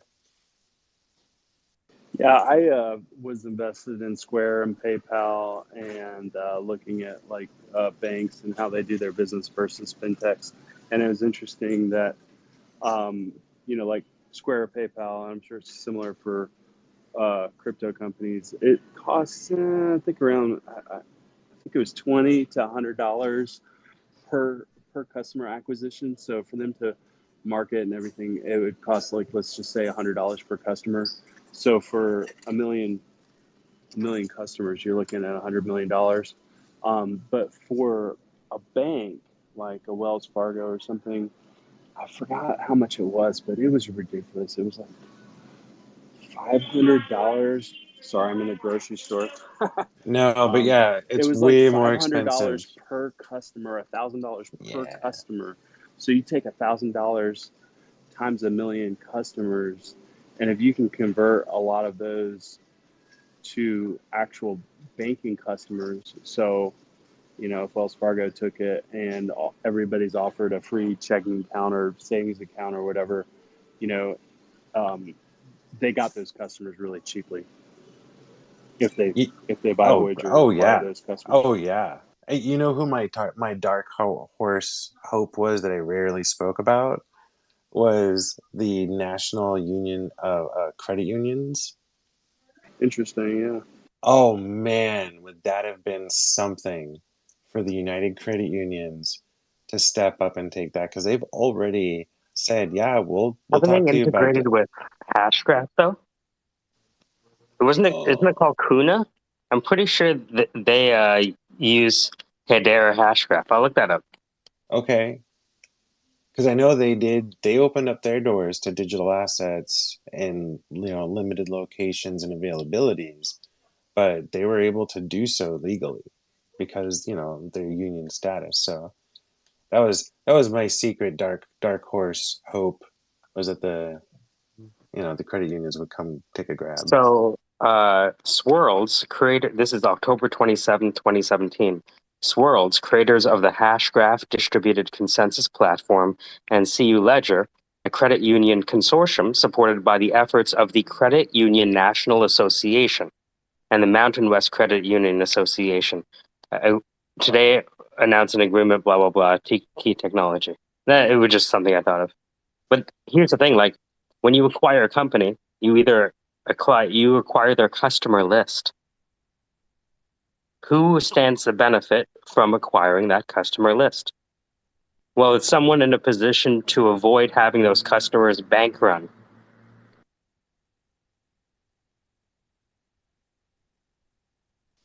And how do you avoid the bank run? You create trust, right? And who has more trust than someone who actually has FDIC backing?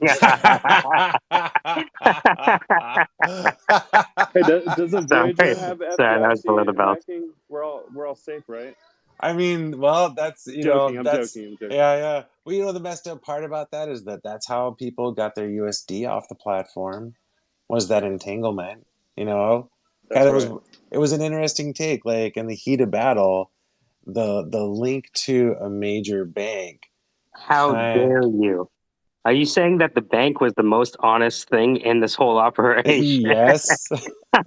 Yeah, America is scary. I love it. The lessons. Good times. So you're telling me the one person who gave back their money was the bank this time?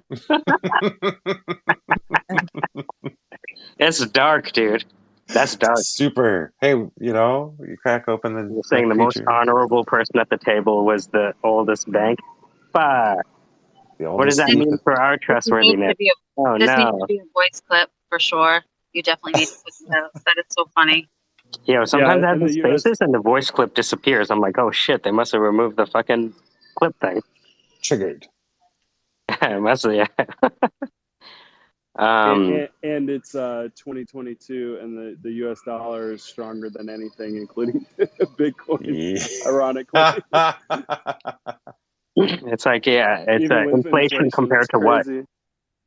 Yeah, there's two ways for the value to, for an asset to lose its value. Wait, does that mean that USD was a degen play? It was. I think that's no, I think that's a gen play.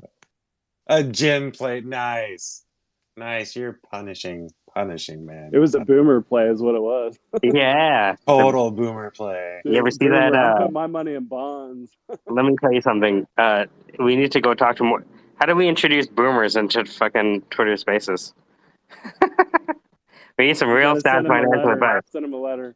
We can use my mom. You know, it's so No. funny because she just joined one and Bloomer was like, "Hey, Kathy." And she was like, "I was so scared. I had to leave. They were like, call me out." So I think we should ask her back. She's pretty funny. Like, it might take her a few minutes to answer questions because she'll be like pressing the buttons and stuff. But I don't know. You guys weren't asking seriously, were you? But I'm like, I got a boomer for you guys. No, here's the thing though. Like, have you ever seen the image of boomer with a computer? No. It might be the Yeah. funniest thing you've ever seen in your life. Oh, I can't believe they called it Queef Malone. Buying the dip and it keeps dipping. That's It's usually what they say on it. Yeah, take a look at the picture. It's the funniest book cover you'll ever see in your life. I knew a lady who retired because she like couldn't deal with like she was like, I have to write out my essay before I type it in, or like whatever letter it is before I type it into the computer. And then as soon as they put like attendance for high school on the computer, she was like, that's it, I'm retiring. It's just so crazy. Like my mom hung in there for a long time. She learned all that stuff, but some people just refuse. But I worked with somebody who couldn't cut and paste, and this was in 2015, and he was only 50. So I don't even know if it's that much of an age thing. It's like it's part of it, but it's just like a lack of evolution thing too. Yeah, I'm my mom's technical support. Are you your mom's technical support? I am. No, my brothers are because they're smarter than me because they're boys, obviously. Oh. Yeah, my mom asked me questions like, I'm using WhatsApp and I can't find and I'll walk her through it, Look at the top right-hand corner. You see that magnifying glass? Yes? Okay, click on that. All right, now type in their name. Oh, I see it now. Yes. I'm going to click on it. Yes, Mom. Oh, I can message her now. Okay, bye. And she just hang up the phone. All right, bye, Mom. I think Amy Schumer has a bit with her, not her real mom. I think it's just an actress mom. I'll look it up. Do you know how many people did that with the Voyager referral code? Oh, what do you mean? Okay, you see the referral code link? Okay, click on the link. Oh, hold on. Do you mind a bit of nostalgia? Can you walk me through it again? What? Just for nostalgia. Oh, wait, you want to hear the original Yeah. VGX referral Yeah, pitch? take us Oh, back. my God. Oh, that's so funny. Okay. Mike, dude, are you into crypto, man? Totally, dude. Nice, man. Nice. What are you using for your platform? I'm using a potato. Oh, sweet. Potatoes suck. We got to get you over to the Voyager platform. Do you know Does about it have Voyager? carbs? Nope, no carbs. Carb free. Wicked. So you mean I can have my potato and eat it too? No carbs, no gas fees. Straight up. I like that. Yeah. Can I use it in Canada? No, you got to be a U.S. citizen. Okay, I'm going to move to the U.S. Okay, I moved to the U.S. Perfect. What do I Okay, do perfect. Now? Okay, so you go through KYC, heavy KYC, right? You're good with that, though. Okay, good. All right. Now I'm sending you my referral. You got my referral code though. That you put that in first. Yeah. I have like and three we referral both codes in my DM. got free money. We got free money. Well, the thing is, I have about 5 referral codes in my DM. Which one should I use? Just use the one from me and nobody else. From you? From nobody Yeah. else? What about Yeah. Dr. Carey's? I shouldn't No, use her? fuck that. Fuck that. You should use mine. Well, I thought you guys were friends, though. Yeah. But this is money. Fuck her. Aren't you in the same community? Yeah, whatever. Use my referral code. I'm Okay, helping so you out here. Use my okay, yeah. okay. Let me use yeah. yours instead because you're Now, talking to me now. and I'm you got to tapping link on up it. your bank. Okay, and you got to link up your bank account and transfer your money in. That way Boop, we boop, both boop, get boop. paid. Chip, That's chip, how we boop, both. boop. Now we both Okay, getting so I paid. signed up. Yep. Okay, we're both getting Okay, paid now because you I'm looking transferred at money over, right? Okay, so I'm looking at a zero balance. You fed. Well, did you get feed your money? Did you feed the platform with Oh, your money? do I have to put money in before you get the money? Yeah. Oh shit! How much It do has I to have to come. put in? It has to come. Call it $50. Oh, so how much do you get if I get put in $50? Don't worry about it. Just put in your money. I should get about $25-$50. Oh, okay. So Yeah. if I put in $10, is that okay? No. You got to put in No? more than that. No. What yeah. about $11? No, keep going. No? No. $26? Do I hear 13 going on 14 Sounds like an auction All at this right. point. Yeah, that's the Yeah. idea. So auction in, auction out. All right. So okay, so I put $27 in and I'm in. Okay, you got $50 in there now because you borrowed some $50. money. Good Yeah, job. it's inflation. All right, now I got my Yeah. referral. But now my referral code's kicking in. Right now we're both getting. You're getting a little Honey, bit of did you Bitcoin. take the chicken out of the microwave?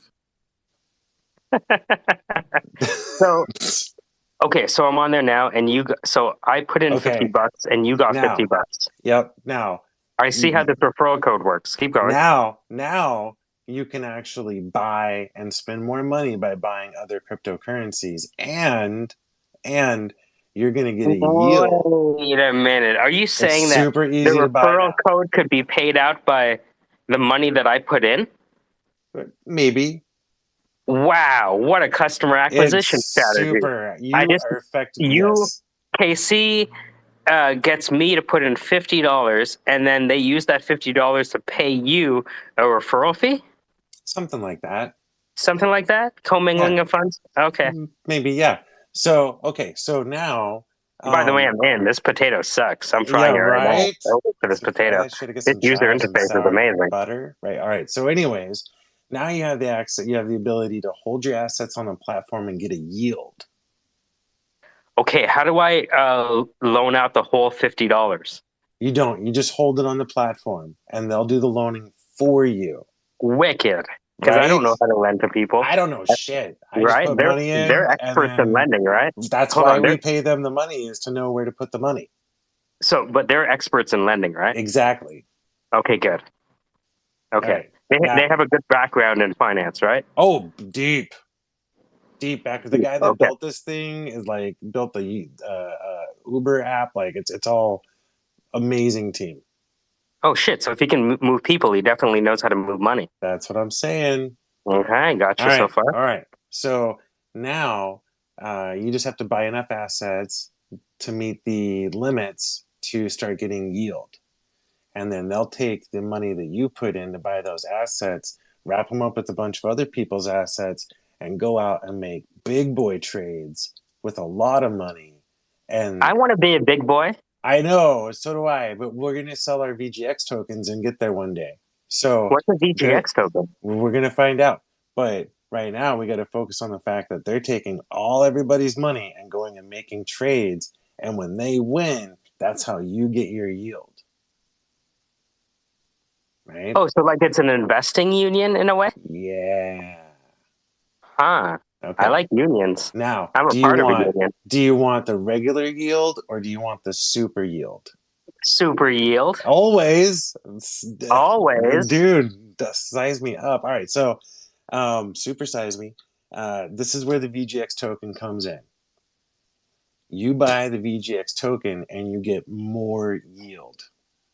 Oh my God. So if I buy VGX token, then the amount of return on my capital that I hold goes up? When you put in $10,000 worth of Bitcoin in there and you're getting $100 a month, you could be getting $130 a month in yield. Wow. That's what I'm saying. It sounds like a freemium game without the gaming. Crazy, right? And all you got to do is buy $5,000 worth of VGX token. Only $5,000? Dude, you're gonna make your money back so fast. So fast. You're telling me that if I had $1 million on the platform and I put in an extra $5,000, the amount of yield I would make on that $1 million would go up to cover the You initial are cost of the token. retiring your grandchildren at this point. How stable is this thing? Oh, dude, not only does the platform use USDC, which is the most stable of the stable coins, as their primary stable mechanism, but there's also FDIC insurance, there's SPIC insurance through the bank that the platform holds their money with. That doesn't matter. I don't think I can play along anymore at this point. They're Canadian bank too. You forgot about that. Canadian. Oh, those damn Canadians. You know That what was you fun. forget though? You That was forget great. that in the scene that you guys were acting out, people have like joined this space for the first time ever.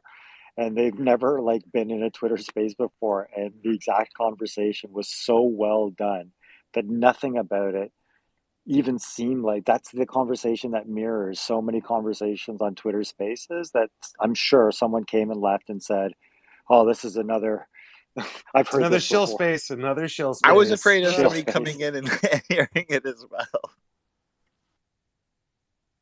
How? Yeah, when you said FDIC, I was like, all right. Enough fun. And you going had nuts. and you had the That was answer, like good. you had the answer for everything as if it was choreographed. So that was the brilliant part. It sounded like something that two people would have worked on together and logical to hear in either a Clubhouse or Twitter space or any audio platform. So bravo on the show. Dude, how dark is this? Thank you. This Well is said, fucking Michael. dark, dude. You realize that? Like non-playable crypto communities? Jesus. I was coming up to try to be like, okay, maybe like not keep going in case people are literally coming in here and leaving and listening to what you guys are saying about your grandkids, Casey. That was like, did you like that? That was the one where I was like, okay, we got it.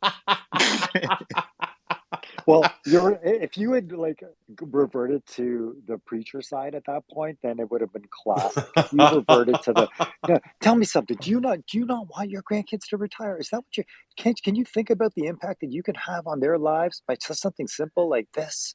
I gotta be honest with you, man. I was just getting warmed up. There's so much more.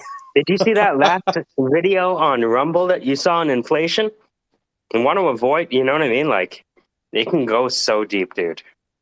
It can go so deep.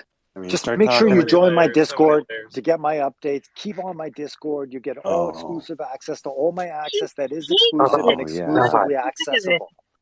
I think I wish that we got more boomers involved because I feel like they would have just absolutely lost their shit and gotten our money back off Voyager by now. You know what I mean? We should have brought all the boomers in. Seriously, I'm so mad. I don't know what kept resisting. My mom couldn't figure out how to get the picture of her license I'm like, for the love of God, Mom, please keep trying. And I'm so glad she didn't, sort of, but I'm like, man. And my uncle was like 9%. It was like crazy, but I don't know. Next time around, we'll know to like fuck up everybody's life, not just our own. It'll be great. We'd have our money back in a $25 Olive Garden gift card right now if we had all the boomers on.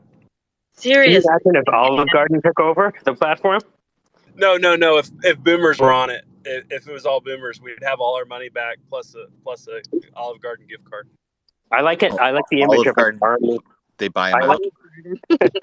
I like the image of like a horde of boomers. Not like in South Park. You remember that episode? Is there really a horde of boomers? I need to look that up. They did a whole episode on boomers and their ability to get things done.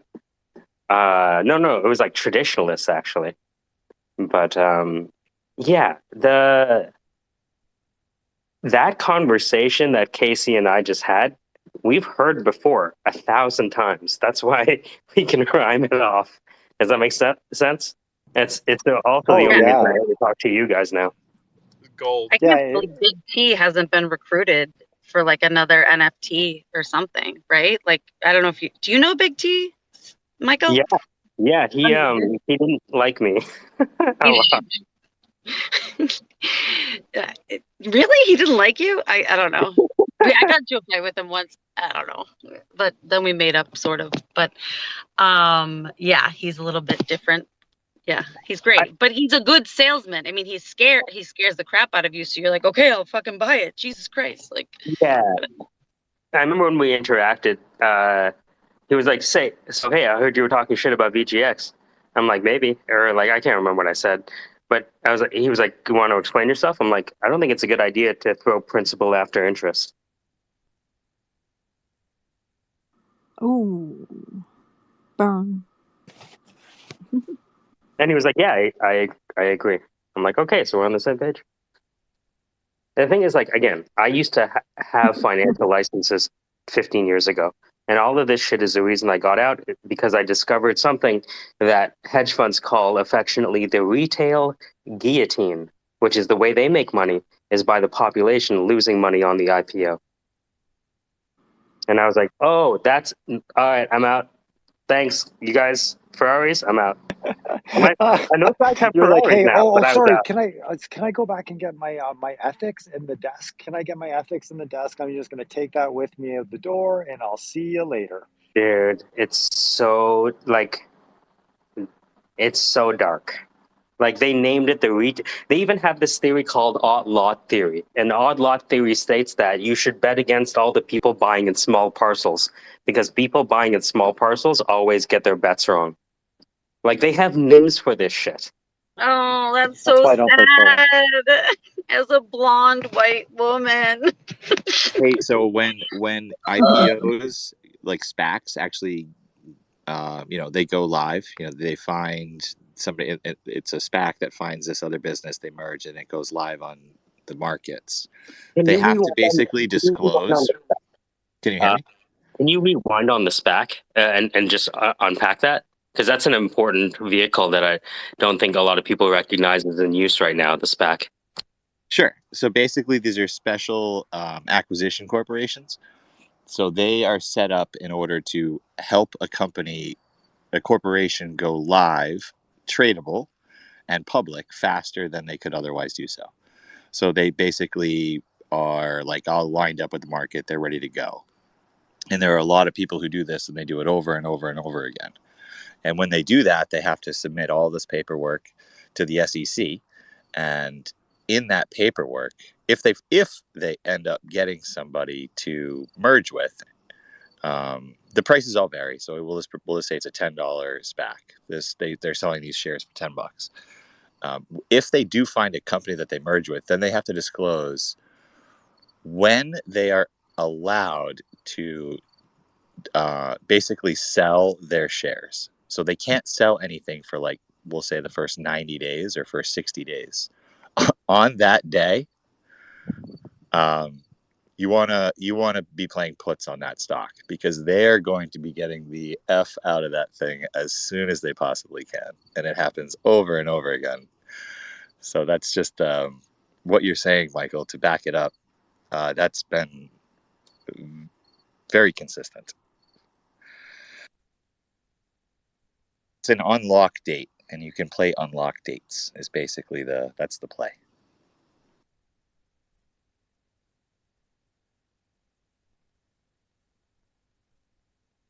Welcome to the Squarespace, degenerate conversations in a broadcaster voice. Today we're talking about the Syndicate and the VGX auction with updates. If you'd like to find out updates from today, you'll have to scroll a bit because we have Boomer using a computer at the top, which is one of my favorite images. And we have, if you look through it, you'll see a link to some of the court documents that were released today. One of the themes I saw from the court documents filed today is it looks like a group that was retained by creditors. I know there's a few, I'm sure there's a lot of lawyers fighting to be the main lawyer to represent the class action on behalf of the unsecured creditors. But there were a lot of filings today from people that I believe are representing the unsecured creditors. Just looking for it. Ushatruv. Wait, so did I hear that right? Are you saying that there is a class action filed? Well, okay, so let me open this up. Let me try to open it up. Can I Those are download this? it's so hard to like follow through properly with those two. So, order authorizing the employment and retention of FTI Consulting Incorporated as financial advisor to the official committee of unsecured creditors of Voyager Digital Holdings, Inc. Now, I guess it says this as of 2022, but I've seen some, individuals have the ability to file whatever they want with the court, right? I'm not sure how much that means. It's just these were the filings that were made today, one after another, and so it piqued my interest as well, this FTI group. That is a red flag that I've been keeping my ears open for, is any hint of class action, because that would absolutely stall out Oh, fuck, dude, because that's the yeah, theme of the filings I'm seeing. It's FTI, yeah. FTI, FTI, FTI, right? And Casey, or anybody who is involved with that, you would need to have all of your information ready to go if you wanted to be a part of it. And that's why it's going to take forever. Oh, shit, dude. So you're saying that if all of these people, so it might have been the case that FTI, these things are planned months in advance, right? And so Also, everyone, Sandra can attest that attorneys don't mind it going on for a little bit longer as well, I would think. There's a relationship between the number of children about to enter college or in college and the length of a case, or desired length of a case. no. Fucking you told me I was dark. Shit. This is how I do a spreadsheet. Seriously, you do it by law Oh firm my and partners, God. and then I would be like number of divorces, number of children about to enter college or in college. Well, private schools too, so you could just do how many kids, and I bet you'd find well, I shouldn't say, well, you might find a relationship there A fairly between obvious, yeah. So you're saying we should become lawyers? no, I'm not. That's the last thing you should do with your time. Wow. So But are you trying? Wow. So here's the thing. There is a grace period after the bids are in. Some people are dropping out of bidding. I think that's kind of expected, to be honest with you. Oh yeah, I'm interested. Oh no, I'm not really gonna put a bid in. I'm out. Well, the lawyer might know that from the jump, but that doesn't mean they won't charge fees to execute paperwork. Totally. Right? I'll get some press by saying I'm interested in buying. Sure. Same way the software developers work. It'd be like, oh man, that's pretty difficult. That's going to take about 3 months. Mm-hmm. You know what I mean? Huh. But they that's probably difficult function. do they have to make an offer in order to get the for them to then see the financials or something? There might be some sort of some reconnaissance going on. Well, like we won't divulge our financials unless you actually submit an offer, something like that. So then they submit their offer, then they get to look at what's actually going on, and then they're like, oh, okay, no. Yep. FTI. Hold on, I need to learn more about this FTI company. So if during the grace period where the bids are assessed and to see if everybody agrees or if anybody objects, more to the point, does anybody object to this going through? I think that's where class action rears its head. Is there like standing at the altar? Does anybody object to this union? It's not out of the troubled waters yet.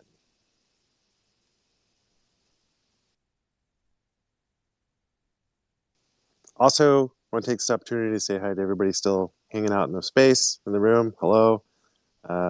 Just wanted to say hello. Yeah. Hi, everybody. If you feel like grabbing a mic, please feel free to request. Always feel free to chill out. If not, no big deal. But yeah, no, that's like Lagartha was mentioning earlier, like everyone's been waiting with bated breath all day, and I'm like, no. It says pretty upfront that there's going to be, a grace period and authorization time. So it might be released sooner, but that's only might. Yeah, I mean, this is going to take a while to sort out. I mean, like I said, when I was spitballing the potential idea for emotion, so many other like little points came up, and I'm like, like It's weird, right? And the fact that it's already at this stage of auction is so fast. Holy shit. I really honestly expected at least a year to get even close to this point. well, And the I, trustee is doing the right thing as long as everybody has what they need for discovery. If there's going to be any mini trials within, because sometimes when in the bankruptcy court will try issues of fact, and they could very well try a case within a case and be like Inception bankruptcy time. Oh God. Oh, that's painful. It is, but it happens. But it's more, but it's like usually a bench trial, so at least you don't have like a bunch of board jurors like Sitting around for a couple weeks. Yeah. So All right. So the case proceeds forward. All the auction bids are put in. They figure out who's the effective winning best offer, and then they determine, are we going to allow them to buy, basically. And during that time is when you'd have any class actions or any other discoverable objections to that deal. So 29th, I think, is the effective reveal date. This horrible bankruptcy NFT. Hey. Yeah, you like that? There you go. Maybe. And now, can people like gamble through an NFT? Oh yeah. Oh my gosh. You could Yeah. do like first of all, you do like a Deadpool for the day, and then you, when the hearing's gonna, be announced, like the result. Honestly, pending the news, I think gambling on the VGX token and either hoping for a bang and a quick exit, or, and I don't do this, I do not use this technique, but shorting on a pump. Oh, Someone's gotten in on the fucking law clerk. I guarantee it. Well, that's the thing though. So imagine you have these individuals who can, what was that story about, like the dude who found out that there was going to be an end to the war, or there was going to be a beginning to the war, and was able to get the information sooner and like short the market? Didn't that happen before the Great Depression? You know what I'm talking about? no, but I get the idea. You understand, right? So it's the Yeah. same reason that people build their data centers close to Wall Street, because they want to have differential access to information. Even if it means nanoseconds ahead, they're willing to spend, tens of millions of dollars on that real estate. It's likely that the largest companies on the planet are going to know the outcome before everyone else. And so you have to prepare for those institutions to trade as such.